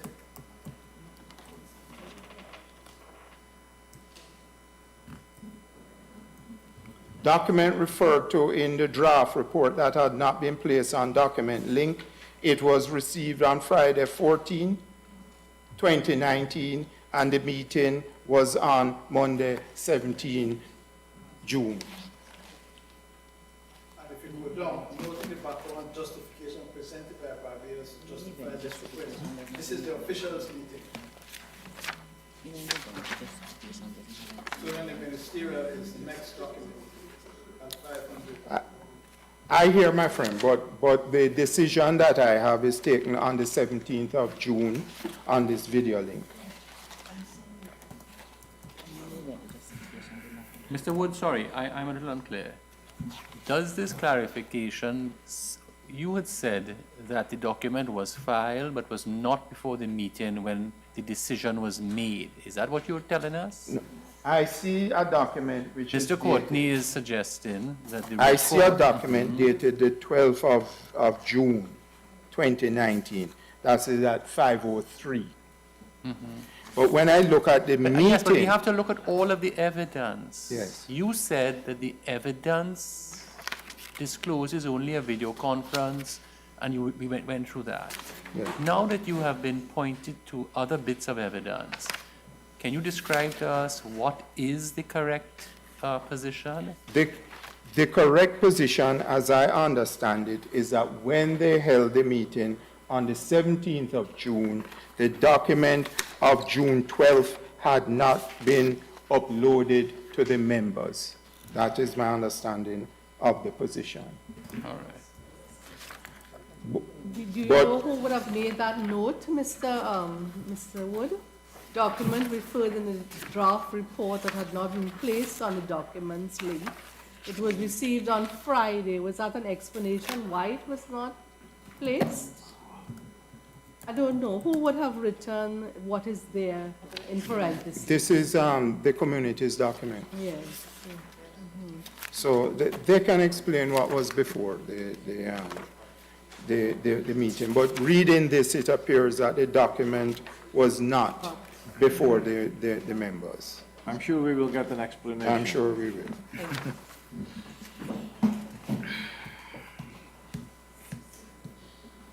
Okay. But the fact is that, I mean, one can go further, that when you look at the rationale, which is at 505, it is not saying anything more than what the member advised the meeting. So it didn't have any data of any import other than the EPA information.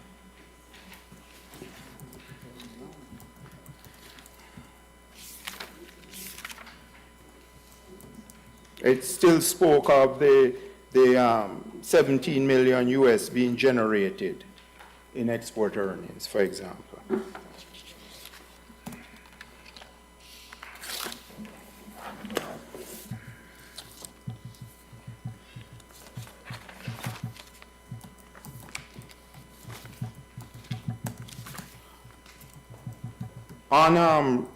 On irrationality, we rely on the decision of the court in TCL versus Caribbean Community. And we set out a passage at paragraph 41. Applications, and the final sentence, applications for suspension must be dealt with in a principled, procedurally appropriate manner. The occasion for suspension may only lawfully arise if one of the conditions laid out in the RTC is present, and suspension should not be sought or granted for improper purposes. We, of course, emphasize the importance of the procedural propriety.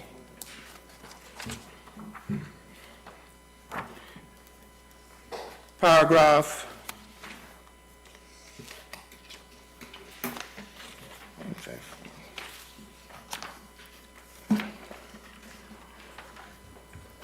Paragraph 39 of the same judgment should also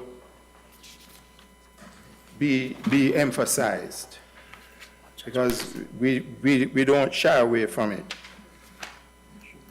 Where the court said, and this is at page 932 of the record, the decisions of such bodies will invariably be guided by an assessment of economic facts, trends, and situations for which no firm standard exists. Only to a limited extent are such assessments susceptible to legal analysis and normative assessment by the court. But equally, the community must be accountable. It must operate within the rule of law. It must not trample on rights accorded to private entities by the RTC, and unless an overriding public interest consideration so requires, or the possibility of the adoption of a change of policy by the community was reasonably foreseeable, it should not disappoint legitimate expectations. We were struck, my Lord, by how similar a judgment uploaded yesterday by the community is to that statement. And I refer to the Gold East paper decision, if we could find it. at paragraphs 162 over to 164, page 2137 of the record.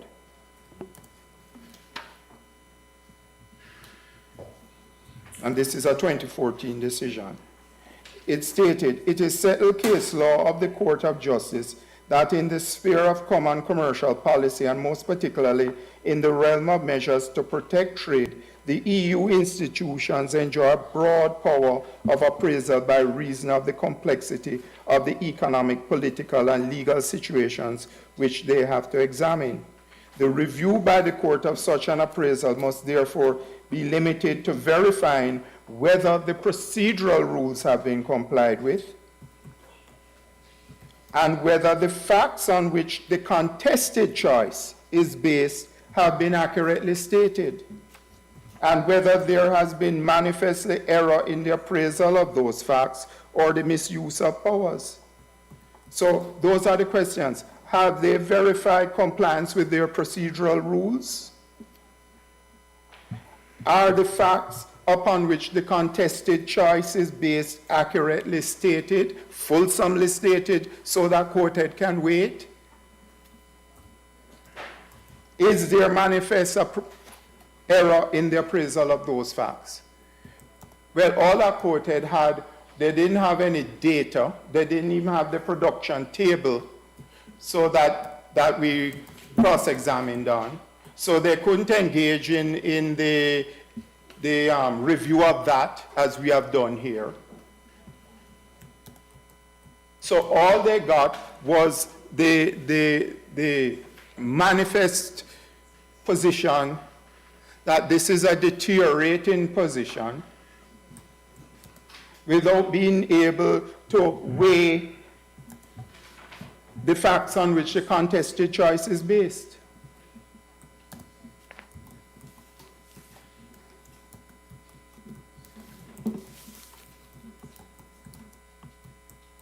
And they also said at 164, whilst in the sphere of measures to protect trade, in particular anti-dumping measures, the EU judicature cannot interfere in the assessment reserved to EU authorities. Its task is nevertheless to satisfy itself that the institutions have taken into account of all relevant circumstances and appraise the facts of the matter with due care. And I submit that that can't be said here. We heard this morning the evidence of Ms. Katrina Bradshaw, who was taken to the data that informed, not COTED, but Barbados' application to COTED, it appears.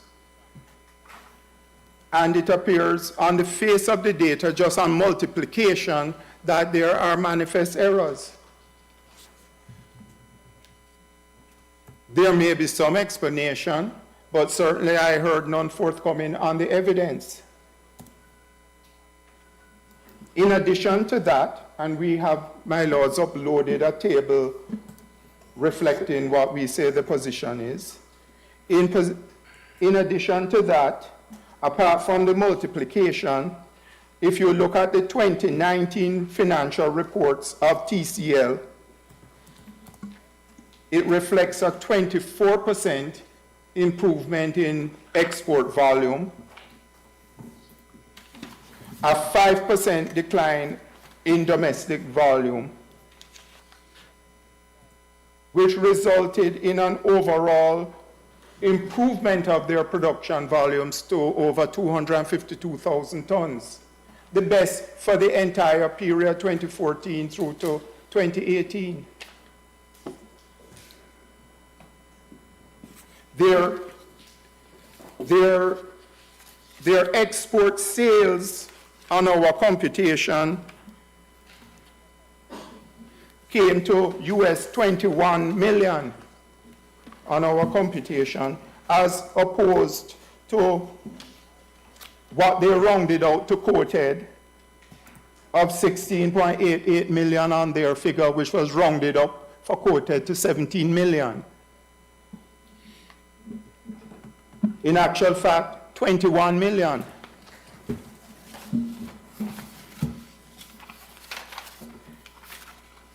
And my lords, we stand by our figures, because if you look at the report of the governor of the bank attached to Miss Katrina Bradshaw's affidavit at page 1574,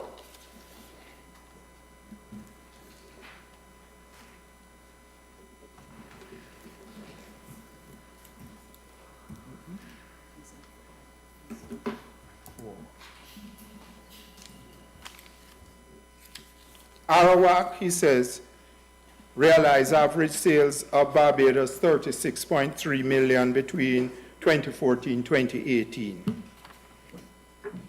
That is 18 million US, I take it. Reaching 40.6 million in 2018. So what the governor is saying as to the improvement in the export sales is consistent with the figures that we put to Ms. Bradshaw and that we have summarized in the document uploaded.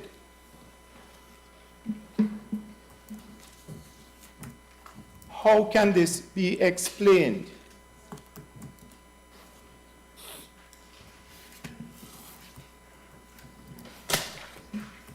Mr. Bradshaw, Mr. Wood, you don't have a lot of time left. In fact, you've already exceeded the time. I'm wrapping up, my lord. Because this is, I think, something the court needs to look very carefully at. Is there any adequate explanation that satisfies you that not only is the production table just on math, understating the vital component identified by the governor of export sales, but on top of that, going further to incorrectly state the export volumes which had increased in 2018. And the governor speaks to Arawak's losses, but we also see from Mr. Maloney's evidence that Arawak is selling at a price below his. So how is that explained? It is not for us to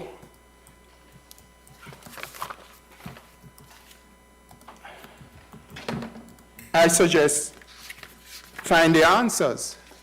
It is sufficient for us to say whether COTED was adequately informed on the data available to them to make a decision on this contested issue.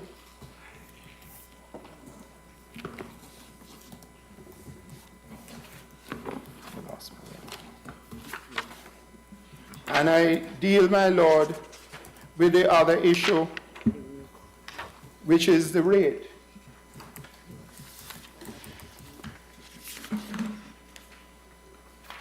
And again, there is no consistency on that. Bring up this. Because we made the point that Where are we in your speaking notes now? I've jumped to paragraph 53. Okay, thank you. We made the point that there is no ground stated in the amended protocol, Article 83, permitting a suspension of the CET on the basis of an external trade agreement made by the state. That's one. But two, it is important to note that of all the categories of cement listed for duty liberalization under the EPA, adjustments were made only in respect of the category of other hydraulic cement, whereas the EPA adjustments were not applied to other categories of cement which were brought in line with the CET. Thus, the tariff for building cement grade, which Arawak had contended was a proper classification for the claimant cement, as well as other Portland cements, which could have been fixed under the EPA at 29%, were reduced from 60% to the CET rates of 15% and 5% respectively. Cement clinker, which was fixed at 15%, when the EPA required a tariff of 8%. So the EPA required a lower tariff than what they fixed for clinker, which is the CET rate. And again, if you look at some of the data given,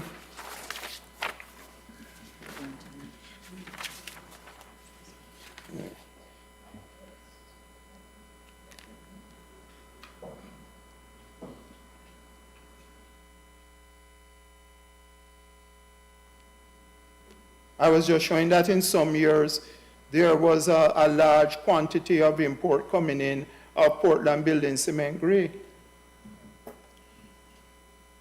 In 2012, it appears.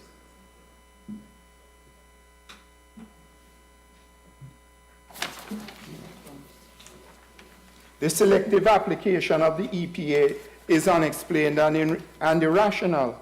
If the state was really concerned with the implementation of the EPA, then one would have expected adjustments in respect of all categories of cement, and particularly building cement grade.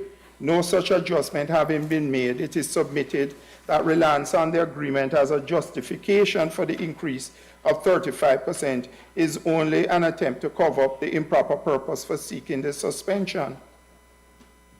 In justifying the increase of 35%, we submit it would be incumbent on the state to lead evidence that it made a thorough assessment, which would include an assessment of the impact of the claimant and to consider other alternatives. The detrimental effect to the claimant was evident given the purpose to restore the lost domestic sales to the intervener.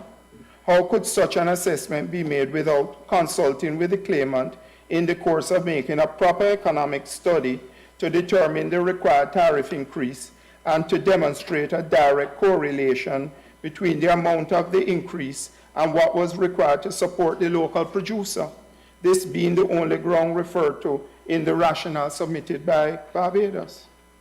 In view of the foregoing, without cogent evidence to support the grounds and the amount of the increase, the only reasonable conclusion is that the decision as to suspension on the one hand and the rate on the other was arbitrary.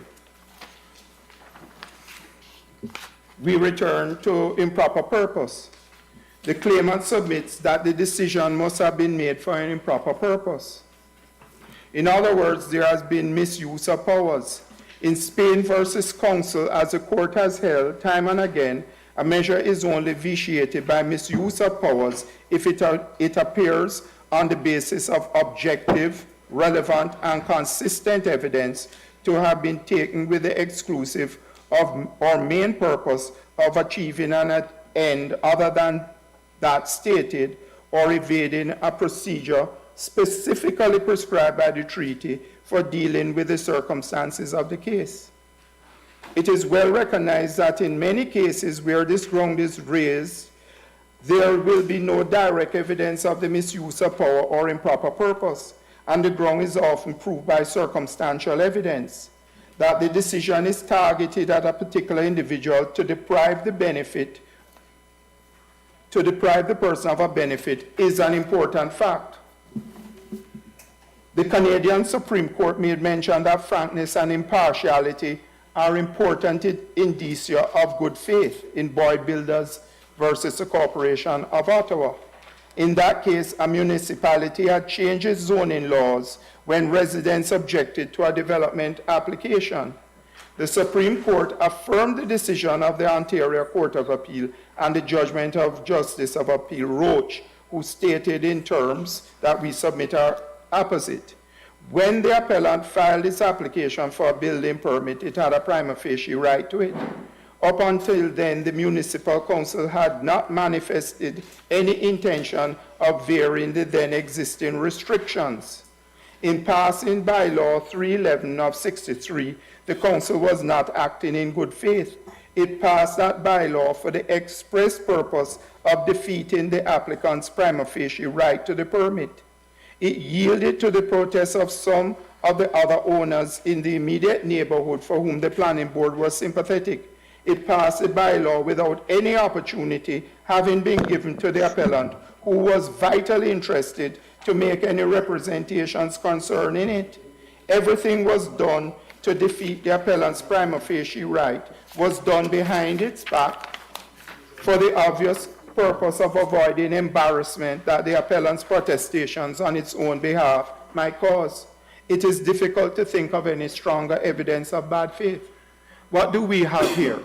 On the 12th of June, Rockhard Cement is contesting proceedings before this court to support that the proper rate applicable to its imports of cement is 5%.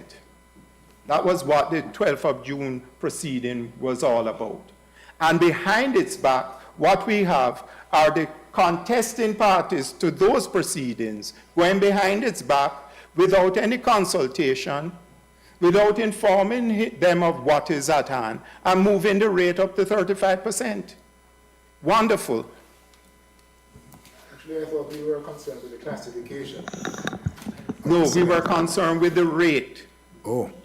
The classification was a vital issue to determine the rate. Just as in the proceedings in April, the question of whether Barbados needed the approval of COTED to revert to the CET was a vital issue as to what was the applicable rate.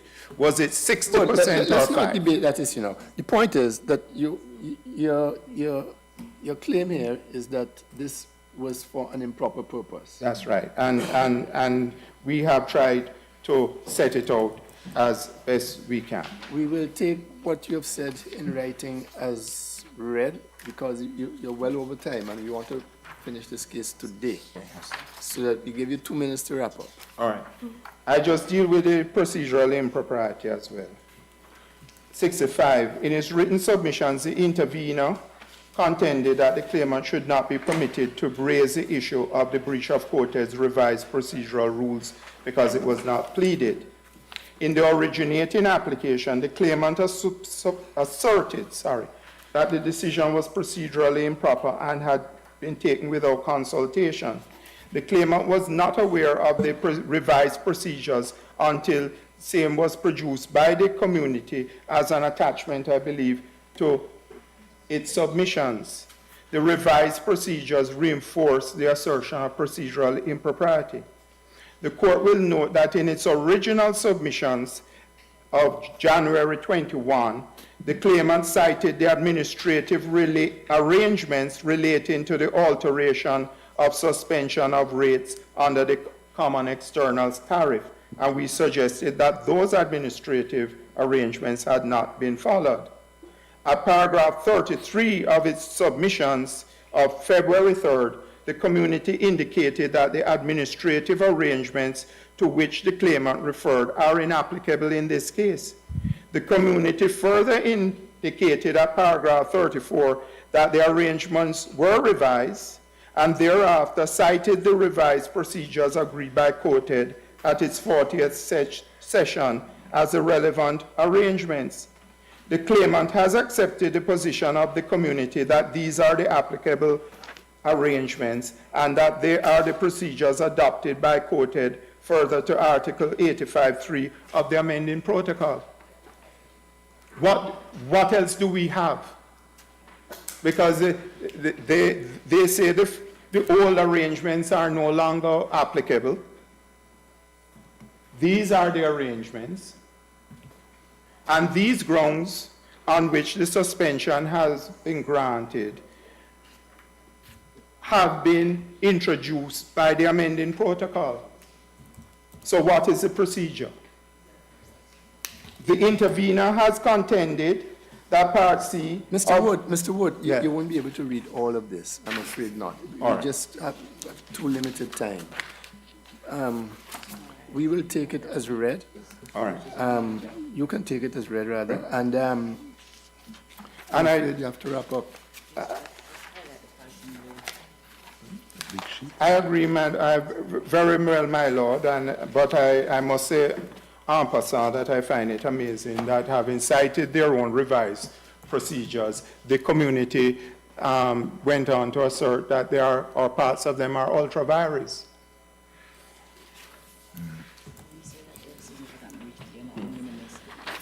So, could I just ask one small question before you depart?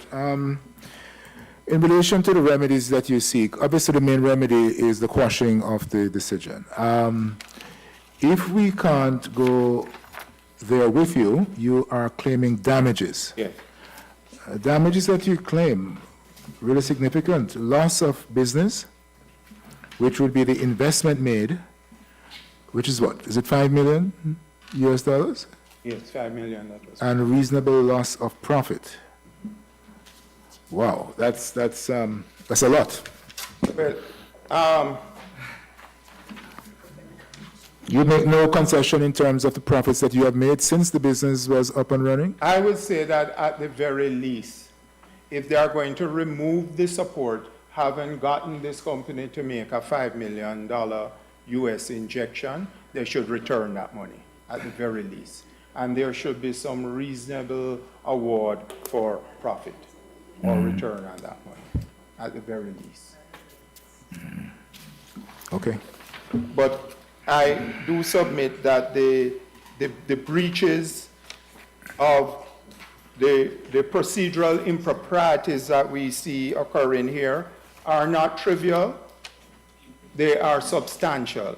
And I make the point, even as to the rule that says you must give 14 days before making the hearing. That had a consequence here, because this application was heard on June 19 within 7 days. The paperwork wasn't even uploaded. So that had a serious consequence. It was done in such a rush that not even the paperwork was uploaded to the members. So what really could the members consider? Those are my submissions, my lord. Thank you. Yes, thank you.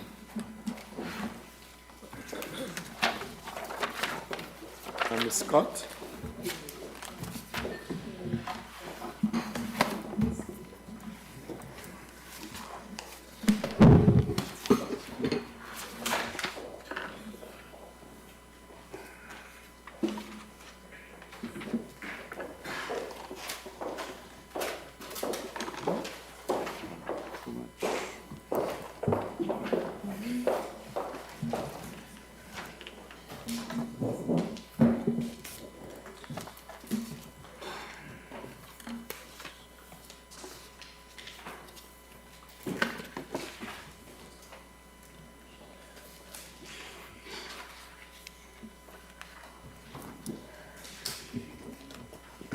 Your Honors? Yes.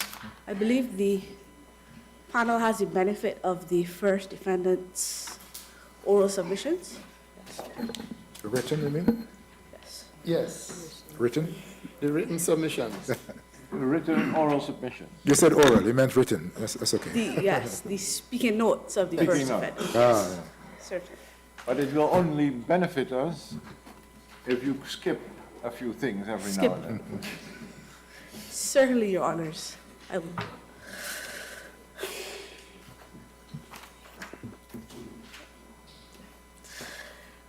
This honorable court is asked to make a determination on two main issues in relation to this claim.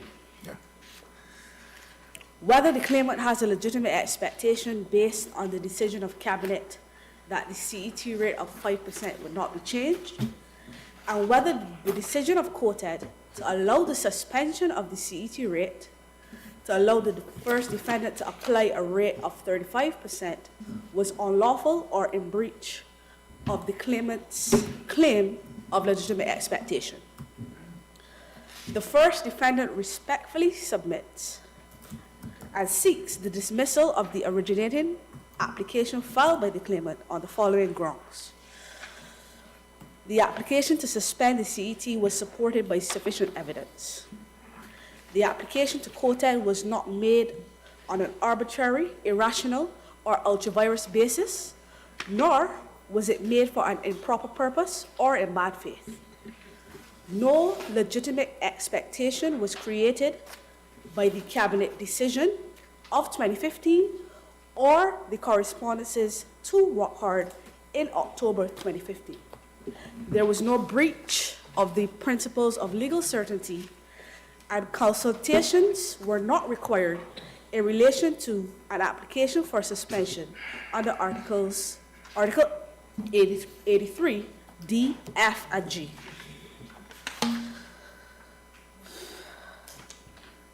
Your Honors, I would like to start with legitimate expectation. From paragraph 20 on, you have an analysis of the law. I don't think you need to burden us with that. In relation to legitimate expectation? Yes. Certainly.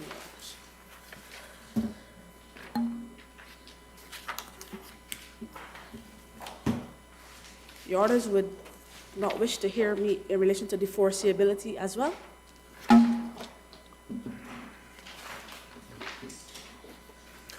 Not for my part, but I don't know. Yeah, I don't think so. No, we would take what you have here and unless you have anything else to add or Emphasize. Yeah, apparently, I can't find it. Oh, okay. Yeah. Let me ask you this. What is your response to Mr. Wood's argument about the consultation issue? Yes, that's important. Certainly, Your Honors. I think it's not you. You didn't get it up? No, it's okay.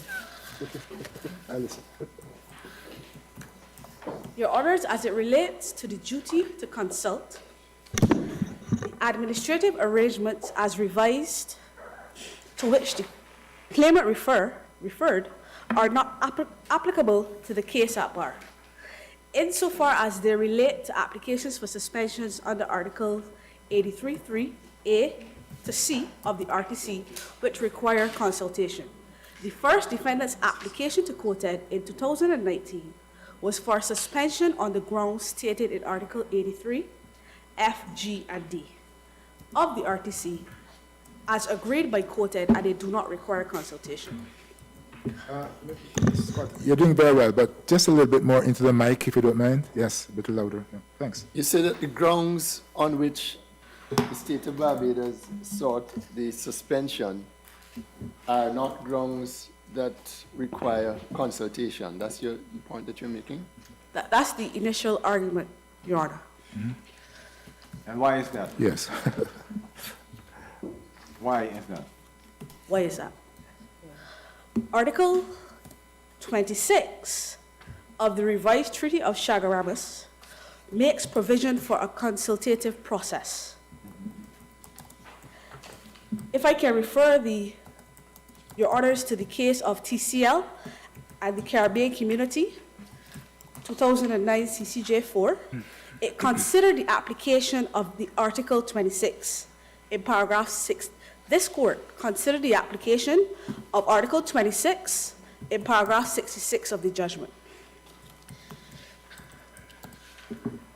Whilst the nature and the extent of the duty to consult was elucidated by this honorable court in the above authority, it is respectfully submitted that the factual matrix in relation to the application by the first defendant to COTED is very different than the factual matrix of that case.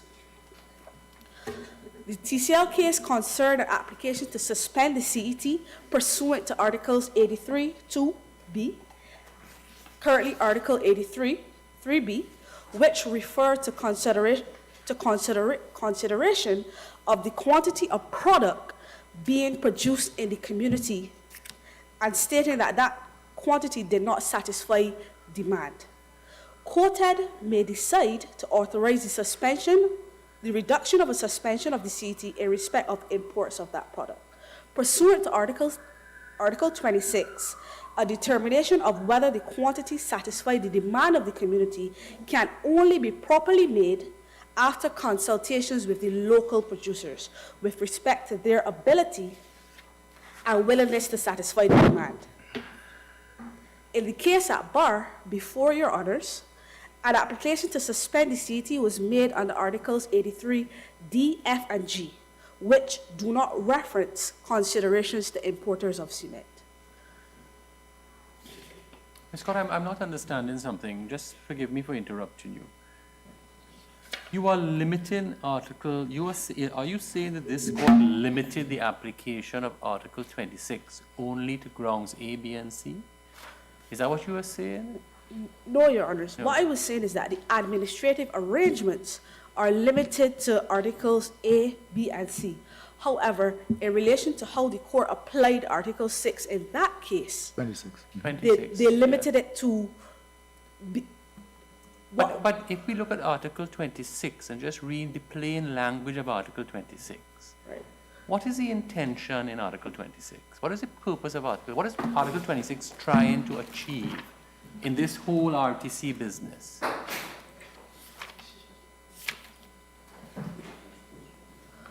Your Honors, Article 26 is trying to achieve, in relation to the community, the fact that there should be consultative processes. As a policy. As a policy. Mm-hmm. However, the argument of the first defendant is that the duty to consult has to be taken into consideration by a case-by-case basis. In TCL versus the community, the court affirmed the duty to consult because the consultation would have been given to producers of cement in that case. So the community could only properly carry out its deliberations by consulting with the producers of cement. We're saying that the case at bar is different from... Because this is not a producer. But what if this person, this entity, is potentially adversely affected? Why should there not be consultation if the impact of what you're going to do can, to the detriment of an entity within the jurisdiction, can affect detrimentally an entity within the jurisdiction? Regrettably, I am not following why you are making that. Apart from saying the facts are different from the case, I accept that. It's two different cases, but the principle, why is it that the principle doesn't apply here? Certainly. Your Honors, the application by the state of Barbados was made in respect of D, G, and F of the Article 83, which is referring to critical shortfall of revenue by the government, the support of the local manufacturing industry, Yes. and Strategic importance? and the importance of cement to the economic development of Barbados.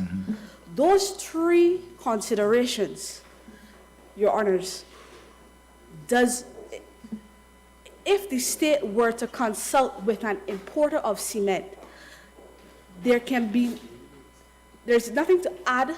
If the state does consult with the importer of cement, there's nothing to add if the state wants to make those considerations in relation to Article 83, D, G, and F. And what do you mean by there's nothing to add? You mean that it is not of any value to the decision that they're going to make? So what I'm trying to say, Your Honors, is that the importer cannot assist the state of Barbados in relation to the considerations as to its critical shortfall. The importer cannot assist the state of Barbados in relation to the need to support the local industry, because what hard is an importer of cement from extra-regional sources. So the need to support the local industry might be a function of, for example, the price at which the cement can be exported from outside the region. In other words, I think we all agree that the government of Barbados need not take the position advanced by Rock Hard in consultations. But to put the question another way, what is lost by the government consulting in this sort of case with Rock Hard? Is there any prejudice to the state in consulting with an importer in a case like this? Your Honors, I would suggest that there is no prejudice to the state, but still submit that there's no duty or requirement to consult. But could there be a benefit? So there's no detriment in consulting, but could there be a benefit both to Rockhard and to the state by having that process of consultation? Your Honors, I would further submit that the application made by the state of Barbados under those headings of the articles, that there would be no benefit in relation to the consultations. So there's nothing that Rockhard could say to Barbados that could let it I think that's have a second thought about its Honors, decision? that's a hypothetical question. Well, no, because in 2015, for 11 months, the state of Barbados entered into extended discussions with an importer of cement to make strategic decisions for the benefit of the state of Barbados in relation to employment, the construction industry, etc. So in this very case, the factual matrix includes, on the face of it, communication, discussions that informed a decision to reduce from 60 to 5. Is that not right?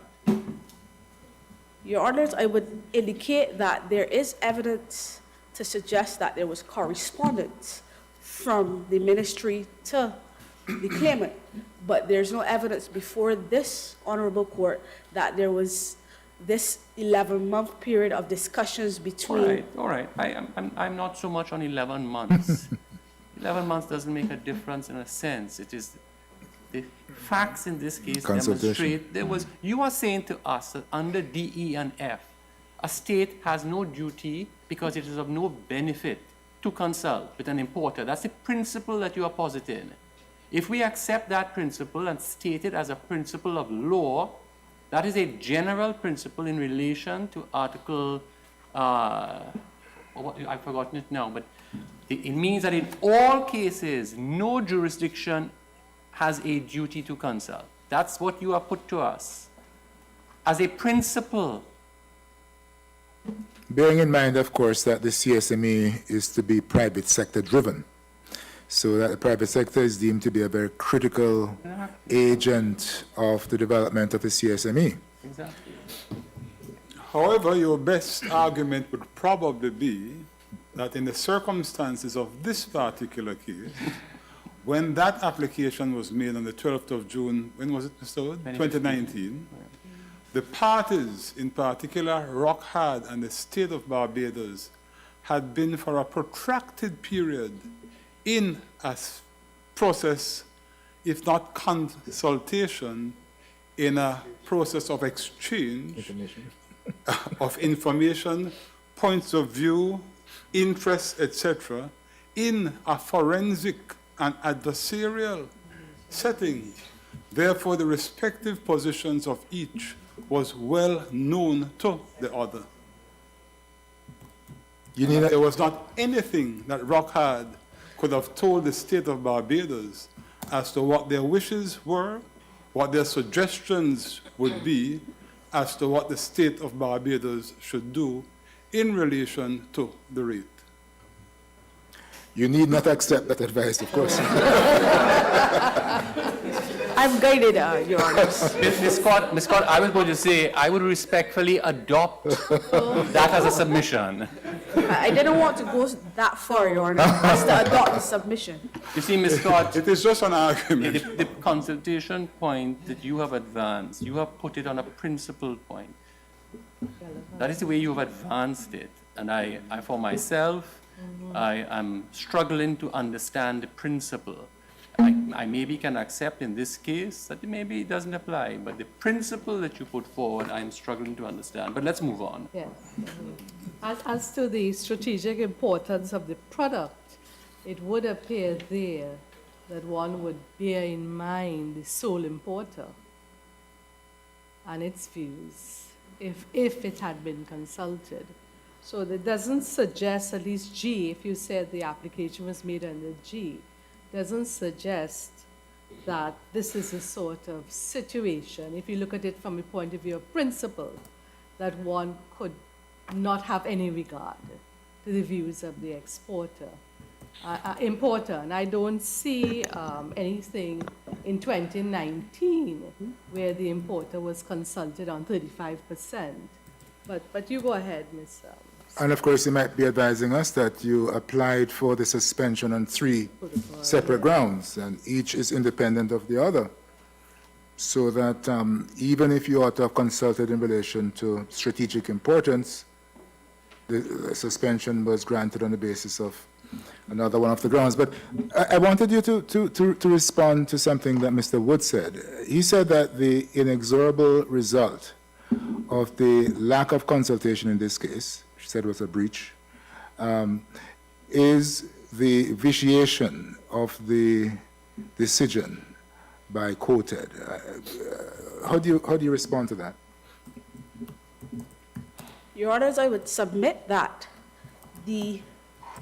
if Your Honors agree that there is a need to consult, that cannot vitiate the decision made by COTED. The only way that it could, Your Honors, is if COTED would have come to a completely different decision, taking into consideration the need to consult. How can we know that? We don't know if they would have come to a completely different decision if the consultation had taken place, assuming that there was, in fact, a requirement for consultation. So do we err on the side of saying, well, there should have been consultation, there was not, and therefore? For example, Your Honors, the application was made under the critical shortfall of the revenue of the first defendant and also the need to support the local manufacturing industry. Now, it is clear from a reading of the RTC that only one of these conditions need to be satisfied. So even if the state of Barbados, if Your Honors suggest that the state of Barbados has a duty to consult, the other 2 heads, being the critical shortfall and the need to support the local industry, would not be vitiated by the duty to consult. COTED could have still come to the same decision under one of those 2 heads.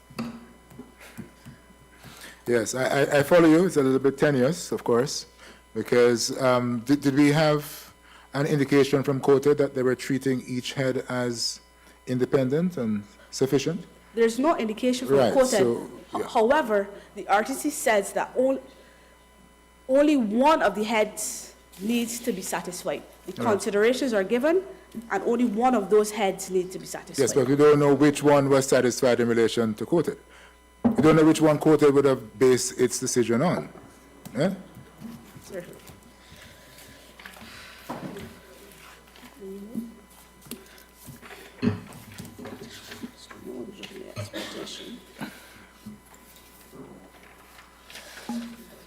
Mr. Wood also said that your client acted with an improper motive, proper purpose. How do you respond to that?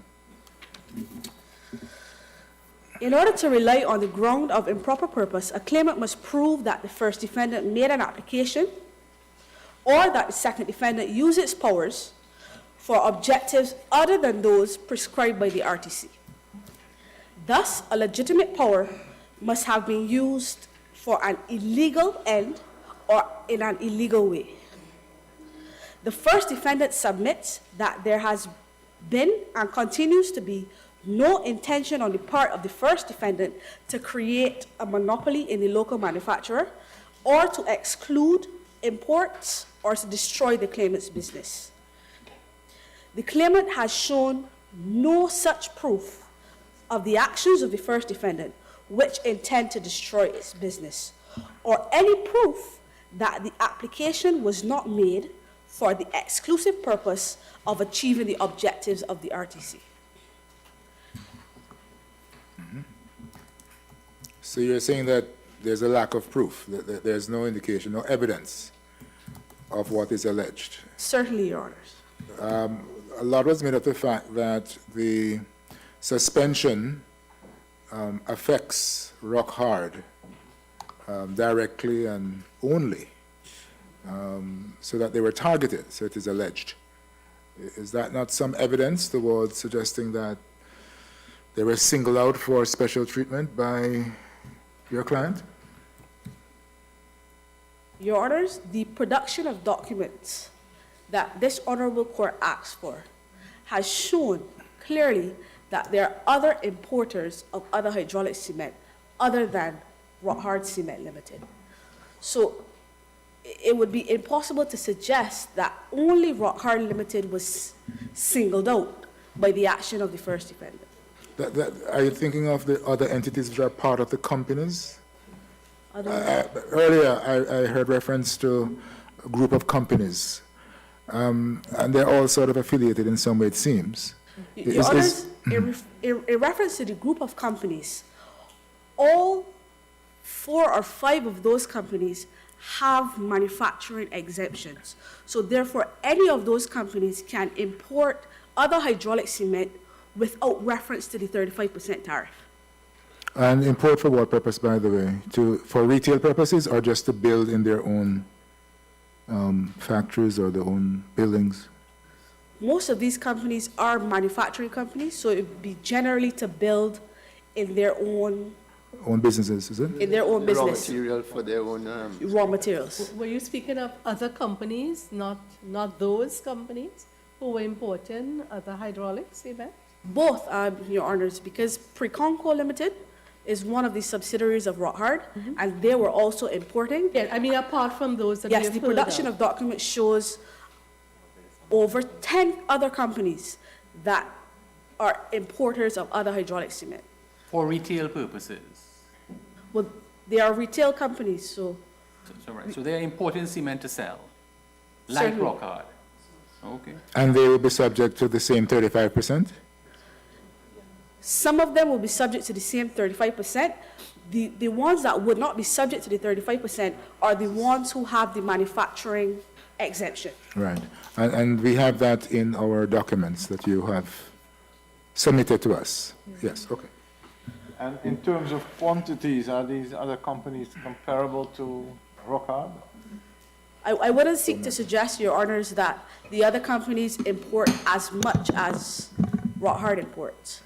Because, well, for some years now, we have seen 2 parties here, Arawak TCL and Rock Hard.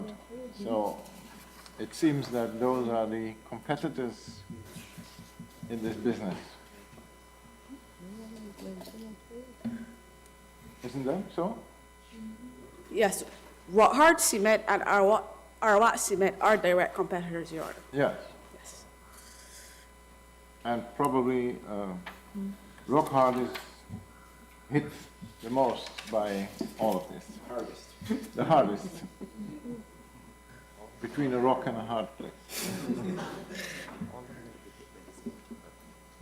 That's all? I would suggest, Your Honor, that any company that does not have the manufacturing exemption will be hit in the same way by the 35% tariff rate in relation to other hydraulic cement. And just to be clear, in looking at these documents, we can identify those companies. We can identify the companies who are going to be hit hard by the 35% by examining the documents which have been submitted. My Lord, perhaps I can clarify what our position. And I think this is in the evidence both of Mr. Maloney. The only companies who import and sell this cement to the public is Arawak and Rock Hard. Other companies do import as their raw material, but only these 2 sell the cement to the public. And that is in the submission of the state at page 530 of the record, below the heading rationale and justification for the imposition of 35%. Cement is a critical input. This input is currently sold in Barbados by only 2 entities, What page, Arawak Mr. and Barbados and Rock Hard. 530? 505. 505. You accept that is what is stated, Ms. Scott?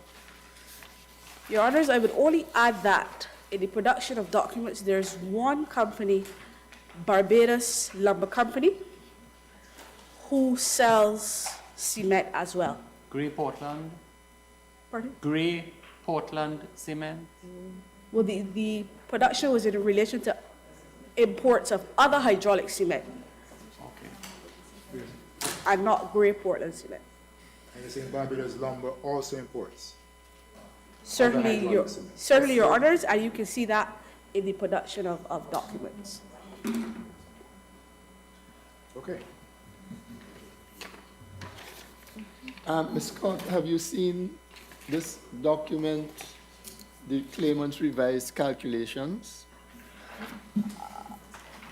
I have not had sight of it, but the claimant did indicate that they recently uploaded it to the portal. Yes, this was in relation to the table that Ms. Bradshaw gave evidence about, and whether the figures there were internally consistent, or whether they were inaccurate, or whether they were out of sync with the data contained in a document from either Arawak or TCL that spoke to their production figures. Your orders, in relation to the table of production, we would like to offer some clarifications. The claimant sought to use an average sale price for the local and external sales to calculate the sale from local sales. So the starting premise of the claimant was flawed. So therefore, the figures produced after the starting premise would also be flawed. To find the average price for the local sales, one would have to take the local sale price and divide it by the local sales tonnage. When we do that, the average price for local sales would be $221.61. For export sales, you would have to take the total export sales price and again divide it by the export tonnage. The average would be $119.20. So we submit that the claimant would have the basis that they would have started on was flawed. So the figures after that basis would also be flawed. So the first defendant submits that the mathematics in the table is accurate and correct. There has been no miscalculation by the first defendant. This is the table we have on the screen now, is it? Yes. So it can be a bit sharper in terms of the resolution. It's a little blurred. I don't know if it's... so yeah, that's better. And so I think Mr. Wood's main contention was that the 2018 figure for export sales was a lot greater than, or it should have been reflected there as being a lot greater than it actually was. Is that correct, Mr. Wood? Yes. Based on the TCL internal report of a 24% increase of over 2018. You remember Ms. Bradshaw said she received the evidence from the industry, from TCL, Arawak, and did a mathematical calculation. So what Mr. Wood says, well, all right, but if TCL said from 2018 to 2019 is a 24% increase, how do you move from 171,052 to 176? To 2018. Yeah, sorry, 17 to 2018. How do you move from 171,052 to 176,233 when that is 5%, 24% would be 200 and something? I can't remember the figure offhand. And Ms. Bradshaw agreed. Yes. Your Orders, what I would submit is that the table in relation to the production data between 2014 and 2018 was done by the Ministry and they did not have the benefit of the TCL annual reports. Let me finish, Your Honor. In relation to the TCL annual reports, they would come out in 2019. This table was done in relation to what was the figures that were before the ministry at the time that the application to COTED would have been made. But Ms. Bradshaw didn't tell us that.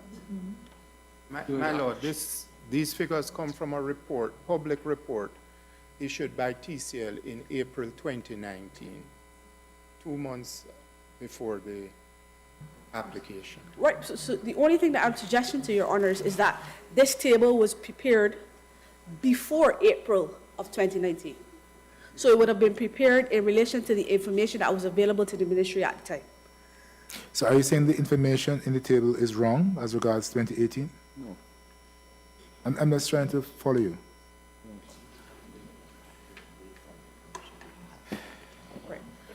Your Honors, I'm submitting that the information in the table is accurate based on the information that the ministry had at that time. Yes.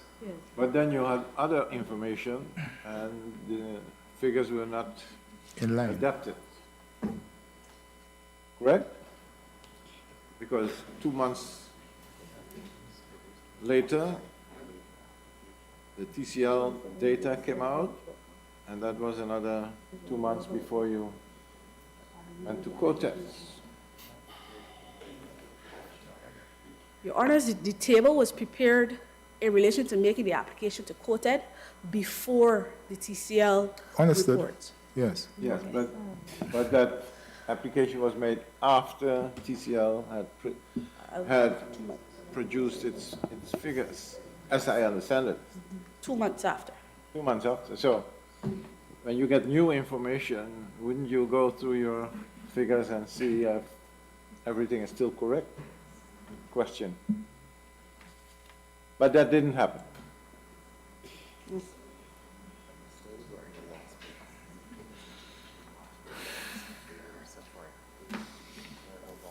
But you understand, if I understand it, the gravamen of what is being said. In other words, to give the benefit of the doubt to the client acted in good faith in presenting information to COTED. But if I understand correctly, that information may not have been accurate. And if it wasn't accurate, then the question arises as to whether COTED was in a position to take the decision that it did. Your Honors, in relation to the table, I would submit that the report of the governor of the central bank, which reviewed more closely the marketplace at the time of the decision, still showed a decline in relation to the local producer. So even if the court accepts that the figures are incorrect, the figures from both sides still show a decline in relation to the local manufacturer. Are you saying, based on what we have now, that the TCL report in relation to 2018 supports the governor's position of a decline in export sales? We accept, Ms. Scott, we accept for the moment that what you say about the preparation report, put that aside. Today we're here, right? And now we all have the benefit of everything that you brought before us. Mm-hmm. Is it correct that between 2017 and 2018, there was a decline in export sale volume, metric tons? Yes or no? There wasn't a decline, Your Honors, in export sales, but there was a decline in local sales. And the foreign exchange is earned on what basis? Exports, Your Honor. So if there was no decline in export sales, would it be accurate to say that there was a decline in foreign exchange earnings from the sale of cement? No, Your Honor. No. That would be an error.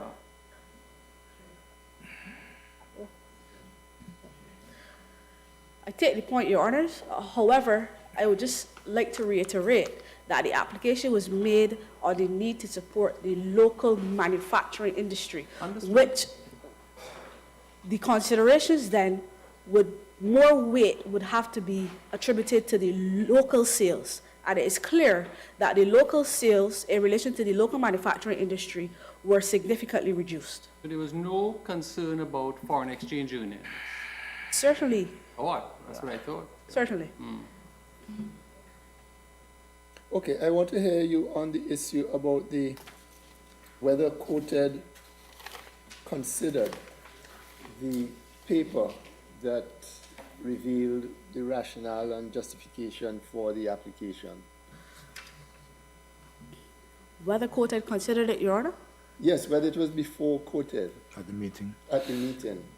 Your Honor, the only assistance that the first defendant can make in relation to that question is whether the first defendant submitted the paper. But surely, Ms. Scott, You chair the the meeting? decision maker must, whether a decision stands up to the test of scrutiny is not what is filed, but what is considered. So what the President is asking is, what does the evidence reveal about what was before the meeting?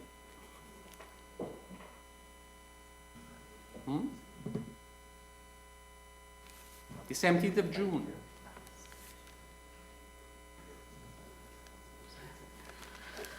Your Honors, the first defendant submits that quoted in considering what was before it on the day of the meeting, they would have considered that the first defendant asked for the suspension for 5 years. It did not grant the suspension for 5 years. It granted the suspension for 2 years. So that seems to suggest to the That first... is the decision.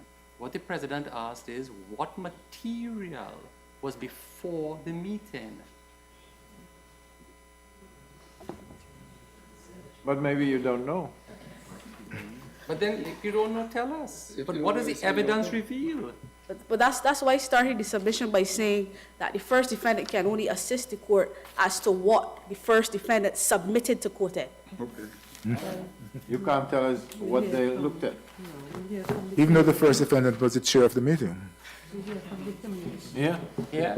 Who cannot give But as my sister just mentioned, coming after you would be the community, so perhaps they can be of better assistance. I'm guided, Your Honors. Yes, anything else?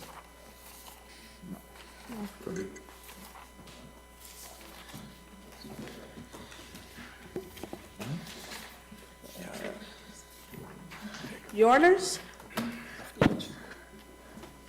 I would like to address the court in relation to the powers of judicial review. But if the court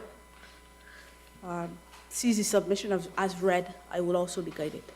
What's the essence of what you would have wanted to say? The essence of it, not the whole story now. The essence of it is that a decision by COTED which is given broad discretion, the court's powers of judicial review are to be less intrusive. The court itself stated in TCL, Cement, and the Caribbean community that decisions in relation to the suspensions of the CET are decisions in which COTED is given a broad discretion. That is the essence, Your Honors, of the submission. Easy, isn't it? Okay, thank you, Ms. Scott. That's it? The only other thing, Yes. Your Honors, that I can assist the court with is in relation to the revised procedures and forms for processing requests for the suspension of the CET. And I will summarize as well. Ah, we're getting there. What do you want to tell us about them? Yes, it is submitted that a failure to adhere strictly to the procedural rules would only negative a decision if the adherence to the rules would result in a different decision being rendered by COTED. So how would you know if it would have resulted in a different decision? it is submitted by the first defendant that the claimant has failed to prove to this honorable court with any evidence that the failure to strictly adhere to the procedural rules of the first defendant had a significant effect or any effect on the decision of COTED. And this court is invited to reject this argument. So you say the burden is on the claimant? In other words, if there is a breach of procedural rules, that is a breach by a defendant, who must justify in the face of a breach? The defendant would have to justify in face of a breach. So the premise is a breach of a procedural rule. You say the principle is in the face of a breach, well, unless you can see that the decision would be different, don't interfere, right? Exercise restraint. But you say the burden is on the claimant. No, the first defendant would have to prove that the decision of COTED was different, Your Honor. Would not have been different, Your Honor. All right, fair enough. Yes. Fair enough. If I can refer the court to paragraph 113 of the Gold Coast East Paper decision, and I just want to read from the decision. It was held that if it were proved, such an infringement of the rights of the defense would be as such to constitute a defect in the administrative procedure. However, according to settled law, a procedural effect can lead to an annulment in whole or in part only if it is shown that but for that defect, the administrative procedure could have had a different outcome and that consequently the decision would have been substantially different.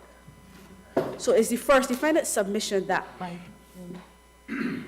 even though the procedural rules were not followed strictly, COTED's decision, COTED would not have come to a substantially different result. Good. So that is your submission. But did you prove that? Your response would be, he who asserts must prove, and therefore if they are asserting, They have he asserted must it. prove. So that's why I had indicated earlier that the claimant did not show any evidence. Yes. And you quoted from the case to support your position. Yes. Certainly, Your Honors. If I cannot assist this honorable court any further, those are the extent of my oral submissions. Thank you. Thank you very much. We take another break before we hear you, Dr. Bab Schaefer. Just about no more than 15 minutes. All right.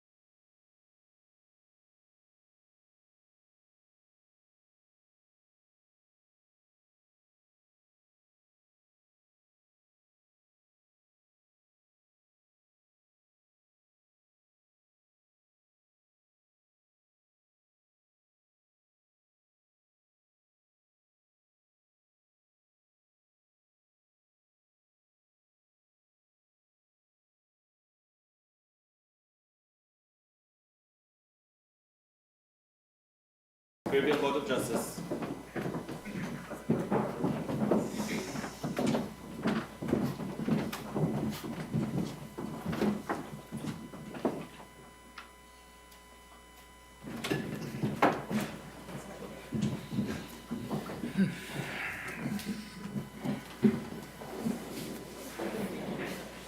Yes, Councilor Abshir.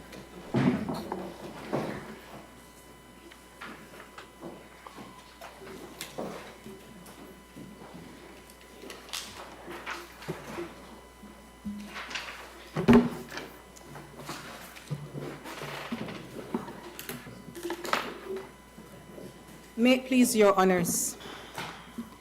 If you Google House of Lords, in inverted commas, cricket ball, in inverted commas, the case of Bolton and Stone comes up, I cannot help but think that if after this case you Google Caribbean Court of Justice, in inverted commas, tail that tried to wag the dog, in inverted commas, this case will come up. Your honors, this is a case about an importer of foreign cement, not an importer of interregional cement for whom the treaty was intended. This is a case of an importer of foreign cement trying to dictate to the state of Barbados, trying to dictate to the Caribbean community, and trying to dictate to your honors that the tariff for other hydraulic cement shall forever be 5%, and no evidence has been adduced to substantiate the various grounds. May it please your honors, these submissions which I'm now about to make supplement the written submissions of the Caribbean community filed on the 3rd of February 2020. In short, the claimant alleges that the Council for Trade and Economic Development, an organ of the Caribbean community, has acted ultra vires the revised Treaty of Chaguaramas in authorizing the state of Barbados to suspend the CET on other hydraulic cement to impose a tariff rate of 35% for a period of 2 years. 7 grounds, and now we're eighth with this duty to consult. 7 grounds of judicial review are alleged, and not one of these grounds can withstand judicial scrutiny. The grounds are that the COTED decision was made in breach of a substantive and procedural legitimate expectation. It was irrational, it was arbitrary, it was not made bona fides, it was made for an improper purpose, it was made in breach of the revised procedures and should be annulled, and that it was not supported by readily apparent reasons. Before I sum up briefly why all these grounds shall fail and do fail, I would like to turn to a few important principles that must be borne in mind. And the first principle, your honors, is one stated by you, and that is that the original jurisdiction of this honorable court has been established to ensure observance by member states of obligations voluntarily undertaken by them at the community level. These are very, very important words. In this case, the claimant is asking the court to ensure observance by the state of Barbados and COTED of an alleged legitimate expectation not created at the community level, but at the national level.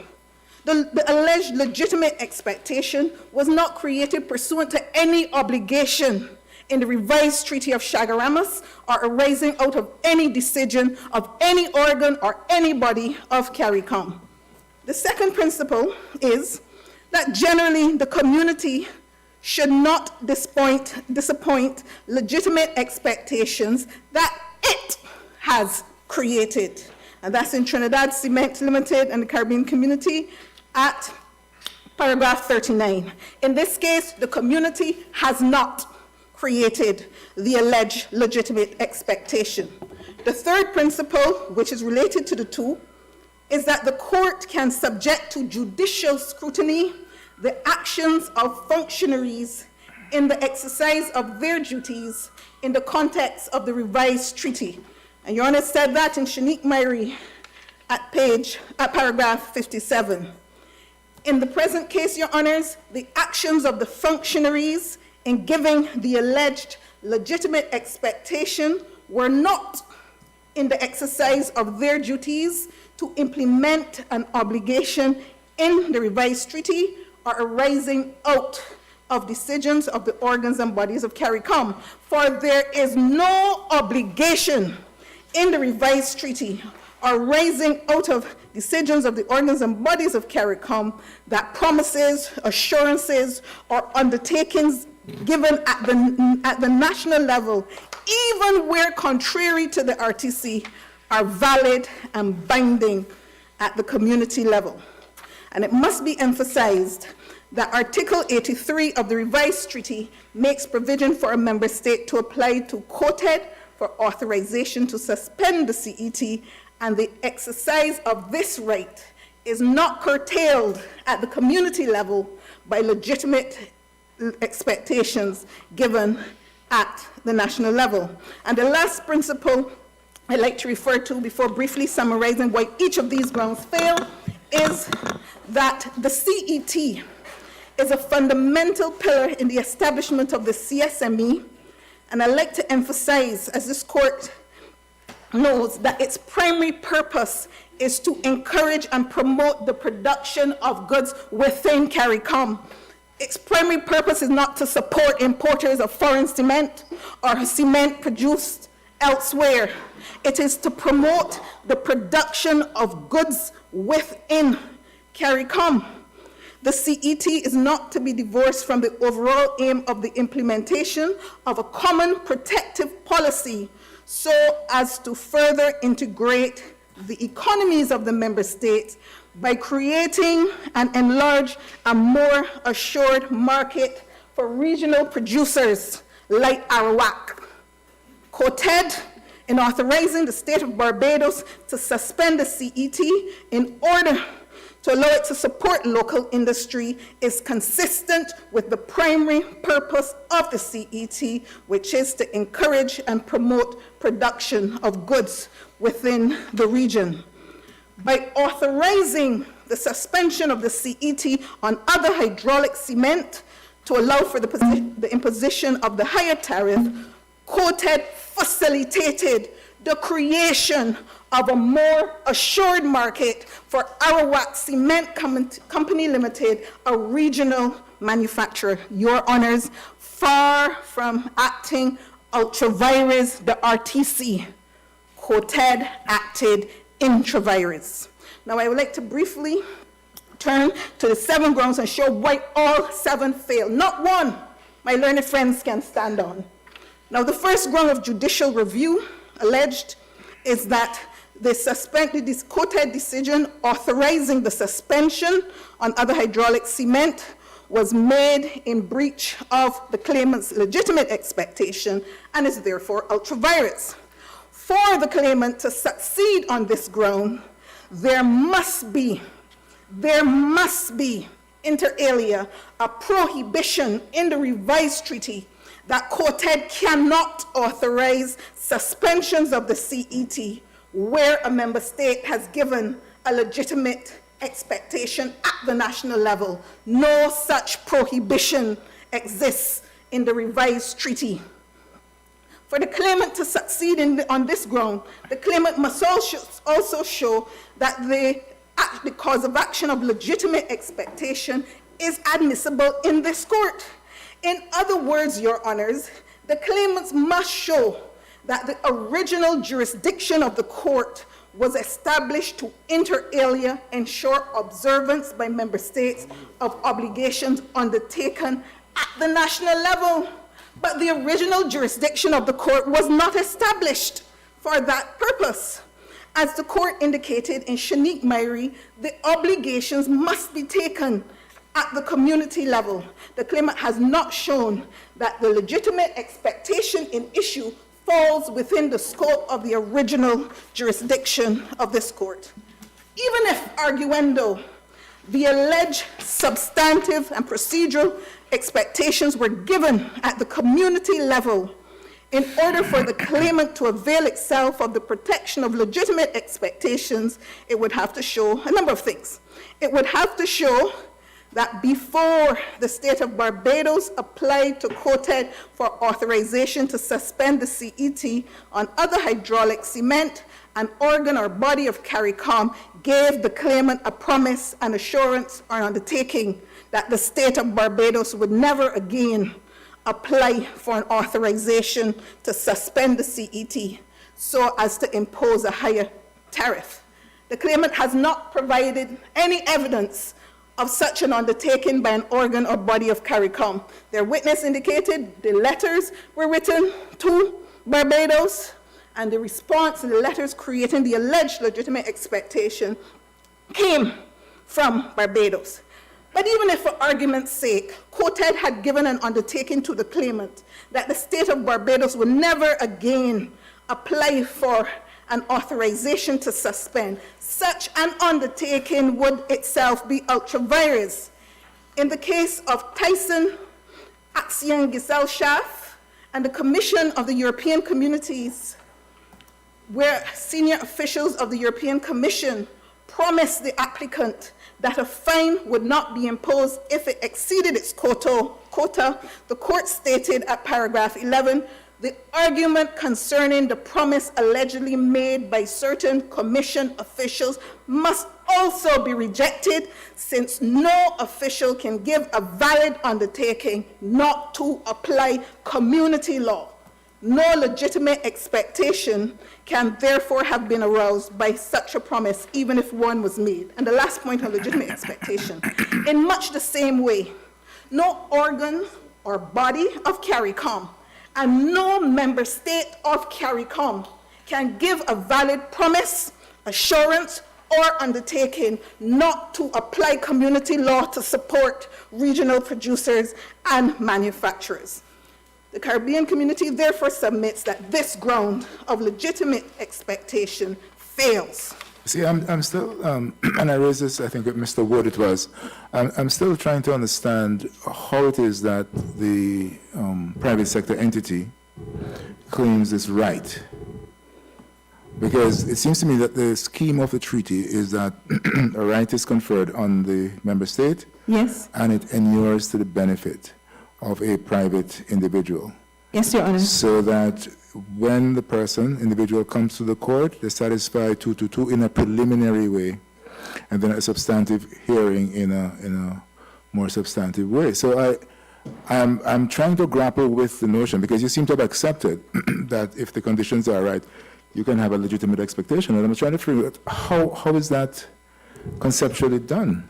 Well, Your Honors, only if the legitimate expectation was to implement an obligation at the community level, yes, they could claim it and could properly be before this court. So say, for example, if COTED itself had given the assurance to Rock Hard that they would not alter the CET to Rock Hard's detriment, then there could have been a legitimate expectation. Right, that is one thing, and then Arawak could bring an action and say they have a legitimate expectation that under the treaty they will be provided with an assured market. That is because the CET, as Your Honors know, is intended to provide an assured market.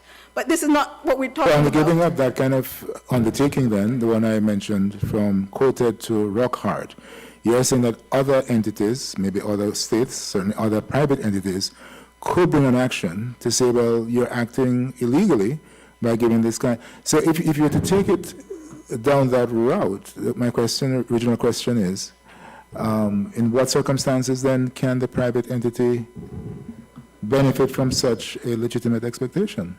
Okay, so the CET is 5%. So if there's been no authorization to suspend, there's a legitimate expectation that the CET of 5% would apply. So they could say that. Yes. But if a member state, as in this present case, Barbados, got a suspension, so they're acting pursuant to their rights under the treaty, and they impose a higher tariff, they cannot validly argue that they have a right. You can't have a right which is contrary to law. You can have a legitimate expectation contrary to law. And as a prudent and discriminating importer, Rock Hard Cement Limited cannot avail itself of the principle of legitimate expectation, even if there was some sort of promise or assurance. But in this case, there's no promise, there's no assurance. It's at the national level. So there's nothing there to assist. Thank you for trying to help me with my difficulty. Okay, correct. So the second round I can deal with much swifter. My learned friends have alleged that the COTED decision was irrational. In other words, based on the test laid down by Lord Diplock in the CCSU case, the claimant is alleging that the COTED decision was so outrageous in defiance of logic that no sensible COTED that had applied its mind to the application of Barbados could have arrived at such a decision. Is that the correct test in international law? That's the correct test, by irrationality. In international law? In international law. Irrationality. Something Lord Diplock has anything to do with international law. Your Honors, well then let's use ordinary English language. There's not the language, you know, it's the concept. In other words, the concepts which were pronounced in the case you just mentioned was, they were pronounced in the context of domestic law. Yes. And the question is whether the same standards apply in the context of international law. With all due respect, Your Honors, the same standard should apply because irrationality is irrationality. If something is irrational, you're saying it's not sensible. The person has lost his senses. The decision doesn't make sense. You cannot, it's not logical. Well, you know, the law is not always common sense. Yes, but in this case... The question is, well, can you point us to an example of an authority which imports that standard from domestic into international? I would have to look further, Your Honors, but my respectful submission is that irrationality at international level, domestic level, at any level, even at the English level, means one thing, and that is that it is not sensible, it is not logical.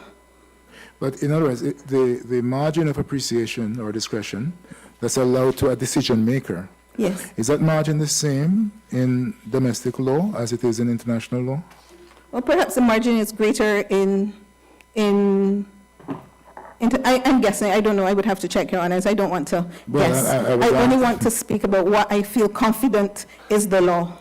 Okay. I still think it's a little dangerous to introduce Lord Diplock in the international law field. I'm sure that in Suriname, nobody ever heard about Lord Diplock. Okay, so... They're also part of the original jurisdiction. So I think, you know, you have to look at tests that you will find in both legal systems, and then you can promote that to the level of international law. So yes, but I think... you should always be careful with that. Yes. Nevertheless, Your Honors, that is the meaning of irrationality that we have found to date. So the submission of the Caribbean community is that the decision is not irrational. Even this honorable court, in the case of TCL in the Caribbean community, 2009, paragraph 51, said that the rate currently established for extra-regional cement, 15%, lies at the low end of the rates usually prescribed for goods in the competing category. And in the CET, some rates are 40%. And with respect to suspensions on other hydraulic cement, in April of this year, Jamaica got a suspension, got authorization to suspend the CET in relation to other hydraulic cement at the rate of 50%. Trinidad has gotten... 50. Trinidad has gotten recently at 35%. Barbados had in 2001 one at 60%. Even if we forget Lord Diplock, no one can say that this decision is so outrageous in the defiance of logic that no sensible COTED could have arrived at it. Okay, but the CET for this kind of cement is 5%. We're now talking about suspensions, exceptions, correct? So yes, the CET for this kind of cement, that is 5%. But 0 to 5. You can, of course, suspend that on the basis of certain facts. Yes. But 5%, that is the norm. You can deviate on the basis of certain facts. With all due, yes, it is only 0 to 5%. Yes. Because COTED did not realize that rock hard cement was competing. COTED is duty bound to alter the CET in order to protect local industry. And it hasn't done that as yet. And in those jurisdictions where cement is being manufactured, the governments are more open, the states are more open to a lawsuit from TCL and ACCL if they do not protect the cement. So it doesn't matter that it's currently 0 to 5, it's only because the court has only recently, in August, declared what TCL didn't even want to admit, that its cement was the same as other hydraulic cement. But does the RTC not promote competition? But not to the detriment of local industry. Fair. Okay, so it's fair competition. That is one of the ideals in these kind of treaties. yes, but they're trying to create a balance. So you would notice, Your Honor, that Barbados could have asked for 70% and ignored its EPA obligations. But instead of asking for 70%, but instead of asking for the same 60%, which it had declared in July 2018 that it wanted to apply, it could have done so, but it didn't. It took in all considerations, including the fact that the EPA had 35 and decided to cap it at 35 and not go further. So there is a balance. We cannot say, like, say for example, the COTED had authorized the suspension to enable Barbados to impose a tariff of 450%. That would be irrational. Why would it do that? It makes no sense. But in this case, it falls within the range. It's even less than the 50% that Jamaica got. And quoted trade ministers, I mean, I hear references about how they rubber stamp, how they didn't have enough information. COTED is not comprised of dumb lunatics. COTED, as your honors know, is comprised of trade ministers who are au fait with what is happening in the cement industry. Since you have opened that door, I'm not... Not as to the composition, no. Maybe you could tell us about the materials available to COTED when it made that decision. Yes. So at the COTED hearing, the document that Barbados had set up, the written presentation, had not been uploaded on the link. So Barbados then gave an oral presentation. And as the report indicates, apart from outlining the grounds on which Barbados was seeking the CET, it noted that since 2015, the retail price for cement in Barbados had fallen, and that the domestic production of cement contributes to foreign exchange. This is the evidence of being of strategic importance. In addition, there are about 200 persons who are currently employed by the plant in Barbados. The Barbados representative further informed the meeting that there are plans to try to increase production in Barbados, evidence of trying to support local industry. Can I just ask something? So that, are you agreed then that but for what the Barbados member already represented, there was no other evidence at the meeting of the 17th of June? No other evidence that Barbados itself presented, but we must understand that this is a special case where COTED has been dealing with suspensions in relation to cement.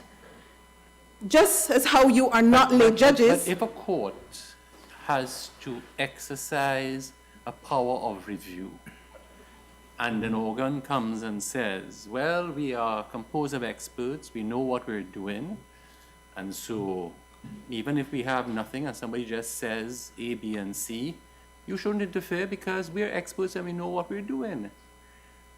Except that this is not the case. You all are not experts and didn't know what you were doing? Well, we were experts and they knew what they were doing. That's the respectful submission of the Caribbean community. But should they not also, if you're going to have a system that permits for review. Part of this system gives the power to the CCJ in its original jurisdiction to review. And if the answer to a review is, well, you don't need to have any significant evidence because of the competency of the organ, COTED, then on what basis does one ever review? Well, So did you not set up a procedure, I'm not sure of the date, which set out certain principles, timelines, forms, requirements? Yes, Your... Why was that established by COTED? Okay, so Your Honors, when I refer to the ground on breach of revised procedures, I will show a number of things. Now, in relation to the 14 days, those are the rules of the conference, the rules of COTED, and unlike in this one, I understand that it was supposed to be per the COTED rules, a member state can still raise a matter from the floor, even in heads of government conference. The 14 days just is to allow, ample consideration, and it would more be necessary. Just to allow. Well, it is not that 14 can't be arbitrary. Somebody decided that the 14 is what is reasonable and necessary for proper consideration, I would have thought. Yes, but Your Honor, you would also appreciate that someone who is, that a lack of 14 days would impact differently on a COTED that's familiar with the subject matter than a foreign subject matter. Right, yeah. Okay, so my learned friends have said that the COTED decision was arbitrary. And if I can just quickly draw your attention to page 7 of the speaking notes, there it was said by the International Court of Justice when they were looking at the meaning of arbitrary. They said it's a willful disregard of due process of law, an act which shocks, at least surprises, a sense of juridical propriety. When you think of arbitrary, you think of a lack of discretion, not following rules, etc. It cannot be said that this is the case before this honorable court. There's nothing about the COTED decision that reflects a willful disregard of the protocol amending Article 83. The decision does not shock, neither does it surprise a sense of juridical propriety. And the claimant has not adduced any evidence to support that ground, and accordingly, this ground must fail. If I may move quickly now to the decision, the COTED decision was not bona fide, as alleged by my learned friends. The claimant says that they're the only importers of such cement, but there's doubt whether that's the case, because the notice of production of documents show a whole range of companies have been importing other hydraulic cement. And there's no evidence to say that they all stopped.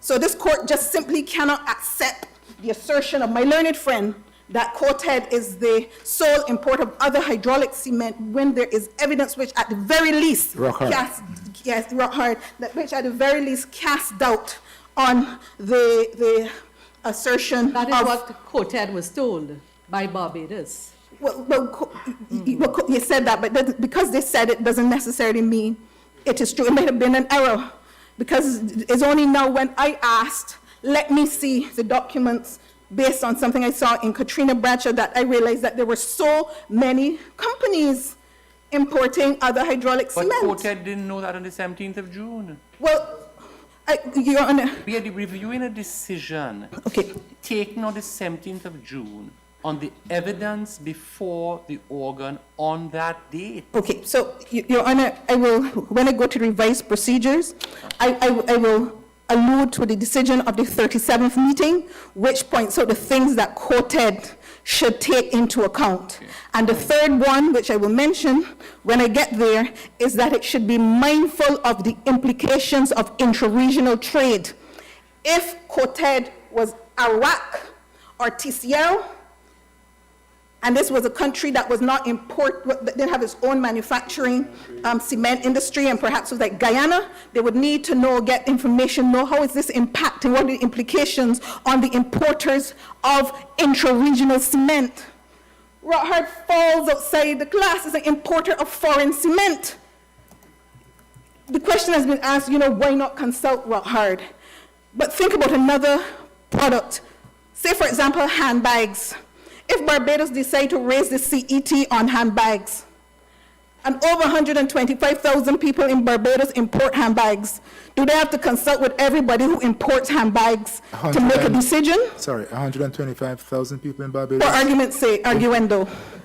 Import. Arguendo. Do they have to... This is precisely the point, Dr. Babshefa. What I understand them to be saying is, look, you know that we are the only importer of foreign cement, so that you don't have to go and hunt down 124,999. It's just us alone. And therefore, why isn't it fair to consult with them? Your Honor, I cannot conclude that they're the sole importer unless I ask for another notice of production of documents to see who has imported cement from 2015 But to Caricom present. was involved in all kind of litigation, and it was all about TCL, Arawak, and Rokhad.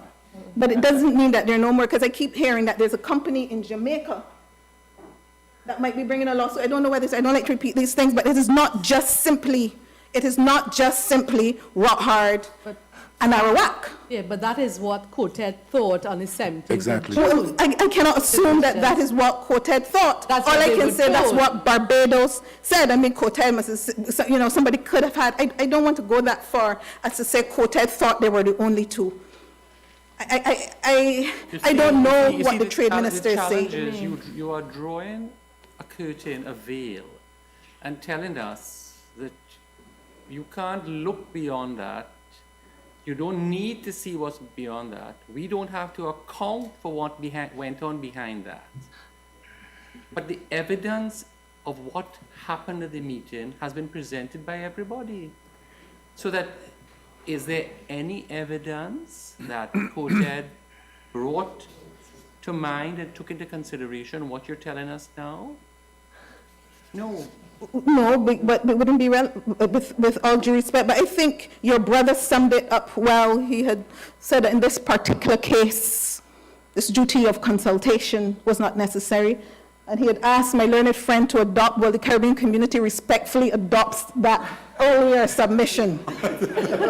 You're a brave woman. No, but I think Mr. Wood made a point which requires a response in relation to this very issue of consultation. Now, when I go through your speaking notes, I don't see that you have addressed it. No, but you will, or you are addressing it now, are you? Yes, I will address it. Well, I thought, as far as we were concerned, there was no duty to consult them. They are importer of foreign cement. What I would say, Barbados did have a meeting with Rothard prior to suspending the CET, according to the record. That's not so. That's not the evidence. We're in the record. You said according to the record.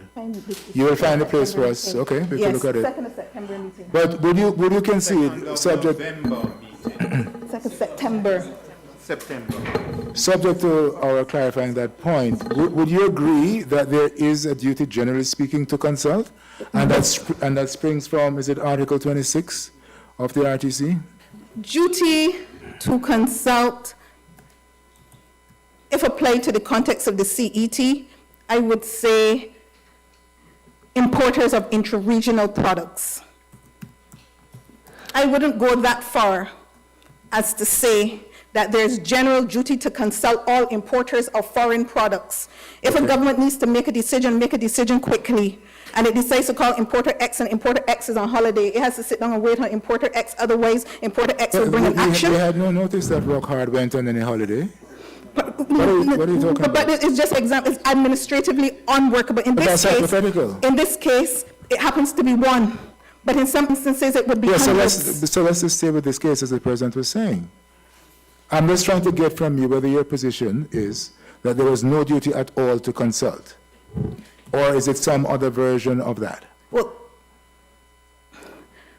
I would like the formulation of your brother, the earlier Well, my brother formulation, which sits I with me, didn't my brother sits with me, he capture. doesn't stand with you. So you are to tell me whether you think that Article 26 has applicability in this case. No, Your Honors, I would have to say, So there's no duty to no duty to consult an consult importer importers of extra-regional foreign, goods, yes, of foreign cement. even though that importer is a private sector entity. Yes, private And sector. even though the revised treaty of Shagarama says that the private sector entities are the engine for the development of the CSME. The private sector entities involving intra-regional trade, Yeah, but it's not the one destabilizing trade. No.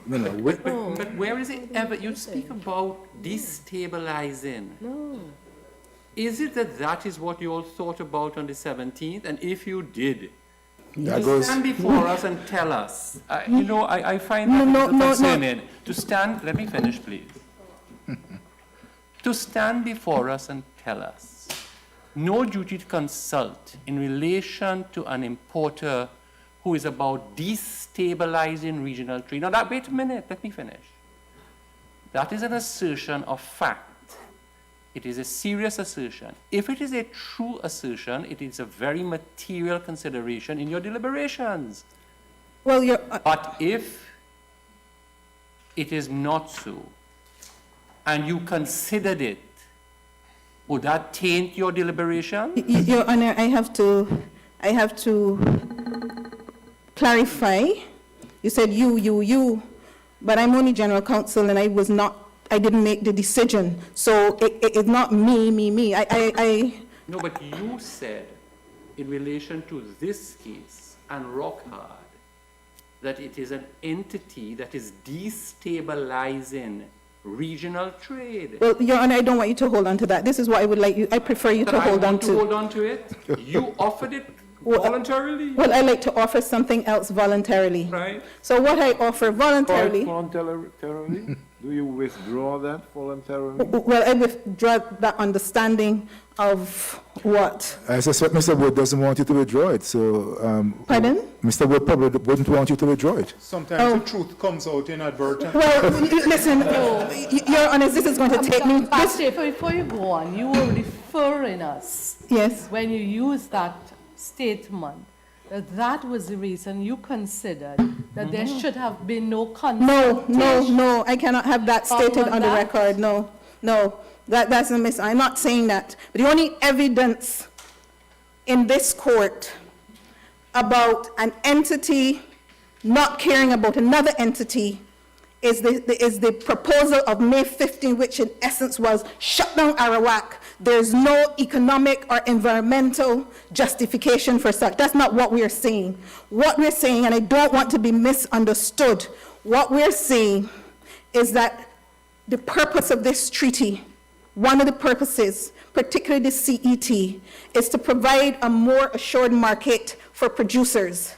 And if one considers what then is necessary to do so, it is possible that one may not reach the conclusion that there is the duty to consult. But I don't want to say, I don't want it to be reflected, I don't want it that I'm saying that Rockhard is destabilizing, because that is not my position.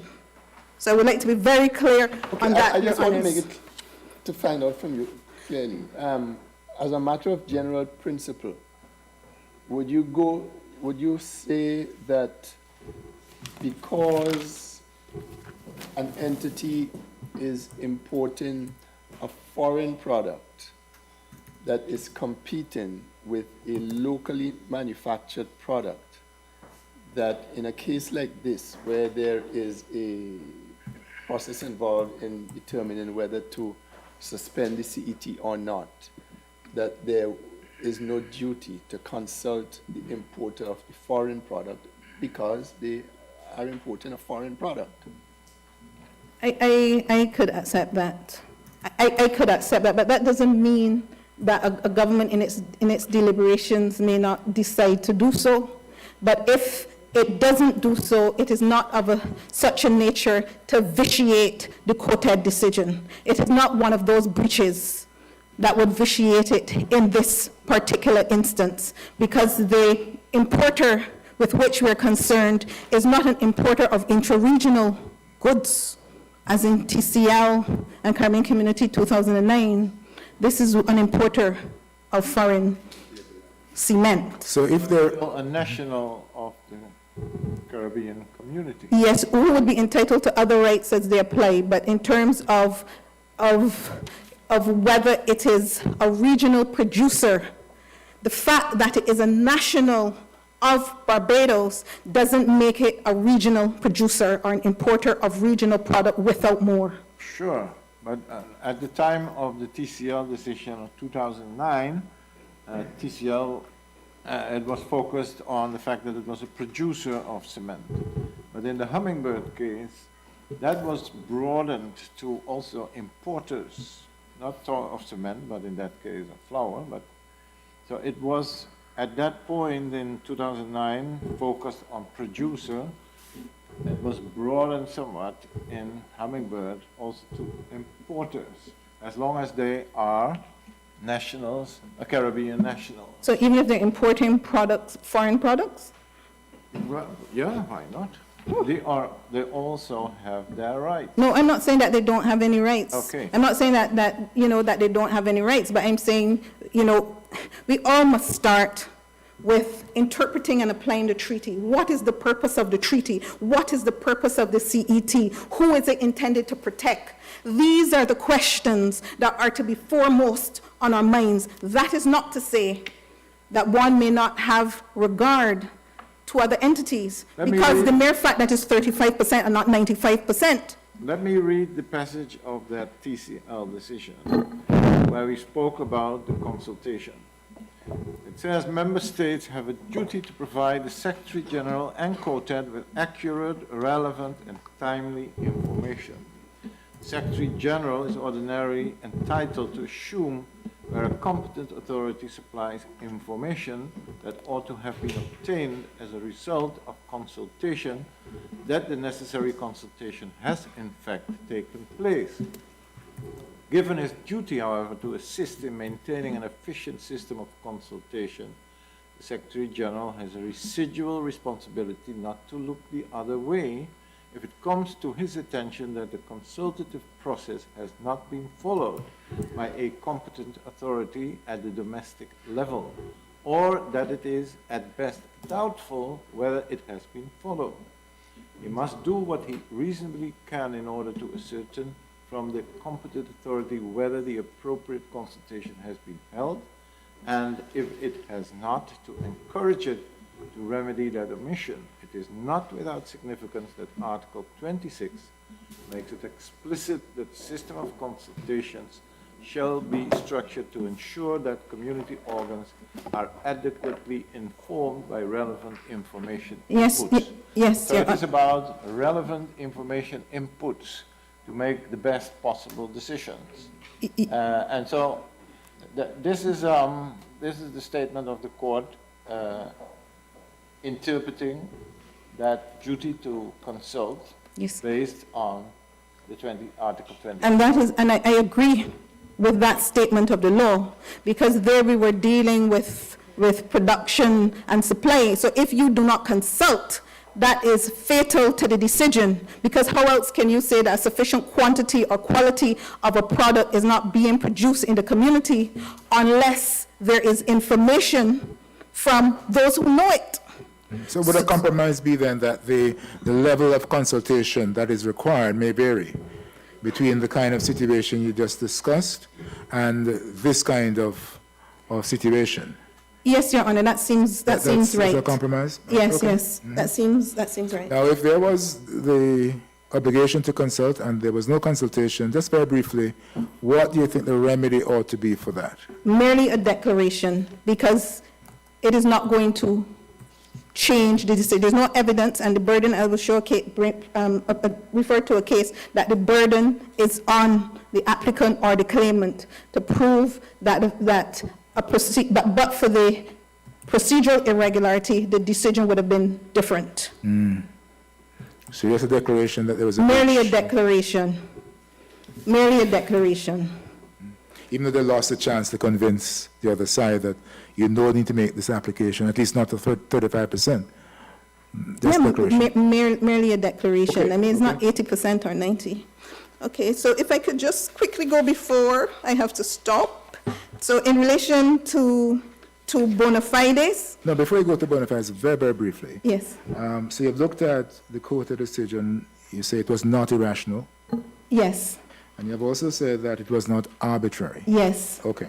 Now, we had conflicting submissions concerning the accuracy of the information which informed the COTED's decision. Yes. If COTED acted on wrongful information, would that affect the irrationality or the arbitrariness of the decision? Well, if, only if. It was wrongful information? If it was. If it was wrong, completely wrong information, but here we have three separate grounds. Three separate grounds. We didn't even have that information. That table was not even before COTED. The information we respectfully submit that was before COTED. But you said that Barbados presented its case. Yes, Barbados presented its case. And I assume that, did that not inform the case that Barbados presented? I do not recall the reference to the table. I recall the reference to the fact that they've lost a lot of... Yeah, but whether there's a reference to the table or not is not with respect critical. The critical point is whether that set of information informed the position that Barbados took when it was seeking the suspension. Well, I could only speak, Your Honor, about what was actually before the COTED. And before the COTED was not information that this was based on certain figures which turn out not to be accurate. Right. Because as Katrina Bradshaw or as someone indicated, Barbados could have gone, maybe my learned friend, could have gone higher, but it took into account number of factors, and including the EPA obligation. This is a general principle, though. Let's get a step away for 1 second. If the COTED takes a decision that is based on inaccurate information, is that sufficient to nullify the decision of COTED? If you can prove that it was... Yeah, I'm saying, yes, assuming that we can. If you can prove that the decision would have been different. Well, you still have to prove that the decision would have been different. Very well, thank you. Okay, so in relation to bona fide, if I can deal with that in one word given time, lack of bona fide means dishonesty. Dishonesty. That is a grave charge. That is as grave as destabilization, which I do not want to be associated with at all. But the law says that bad faith means dishonesty. And my learned friend has adduced no evidence that the state of Barbados was dishonest or that COTED was dishonest. My learned friend didn't even put it to Ms. Bradshaw. You're not telling the truth. I put it to you that you're dishonest. And the court, you can assess the demeanor of Ms. Bradshaw yourselves. And there's nothing to suggest dishonesty. So the claimant cannot succeed on the ground of lack of bona fides. The next ground. I see that the concept of bad faith in your submission is based on a decision from a common law court. Yes, yes. I think good faith is a very well-known concept in international law, so maybe better to in future, yes, Your Honor. Although from the international law. Yes, we'll do so, Your Honors. Although I must say, I don't think in this context the answer would have been materially different, but I understand what you say, and that will guide my future submissions. Okay, so in relation to the next ground, that the COTED decision was made for an improper purpose. Professor Kaczorowska, in her book on EU law, notes that this ground is often invoked but rarely successful because of the burden of proof it imposes on the applicant, who must first prove who must prove first the actual subjective intention of an EU institution when it acted, and second, that an act was adopted with the exclusive purpose of achieving objectives other than prescribed by the treaties. And she said, Professor Kapsaroska goes on to say, the second element is particularly difficult to establish given the multiplicity of objectives which an EU institution may legitimately pursue. Now, the claimant has not proven that COTED used its powers under Article 83 of the revised Treaty of Chaguaramas for objectives other than those provided for in that article. The claimant has not proven the actual subjective intention of COTED when it acted. The claimant has not proven that the authorization to suspend the CET was for the exclusive purpose of achieving objectives other than those prescribed by Article 83. How would it do that as a practical matter, to prove the subjective intention of COTED? You would need to have some sort of document, some sort of evidence showing what they actually thought. But in the absence of that, it is very difficult. And what the member states thought. Wait. Are you saying that the proof of improper purpose has to have the actual proof of malintent? So Professor Kapsaroska, speaking about EU community law, so this is not domestic, not international law, says that you have to prove two things. You have to prove the actual subjective intention of the community institution, and you have to prove that the act was adopted with the exclusive purpose of achieving objectives other than prescribed by the treaty or evading a procedure specifically provided by the treaties. Are there any cases that support this? This is what the good professor has written, and we respect that. Yeah. Are there any cases that suggest that this is the test? In other words, did you omit any footnotes in your replication of the quotation? This doctrine of proving mala fides, certainly at common law, has evolved to the point where you no longer have to prove intent. I'm not saying that maybe in international law you have to prove intent. I'm just saying you have quoted the professor. Yes. But you have not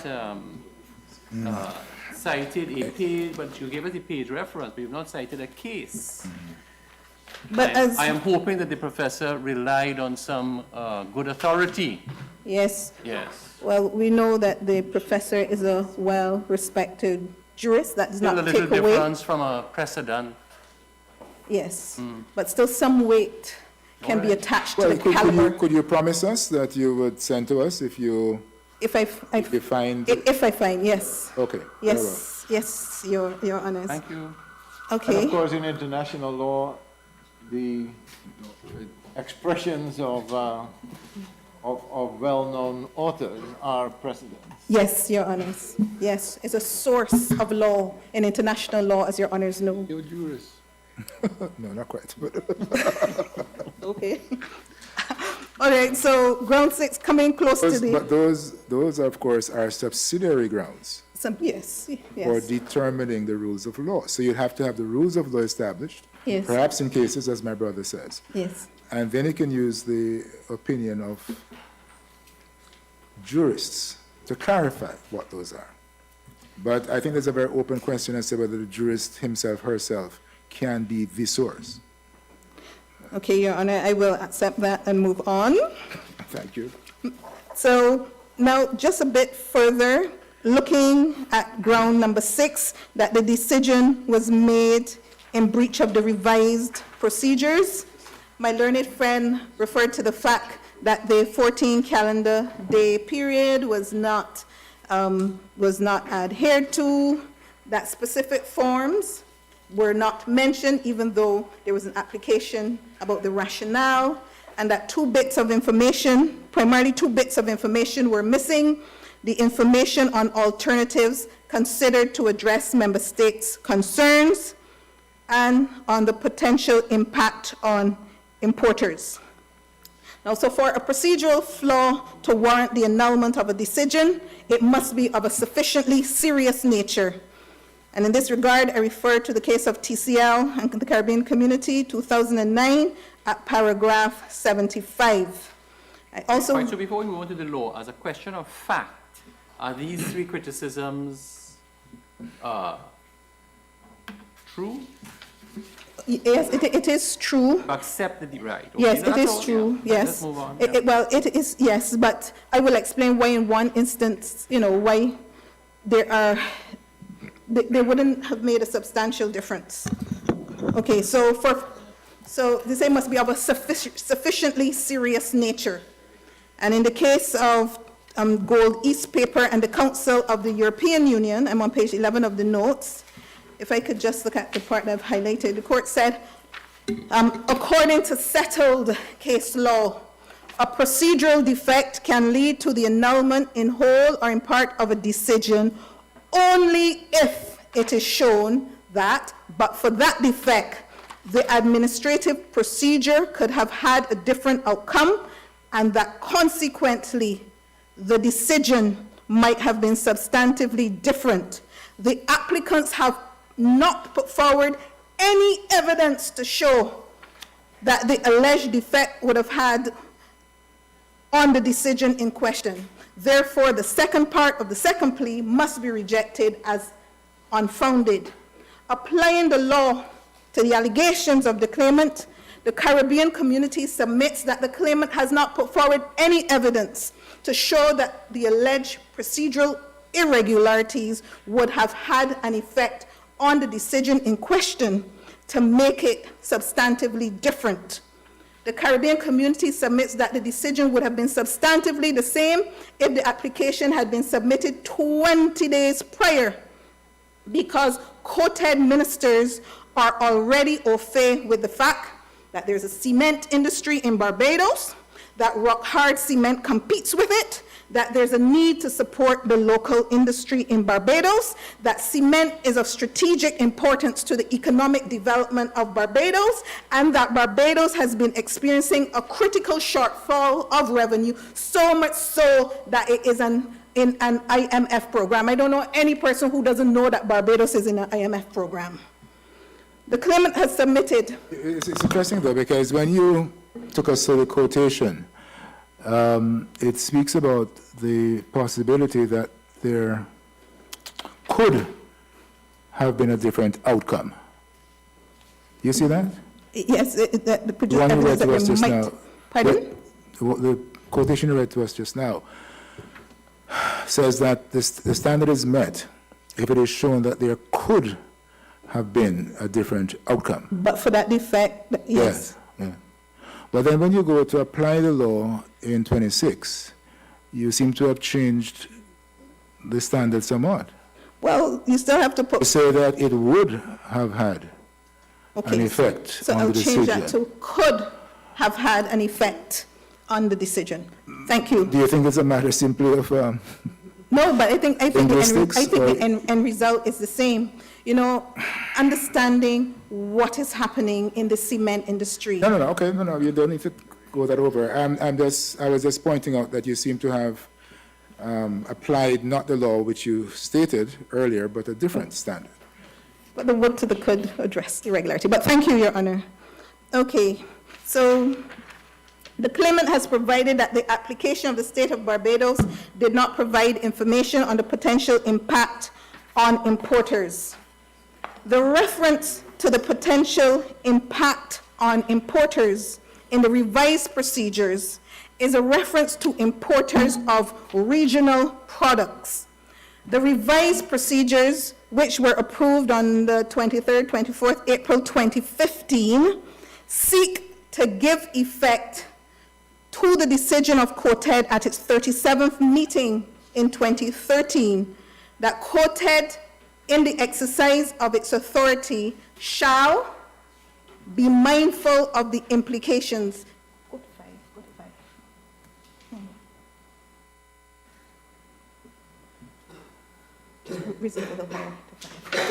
Okay, so number 5. So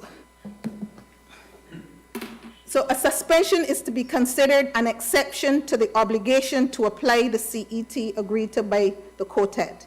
As such, the COTED, in the exercise of its authority under Article 83, shall consider whether there are reasonably alternative and available means to address the concern of the member state, be guided by the principle of proportionality. In this instance, Barbados wanted 5, only got 2 years. And very important, in relation to the point that we're making, be mindful of the implications of a decision on intra-regional trade. So the importers, the persons that are involved in the intra-regional trade of cement are the importers of regional cement and not importers such as the claimant. My lords, I really have I allow my friend to have her say, but I really have a problem with the approach that the community has adopted in this case. The community elected not to call any evidence. And yet, overnight, as we go into a trial, we are presented with documentation such as this that really required a witness statement as to what was going on. We accepted the revised procedures, which was at the 40th meeting, but this document wasn't presented then with our submissions, and now overnight we have something new. This really, I must protest, is, I find irregular. Yes, I understand. Dr. Bob Schaefer. Yes, Your Honor. How do you respond to that? Your Honor, my learned friend has also uploaded documents yesterday, and I did not complain. The intervener also uploaded documents, and I did not complain. And now I am in this honorable court trying to make sure that the court comes to the right decision. My learned friend wants to object to me putting the truth to the court. No, but you see, there's an elemental fairness about him being put in a position where he can respond to this material. Well, Your Honor, I didn't expect my learned friend to take the position that it took when it elaborated on the revised procedures. We didn't have an opportunity to write further written submissions because this all occurred after the timeline was set.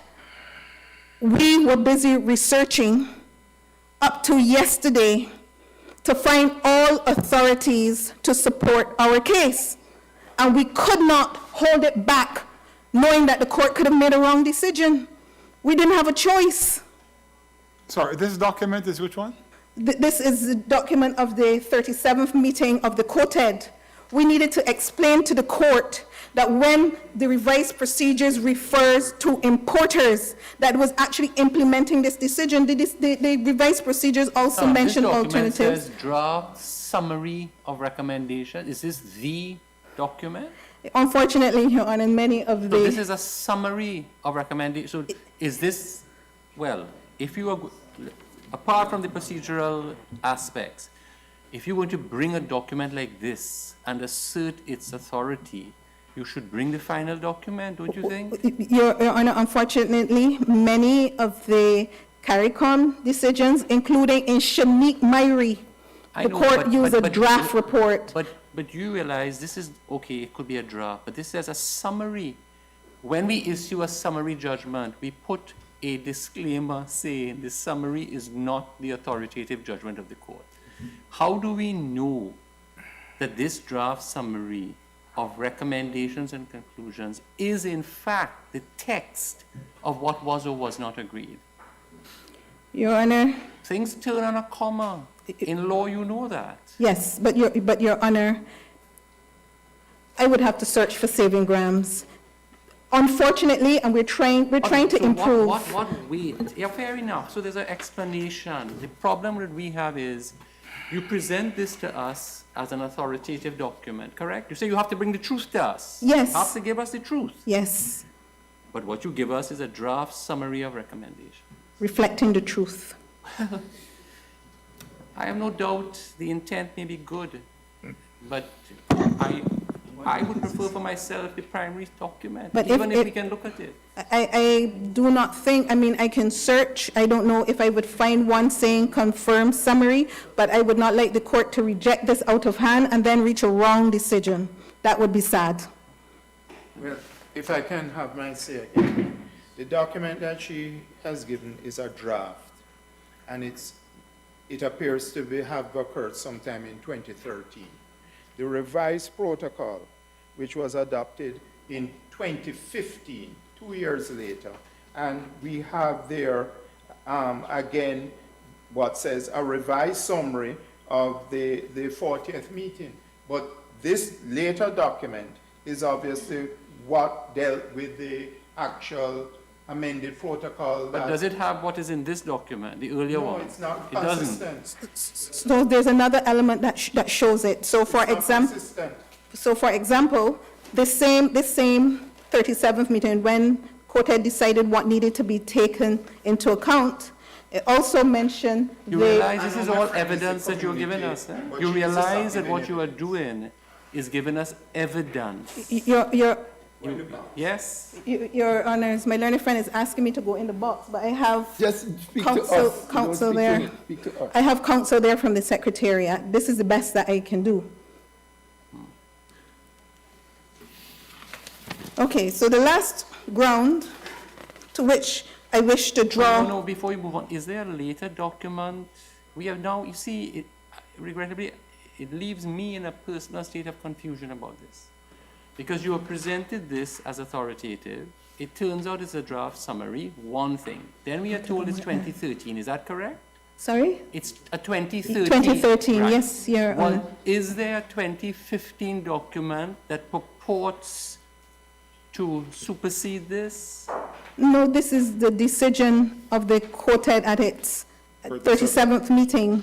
So the 2015 document It's another COTED meeting has nothing to do decision. with this issue. Well, the actual revised procedures implement, the actual revised procedures refer to, for example, the can you raise it? Refer to the,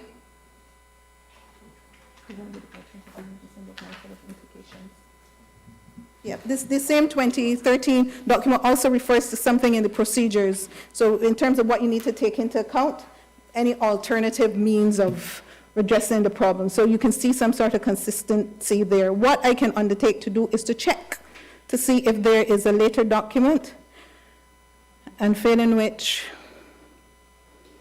we would have to accept the consequences. But the reality is this is the Secretariat's record to the best of my knowledge. I suppose when the COTED has its meetings that they are supported by the Secretariat. Yes, Your Honor. So then I would expect that you advise them on the procedure. And so that it's a little strange that you're now, at a very late moment, trying to find out what that procedure is exactly. Because there is this document 2013, there is one 2015. One would think that you have that, every meeting you have those documents with you, and you advise the members of COTED, who change regularly, of course, politicians, ministers. So you have to explain to them in every meeting, I suppose, well, this is how we deal with these kind of issues. Isn't that so? Well, yes, that would actually be the better thing. And I think the conference is setting the example where before the heads of government leave, that they ratify the decision. So we have confirmed decisions there, and then rather than going through this old process where you would leave, you'll come back and ratify, or in some instances, a document will go out to member states. If there are no changes, then it's accepted as reflecting the context of the meeting. But there is indeed room for improvement. These are the old reports. We're trying to do better now. At least in relation to the Legal Affairs Committee meeting, I usually try to get the attorneys general to ratify the reports. When were you aware that you needed this document? Well, that I needed. This document. that it would be relevant to your submission? Okay, so I was searching. In light of my learner friend submission, I conducted research. And this is a result of the research. Did you give But me a if copy? I knew, so we only found it yesterday. My learned, someone from the Secretariat I didn't know that, but we found it independently yesterday. So did anyone have the document when that particular meeting was held? On the 17th of June. Did this document inform anybody on the 17th of June? 17th of June? No. No. You mean which document of the 2013 meeting? Procedures. Revised procedures. But sorry. No, Your Honors. As I understand it, you are referring to this document as to what took place on the 8th of November 2013 to establish a very simple proposition, which is that the consultation that is to take place is in relation to intra-regional trade. Yes, Your Honor. You are relying on this as giving weight to your submission. And you are saying to this court, this is what I have. I'm suggesting to you that this draft summary confirms my submission. Give it what weight you feel like.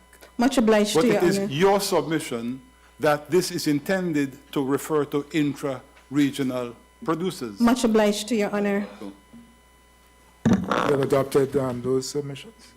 You have adopted the... Yes, Your Honor.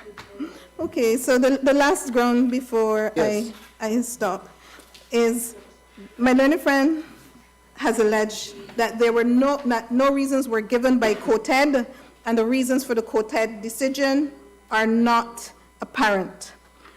The Caribbean community submits that there are reasons for the COTED decision and that these reasons are readily apparent from reading the report of the COTED meeting. The report at page 501 of the record sets out the grounds on which the state of Barbados applied for authorization to suspend the CET. That there's a need to support an industry in the member state, that the product is of strategic importance to the economic development of that member state, and that there is a critical shortfall in government revenue. And then if you look further down in the report, it says that having considered 8.1 and noting the presentation by Barbados on the reasons for its request, so it's incorporated, noting that the COTED approved the application by Barbados for a suspension of the CET on other hydraulic cement to increase the rate from 5% to 35% for the period of 2 years. So in essence, the Caribbean community submits that a reading of the report of the COTED meeting shows that, contrary to the allegation of the claimant, there were reasons for the COTED decision and that these reasons are readily apparent, they need not be lengthy. Accordingly, the claim of the claimant must also fail on this ground. So to sum up, in conclusion, the Caribbean community submits that the originating application filed herein should be dismissed with cause as the action is wholly misconceived. The claimant has not demonstrated that the COTED decision was made in breach of a legitimate expectation, that it was irrational, arbitrary, not bona fides, that it was made for an improper purpose, that it should be annulled as a result of procedural irregularities, and that it is not supported by readily apparent reasons. And before I end, Your Honors, I wish to say this. If the state of Barbados is not allowed to guard the revised Treaty of Chaguaramas, if the Caribbean community is not allowed to guard the revised Treaty of Chaguaramas, and if you, Your Honors, do not guard the revised treaty with the Caricom, in essence, the submissions of the Caribbean community is, do not let your ward be hijacked by an importer of foreign cement. Unless Your Honors wish to hear me further, those are the submissions of the Caribbean community. Thank you. Mr. Courtney?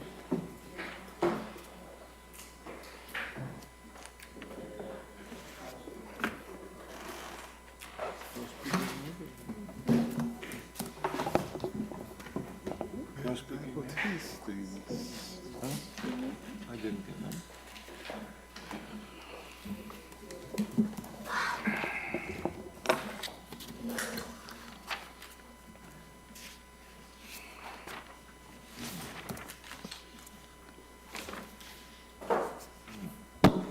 I didn't get it. May it please the court. Your Honors, I have filed a speaking note, which I am so happy to tell you is only 8 pages. I hope the bench has it. Is it paginated? We do. 2390. 2390, okay. I wish to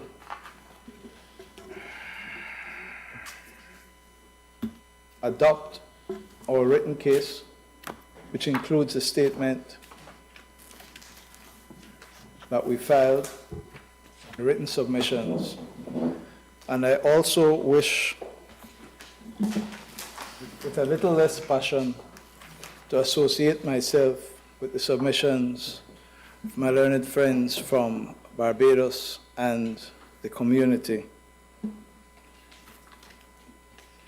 Your Honors, I would like to just respond late in the day and to make submissions on a number of points, having listened to the exchanges between the bench and my learned friends who went before me. But I think it is important to frame my submissions by asking the court to remind itself and to keep uppermost in its mind that the Common External Tariff is a tax. We are dealing in this case with the right of a sovereign state to change the tax on other hydraulic cement. I ask the court to have well in mind that the Council for Trade and Economic Development is comprised of sovereign member states. The decision taken by Barbados is a decision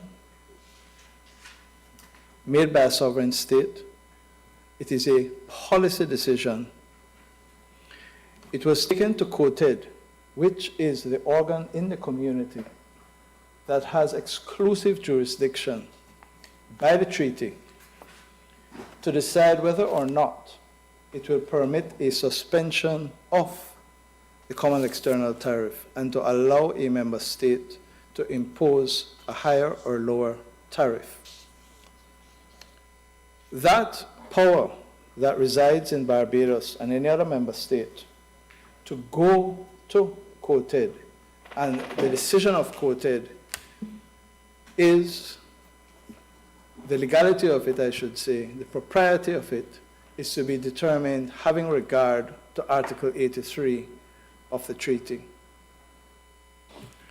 And Your Honors, you will accept, of course, I'd hope, that Arawak associates itself fully with the submission of my learned friends, the defendants, when we say the treaty is biased in favor of manufacturers, producers in the community. And I need not point to any authority, but this court has said it on a number of occasions. And in deciding this issue, we ask this court to give full faith and confidence to that bias of the treaty. Because if this court seeks to construe Article 83 by putting an importer of cement from Turkey or Portugal on the same footing as a manufacturer of cement, it is my respectful submission that this court would be misinterpreting the treaty and would not be promoting the very high principles and objectives that this court will find in the preamble to the revised Treaty of Chaguaramas. Your Honor, against that background, I would ask the court, at the risk of being told that we should confine ourselves to international cases, to take a look at the case of Infinis, which can be found at page 1152. This is from the Court of Appeal of England and Wales, but I assure the court I will only refer to cases from the European community cited in this case, simply to set context. And this was a withdrawal of a benefit, environmental related, in the United Kingdom. Your Honors, could I ask you to move very quickly to paragraph 62.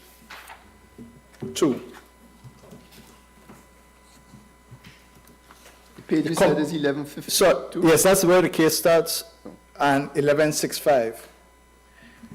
Here was a removal of the benefit for the environmental measure, and the complaint was that I had a legitimate expectation that it would be there, that you could have given me at least notice that you were going to take it away. So very quickly at paragraph 62, and I want to refer to the court, to Accortini against the European Community, and the quotation that sets out there, paragraph 75, it's extracting from the famous Plantanol case.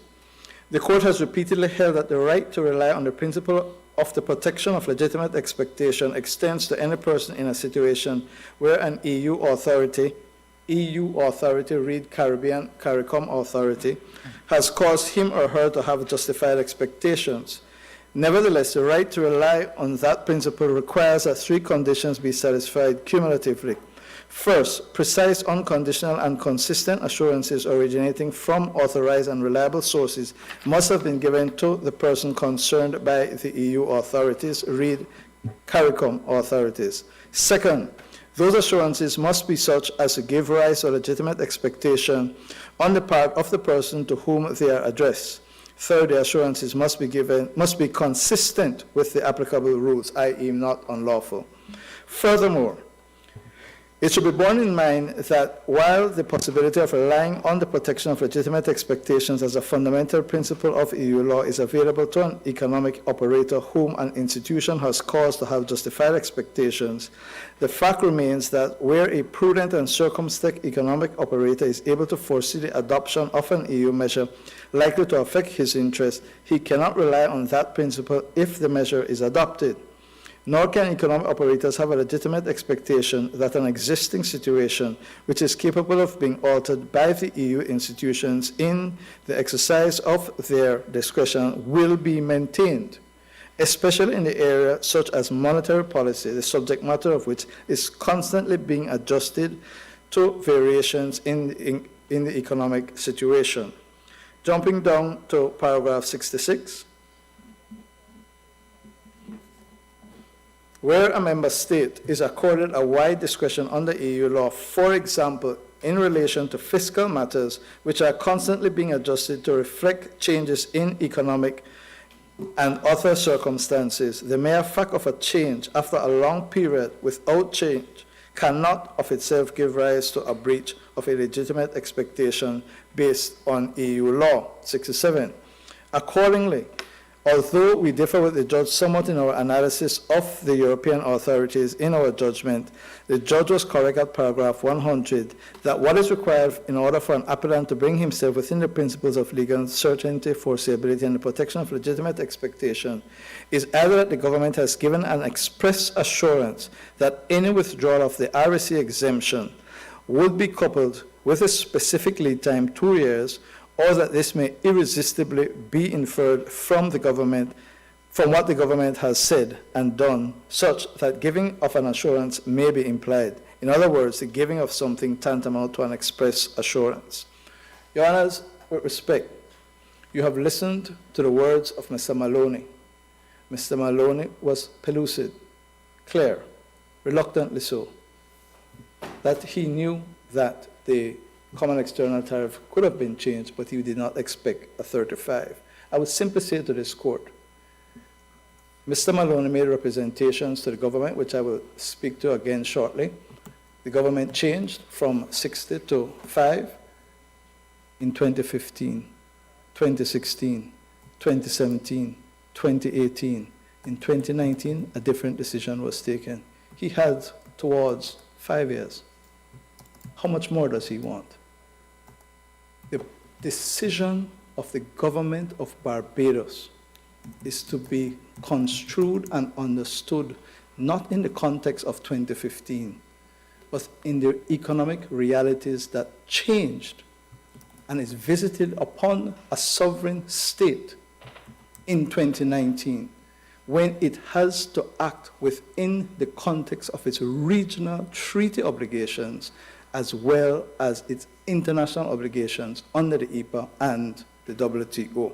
So I ask this court to have well in mind the fact that when it comes to changing a tax, coming to change the Common External Tariff, member states are to be accorded a wide discretion to change quickly, without notice, with little notice, in order to promote the public welfare in priority to the private interest of a single importer of cement from Turkey. Your Honors, I would like to turn to the question of consultation.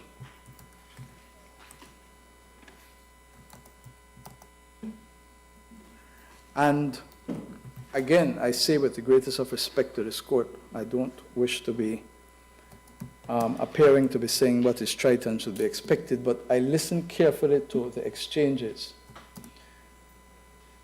And I would urge this court, when it comes to considering the question of consultation, to eschew the notion, the domestic public law notion, that a person who says, I have a right to be consulted, I have a right to be heard, which means in public law that if I have that right and a decision maker makes a decision without consulting me, that decision is liable to be impugned, to be set aside, etc. The court is well aware of the law surrounding that type of consultation. With respect, what we're talking about here is Article 83 of the treaty. And I will come to Article 26 very briefly, because with respect, I do not believe that Article 26 avails the claimant. But Article 83, Your Honors, in my respectful submission, the question of consultation arises in terms of what information should a government have in its mind before it makes a sovereign policy decision. The government of Barbados, Your Honors, Rockhard says, government of Barbados should have consulted me. If the government of Barbados should have consulted Rockhard as a result of the letter that was written in 2015, that is a matter, quite respectfully, should be taken up in domestic law. It does not sound in international law. I would submit, Your Honors, that the question that this court should ask itself when it looks at Article 83, and I would ask the court to turn to Article 83, which can be found at 2097.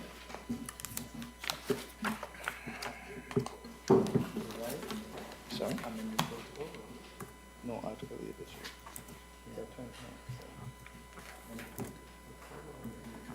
No, Your Honors,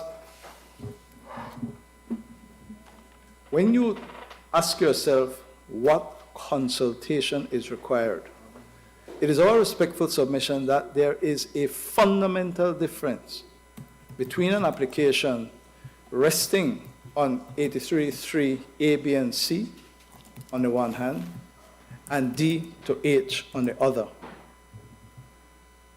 And I will take the court to the revised procedures to demonstrate the way in which COTED itself has made that separation. Your Honors, when you look very quickly at A, B, and C, you will see that A, B, and C deals with a product that is not being produced in the community. The quantity of the product being produced in the community does not satisfy the demand, and the quality of the product being produced in the community is below the community standard, or a standard the use of which is authorized by COTED. That is A, B, and C.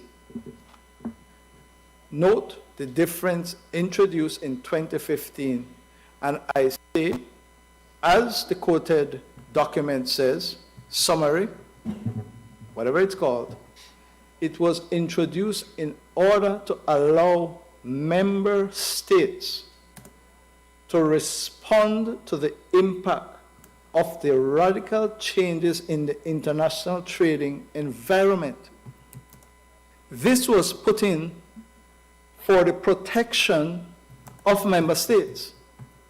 Let's look at what it did. D, if there is a critical shortfall in government revenue, and I pose a rhetorical question, if a government, in this case Barbados, is facing a shortfall, a critical shortfall in government revenue, is it required to call a meeting of the Chamber of Commerce and Industry of Barbados, the accountants, the lawyers, to make a public statement and say, here are my figures, here are my projections, here are my accounts, I'm consulting you, tell me what to do? Let's look at E. There are rising cost of living issues to be urgently addressed by the member state, to be addressed by the member state. Its money is devaluing, whatever the case may be, there is a significant impact on the cost of living. Well, the people who are affected by the cost of living are consumers. So do we have public meetings and go up and down the country asking, what do you all think? What should happen? F, there is the need to support an industry in that member state.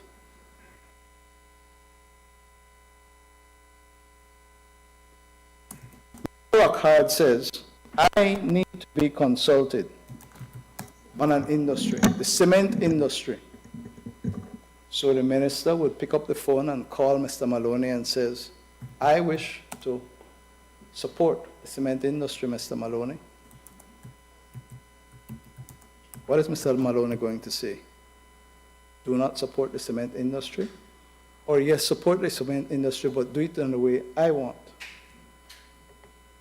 And I will come, Your Honors, to submit to you with the greatest of respect that it does not lie in my learned friend's mouth to submit to this court that there was no consultation.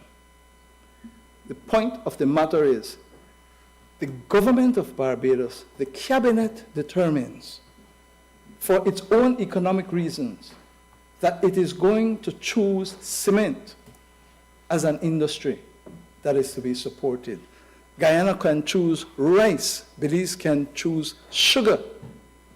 And I simply say to this court, if you put in mind a meeting of ministers of trade, and a member state comes and says, we have decided that we wish to support cement, who is going to say, well, did you go out and ask all the people in the community whether they want that? Did you ask the cement companies whether you want? And if the answer is no, does it lie in the mouth of the other member states to say that policy decision that Barbados take We won't support it. No, we will not do it. Finally, the product is of strategic importance to the economic development of that member state. Again, how does the government of Barbados go about consulting before making a decision that cement is of strategic importance to the economic development of Barbados?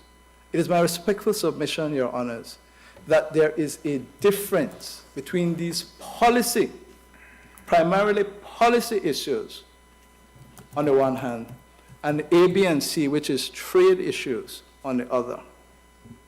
Can I ask the court very quickly to take a look at the revised procedures? The revised procedures can be found starting at page 1412.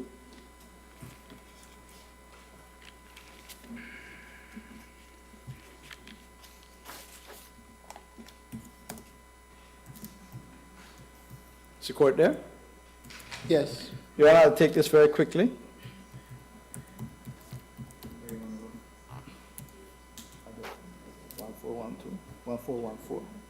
One four one four, Your Honors.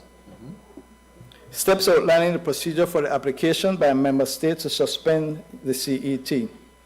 The procedure set out in Part A must be adhered to where, in between meetings of COTED and on the basis of a request made by an entity, and I underscore that, an entity triggers this, that needs to be addressed urgently, a member state applies to the Secretary General for a suspension of the CET pursuant to subparagraphs A, B, or C. Next paragraph. The procedure set out in Part B must be adhered to where, on the basis of a request made or information supplied by an entity, a member state applies to COTED for a suspension of the CET pursuant to paragraphs A, B, or C of paragraph 3 of Article 83. So the court sees there, in both cases, the entity says to its member state, I have a problem, I need help. That member state agrees and then goes to makes a request to the COTED. C, the procedure set out in Part C must be adhered to where a member state applies, and I pause. There's absolutely no reference to an entity making a request. A member state applies to COTED for a suspension of the CET pursuant to subparagraphs D, E, F, G, H, G, or H of paragraph 3 of Article 83. Part C will only become operative upon the entry into force of the protocol, and the court has our submissions on that. I won't detain the court on it. We say it's not in force for the reasons which we made. Now, very quickly, Your Honors, if you go on, what is set out then under Part A, the Secretary General, under Article 83 of the revised Treaty of Chaguaramas, it has 1, 2, 3, 4, 5, 6, 7, 8 steps. 9 steps, 10 steps to be concluded. And it sets out a comprehensive process of consultation that has to be undertaken. It spells it out in consummate detail. And under Part B, 1, 2, 3, 4, 5, 6 steps that have to be taken out, laying out the consultation process in order that COTED can get the information necessary to make a determination under A, B, and C. When one comes to Part C, page 1421, assuming without admitting that it was in place, the procedure is where a member state wishes to seek a suspension of the CET on an item pursuant to subparagraphs, etc., the competent authority shall submit to the Secretary General to the attention of COTED at least 14 days before the meeting of COTED the completed Form A, which is the cover letter, and Form B, which is the application form. The competent authority must include information in support of the application for a suspension of the CET, in particular the alternatives considered to address the member state's concerns. The information should also include, where applicable, the potential impact on an entity, industry, or importers. That is received by the Secretary General. Step 2, the Secretary General immediately sends it to all competent authorities. Circulate the submission from the requesting member state to the consideration of other member states prior to the meeting of COTED. The competent authority, on receipt of the Secretary General's notification, is required to notify the relevant local entities of the request to COTED and make available to COTED any information relevant to the request, including supplies, etc. What that procedure is, the member state makes a policy decision, goes to COTED, Secretary General sends it to the other member states who share it with persons in their societies to see whether they have anything. They do consultation, and that information is taken to COTED. Mr. Courtney, what is a relevant local entity, capital E?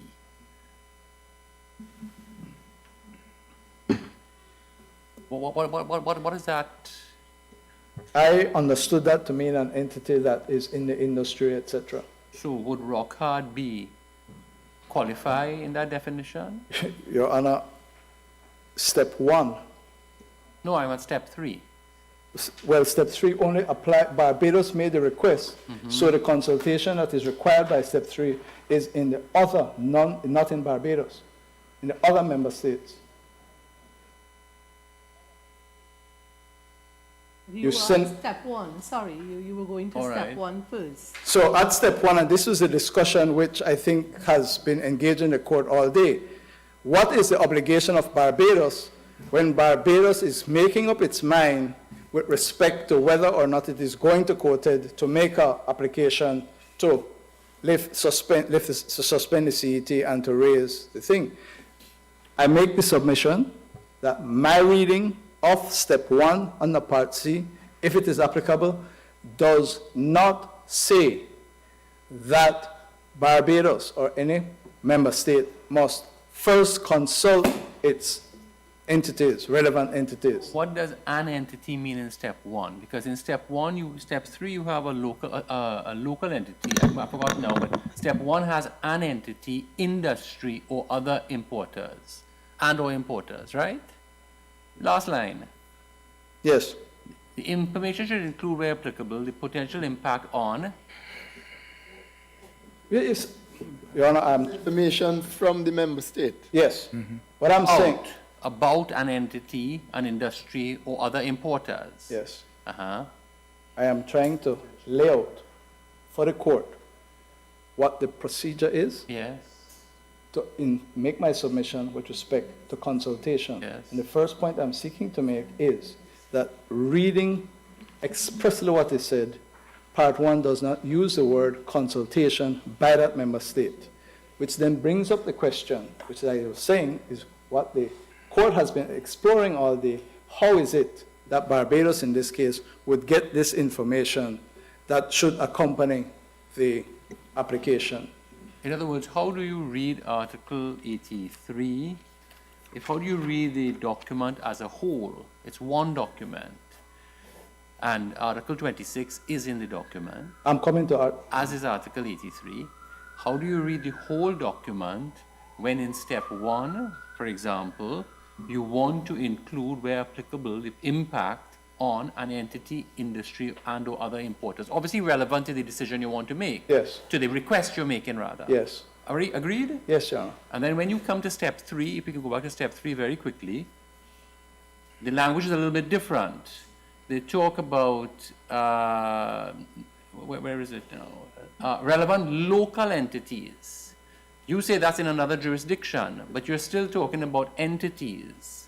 Yeah. To notify, so in step 3, I accept for what you now say, it's in a different jurisdiction, but who are they obliged to notify? Who are these entities?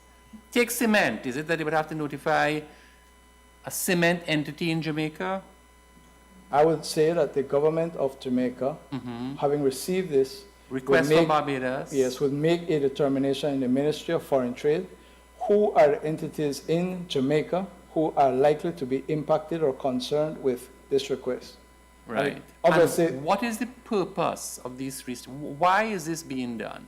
it is being done so that when Jamaica comes to COTED and it listens to Barbados, Jamaica can say, yes, Barbados, I understand why you have made that decision, All I can say to you is that in the case of Jamaica, we will not agree to 5 years because in my jurisdiction, my company will be affected so and so. So I would say yes to 2 years. We have a debate about that, and a decision is taken. Now, COTED is a decision maker. Yes, sir. So COTED, as decision maker, from this, what I get is, wants to get relevant information. First source of information is from the requesting state, step 1, and it is very interested, among other things, in information about entities, industry that are impacted, right? It also wants to get, because it's a regional body, information from other jurisdictions about a similar situation, so that when it has to make its decision, it can make a properly informed decision. Is that how you read and understand this? Your Honor, you are putting it in the context of what I would regard as domestic public law expressions. I'm not disagreeing with the notions, but what I would say to you is, I'm trying to understand what is the intention of this. the intention is... What are they hoping to get out of this process? The intention is to have the member states consider the impact of the decision, the request in their jurisdiction. And I wish... That's step 3. Yes, step 3. In step 1, what do they want the requesting entity to get state to supply? To explain, to provide a basis on which that government has already taken a decision. Which includes information about the impact on industry or entities that can be affected. Yes. So it's not about using common law notions, it's what the language No, but says. Your Honor, with respect, what I'm trying to, all I'm saying to you is this. I'm not disagreeing with the concepts that Your Honor is saying from the bench. And I go back to my original starting submission. When Barbados is preparing its justification and rationale, this article does not expressly impose on it. So let's go further, purposively. What is it that we are attempting to do? And all I'm saying to the court is, COTED expects Barbados to go through a process selected, determined by Barbados in its own self-interest to determine a policy decision that it has to take.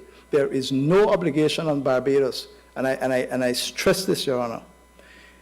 83.3, critical shortfall of revenue. It cannot be that COTED will say to Barbados, tell me all the taxpayers who are going to be affected, who you have consulted, and let me see what it is that they have said in response to you. No. Mr. Courtney, of course, that is a very helpful hypothetical for what you want to suggest. Your Honor, but if there is one industry... I was trying to deal with the... I don't want to call it hypothetical. I want to deal, first of all, with what is laid out, and then I want to condescend to what actually happened here. And I will turn there very quickly. All right. Can I just close this off by stressing, in my respectful submission, I use the example of the critical shortfall of revenue. But I say again, and I ask this court, how does a country go about, a government go about saying, this particular product is of strategic importance to the economic development of my country, and I will take certain steps. And I'm simply saying, in that scenario, the government clearly needs information to make that decision. Clearly, the obvious place to go are the players in that industry. What I submit is that is not the same thing as saying it's an obligation to consult, that I must go and ask you first before I make my decision and go to COTED. So it's not consultation. So what is it exactly? It is a decision by a member state who is engaging stakeholders, persons who it chooses are likely to be affected. For example, Your Honor, I will respectfully submit that in many instances, a proper, well-founded decision can be taken by saying to the Ministry of Finance, to the Financial Secretary, I have a representation from a constituent, wherever, but the government is considering raising the rate on this, or we need to protect the thing. Prepare me a paper, check with the central bank, and give me the data that is needed without going out to the players in the market. But people are required to return tax returns, their performance data, etc. The government has at its disposal, and a paper can be prepared within government institutions that is fully justified without saying, excuse me, Mr. Rockhart, excuse me, Right, Mr. but, Arawak. Mr. Courtney, fair enough. So can I just read something to you and tell me if you think this is what they have to do?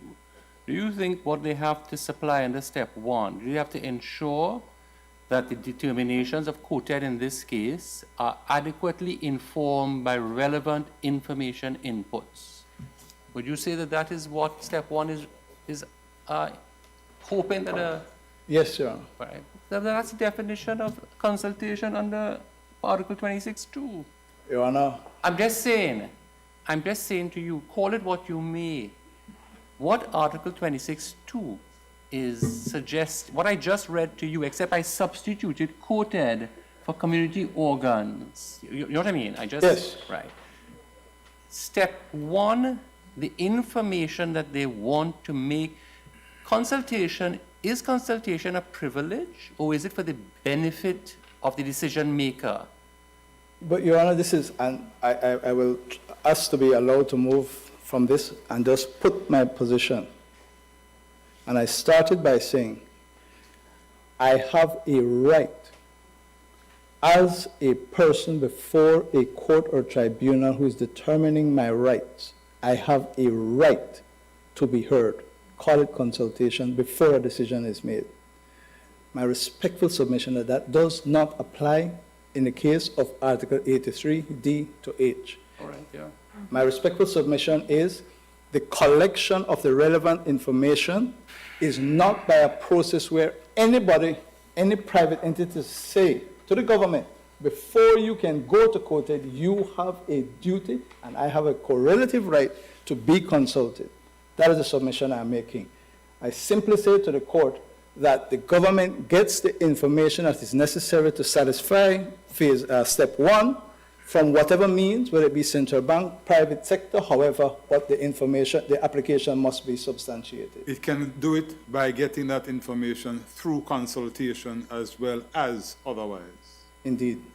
Could I now very quickly turn, if I have cleared up my submission, to what actually happened in this case? And Your Honor, Mr. President, I know I was only given half hour. I've probably taken it already, but I ask for your indulgence. I'll move as quickly as I can.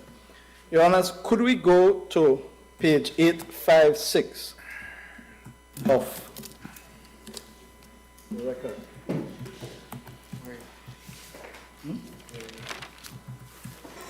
856.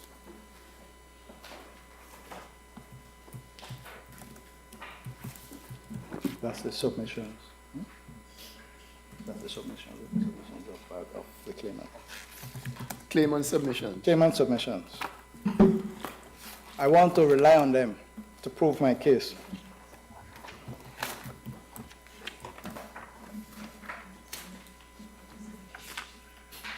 Your Honors, my learned friend repeatedly said to this court that the decision was taken without information at COTED and that there was no consultation with Rockhart. With respect, that is incorrect. Can I invite the court to read paragraph 27, written submissions of Rockhart. In fact, it starts out by listing before that all the matters. Well, can I just frame it, Your Honor? You will recall I asked Mr. Maloney this morning, when the Solicitor General on the 17th of July 2018 stood up in this court and said, we are going to COTED to get a 60% increase, what was the reaction? The reaction was that they commenced a claim in this court. They commenced a claim in this court, asking this court to restrict that and issuing an injunction directing Barbados to put the CET at 5%. On the 17th of April 2019, this court delivered its judgment. It did not issue any such injunction against Barbados. It did not issue any injunction directing Barbados to impose the 5%. It said it expects Barbados to do so, but it didn't. Therefore, Your Honors, I just make this point in passing. This whole notion that there was this great conspiracy and all malfeasance afoot, that Barbados had the indecency and the audacity to go to COTED when you had sought an injunction and there was no injunction restraint. Barbados went to the proper place and the only place that could have dealt with that issue, having on the 17th of July 2018 publicly said what its intention was. And he brings a claim seeking to stop that. Just remind me of this page number with paragraph 27. 856. 856. And this was said on the 17th of July 2018. 2018. Paragraph 27 says, these were all matters pleaded and in evidence in the earlier action in the claim made against the state of Barbados and the Caribbean community. The effect of this is that the community and its organ COTED were well aware of the special position of the claimant as an importer and indeed the sole importer of other hydraulic cement for distribution and resale in Barbados, who has a legitimate expectation created by the commitment of the state of Barbados to apply the CET to the import of other hydraulic cement, a commitment relied on by the claimant in making a substantial investment in establishing its business. First point. Second, page 868, paragraph 47.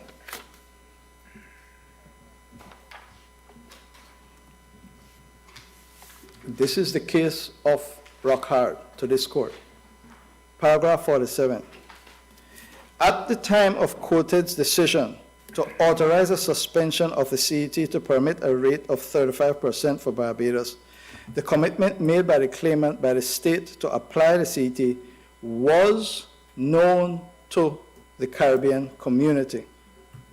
Accordingly, its organs, including COTED, were expected to act consistently and not to adopt measures at the instance of the state, which had created a legitimate expectation, which would have the effect of frustrating the claimant's legitimate expectation that the CET would be applied.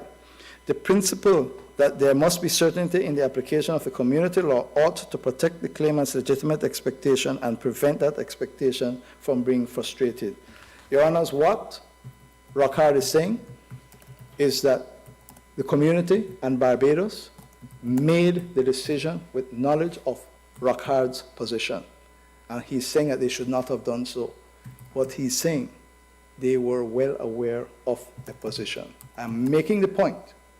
And when we come to this whole question of consultation, COTED, as my learned friend has been saying, is well seized of this issue. Final paragraph, page 874, paragraph 56.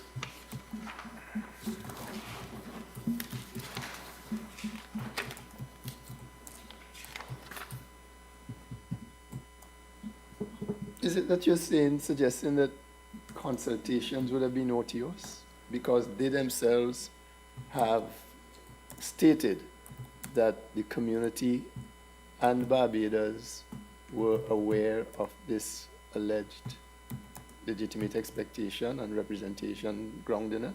I am saying, Your Honors,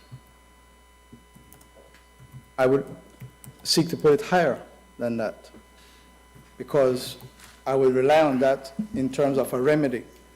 In other words, should you send it back when in fact all of this is there, what would they come to a different decision? What I am saying, Your Honor, with respect, is that when Rockhard comes to this court and pretends that it is a victim, that it is begging for mercy, that people have acted with malfeasance against it, one must look at all the evidence.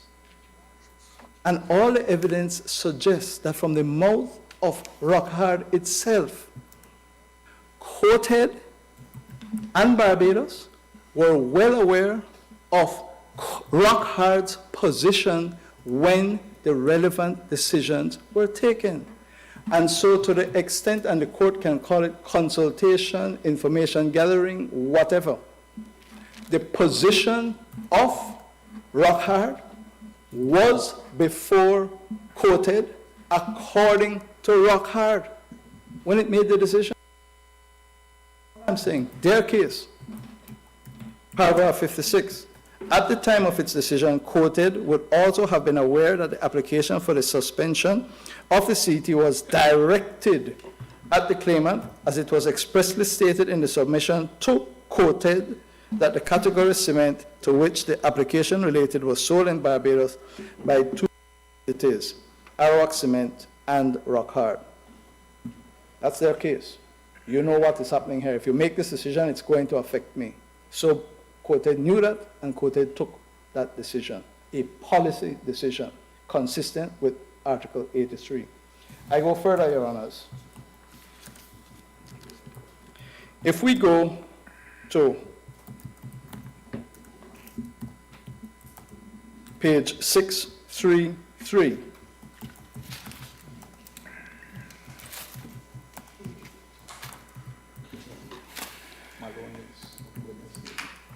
sorry. Very quickly, Your Honors, 633. This is your final point? I have so far refrained from using that word. I will move much more quickly, Your Honors. I know it's very late in the day. 6833. Could I just ask you to make a note?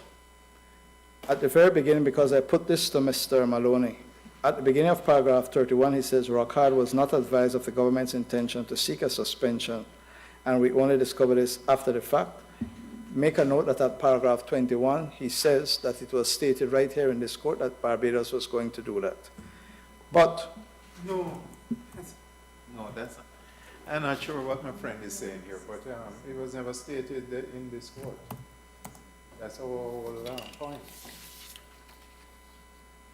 Your Honor, may I read paragraph 21? During the hearing of the application for the order of interim measures in the Caribbean Court of Justice on July 17, 2018, the Solicitor General for the State of Barbados indicated that it was the intention of the government to reapply the 60% rate that had been approved by COTED in 2001 and which had been reduced in 2015.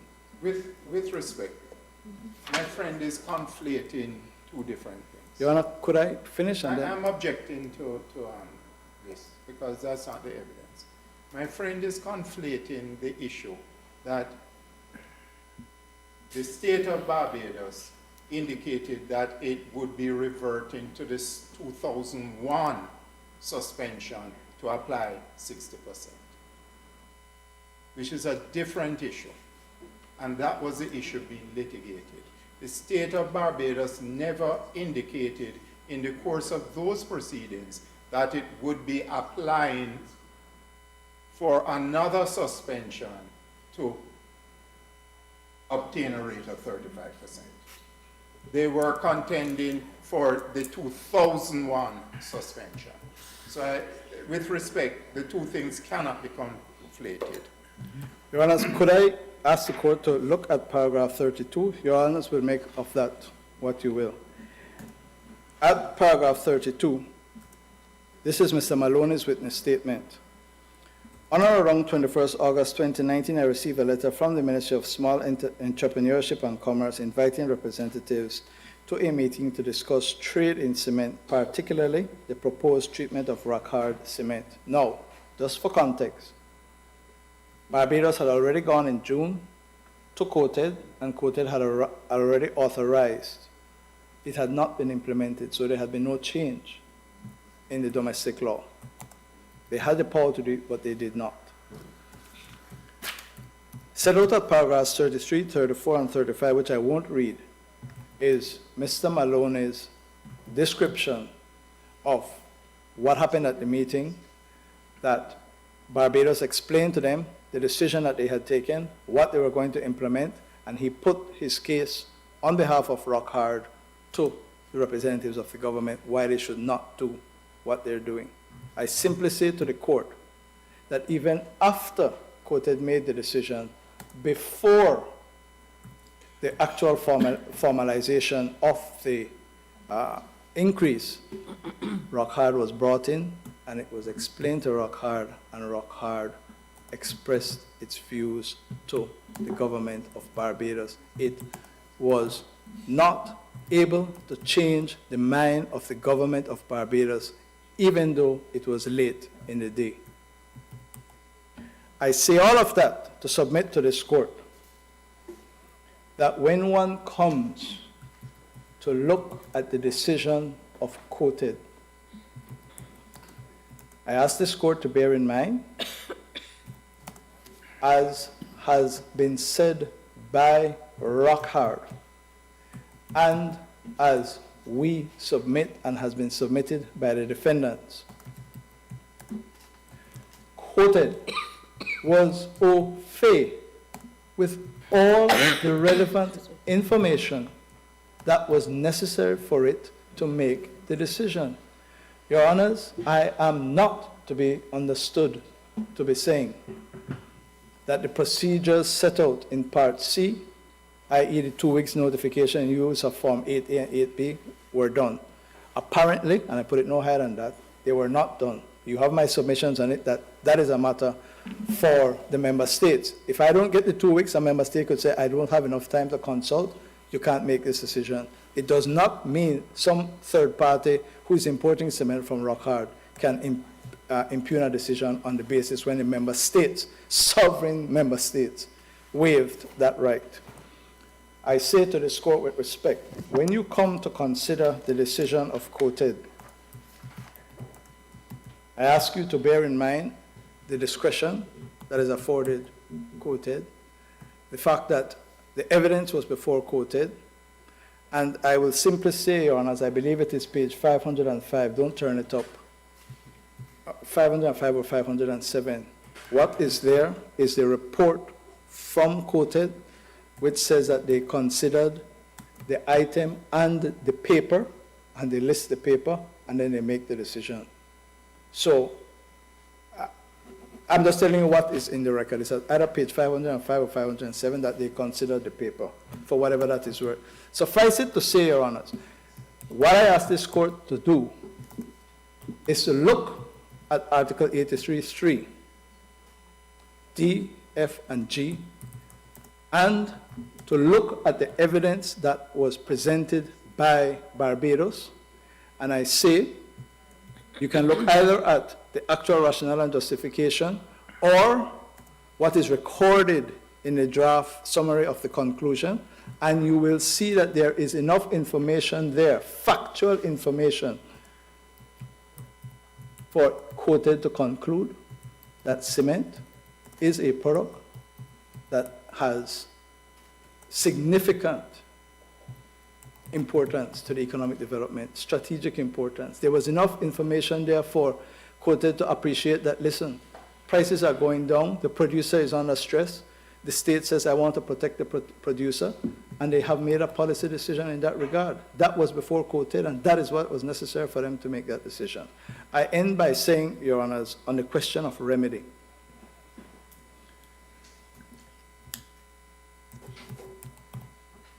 the relief sought by Rockhard is extraordinary, bordering on the bizarre.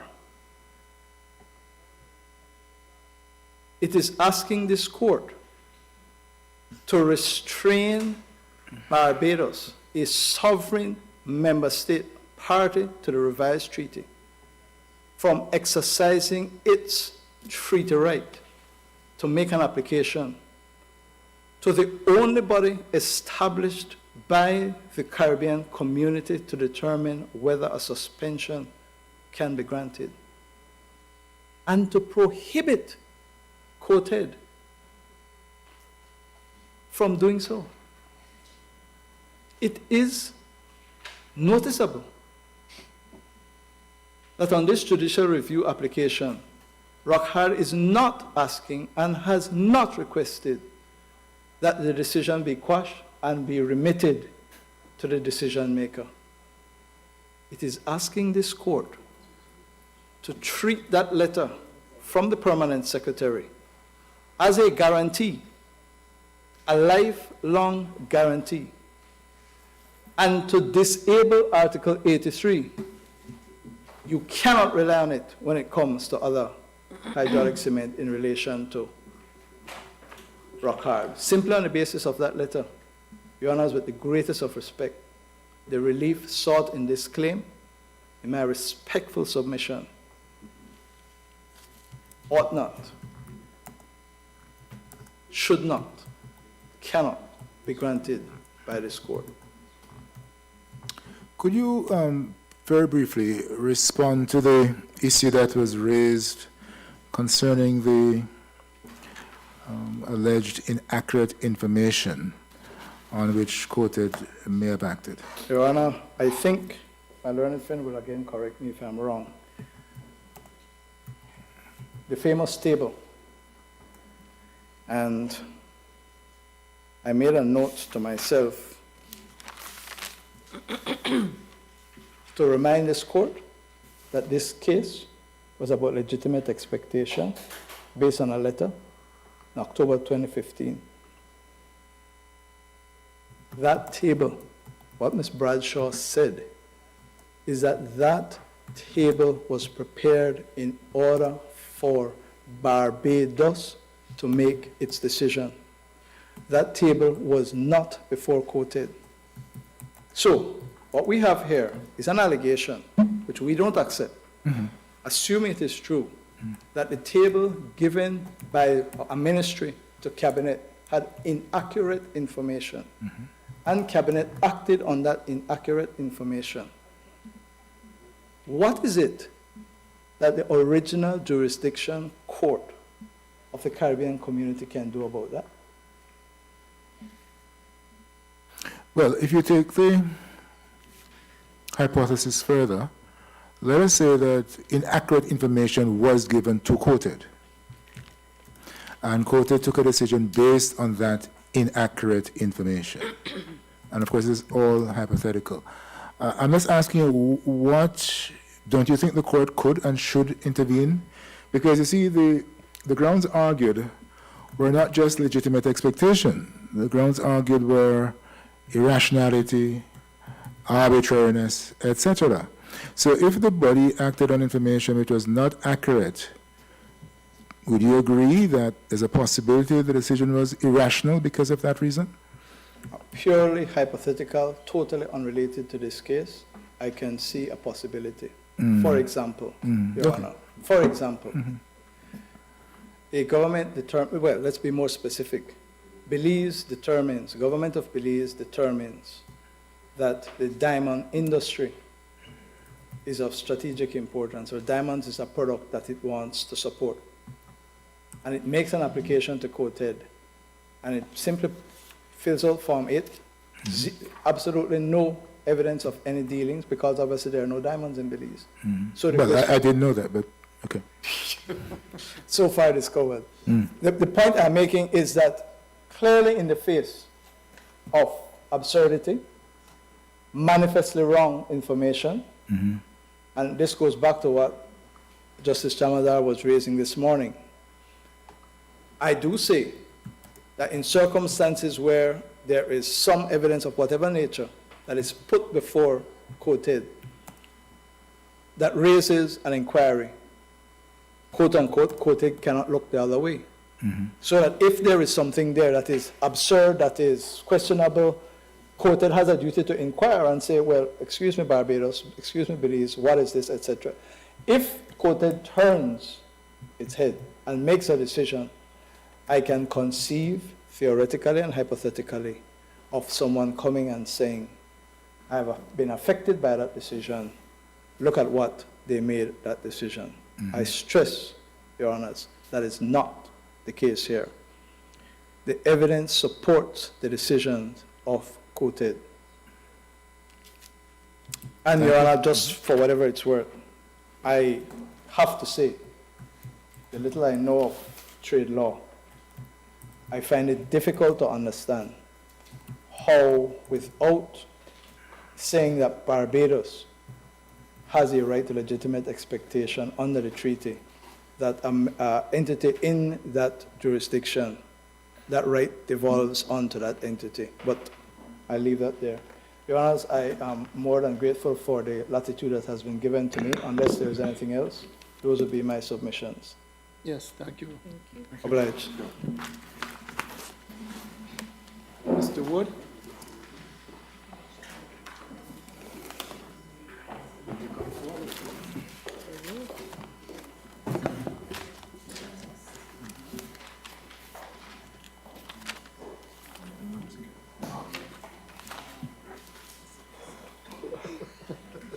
It's now 6:40, so. 6:40. That's what.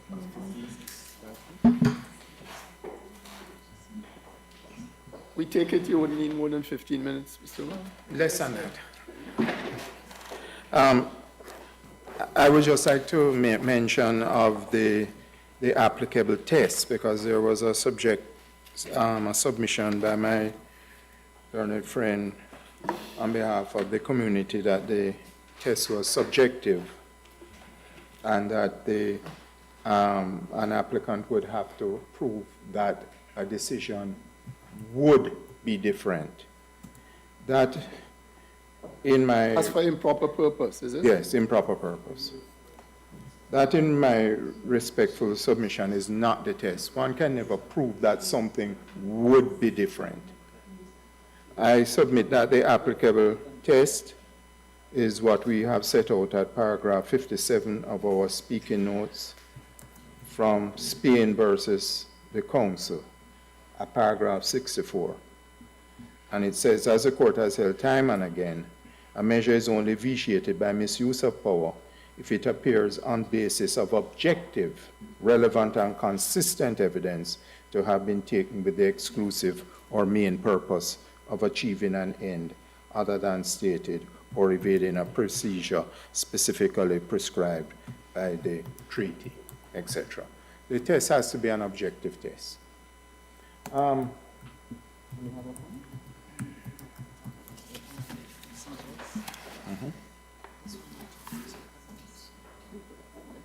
Yes, and the test stated in Gold East paper, page 2130 of the record, paragraph 113. The test is could have a different outcome. I think she conceded that when it was brought to her attention. So, those are the points, my lord. But I would like to state, I listened very carefully to my friend, Mr. Eatman. His submissions completely oversight the impact of Article 82. He made no mention of it, which is the obligation of the member state to establish and maintain the CET. The CET is the law. It is the norm.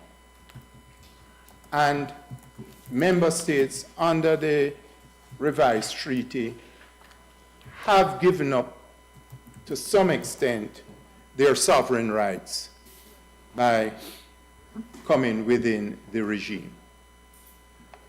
One right they have given up is that the decision, even on economic policy, to vary the CET is not a right. It is now governed by Article 83, which confers the discretion on COTED to do that. It's not the decision of the member state, it's the decision of COTED. And on principles of rule of law and procedural propriety, there are principles and regulations governing how the member state goes forward in making that application and how COTED should treat with it. And we simply say on any objective test, if one reviews this, those basic principles and procedural rules or safeguards have not been complied with. unless I can assist your lordships. Yes, thank you very much. But I wish to thank council for your assistance. Naturally, we'll take time to decide this. And Mr. Wood, if you feel it necessary to make any additional submissions in relation to any material which was sprung on you, then feel free to do so. We will review it, my lord. Yes. Yeah. Marshal. All right.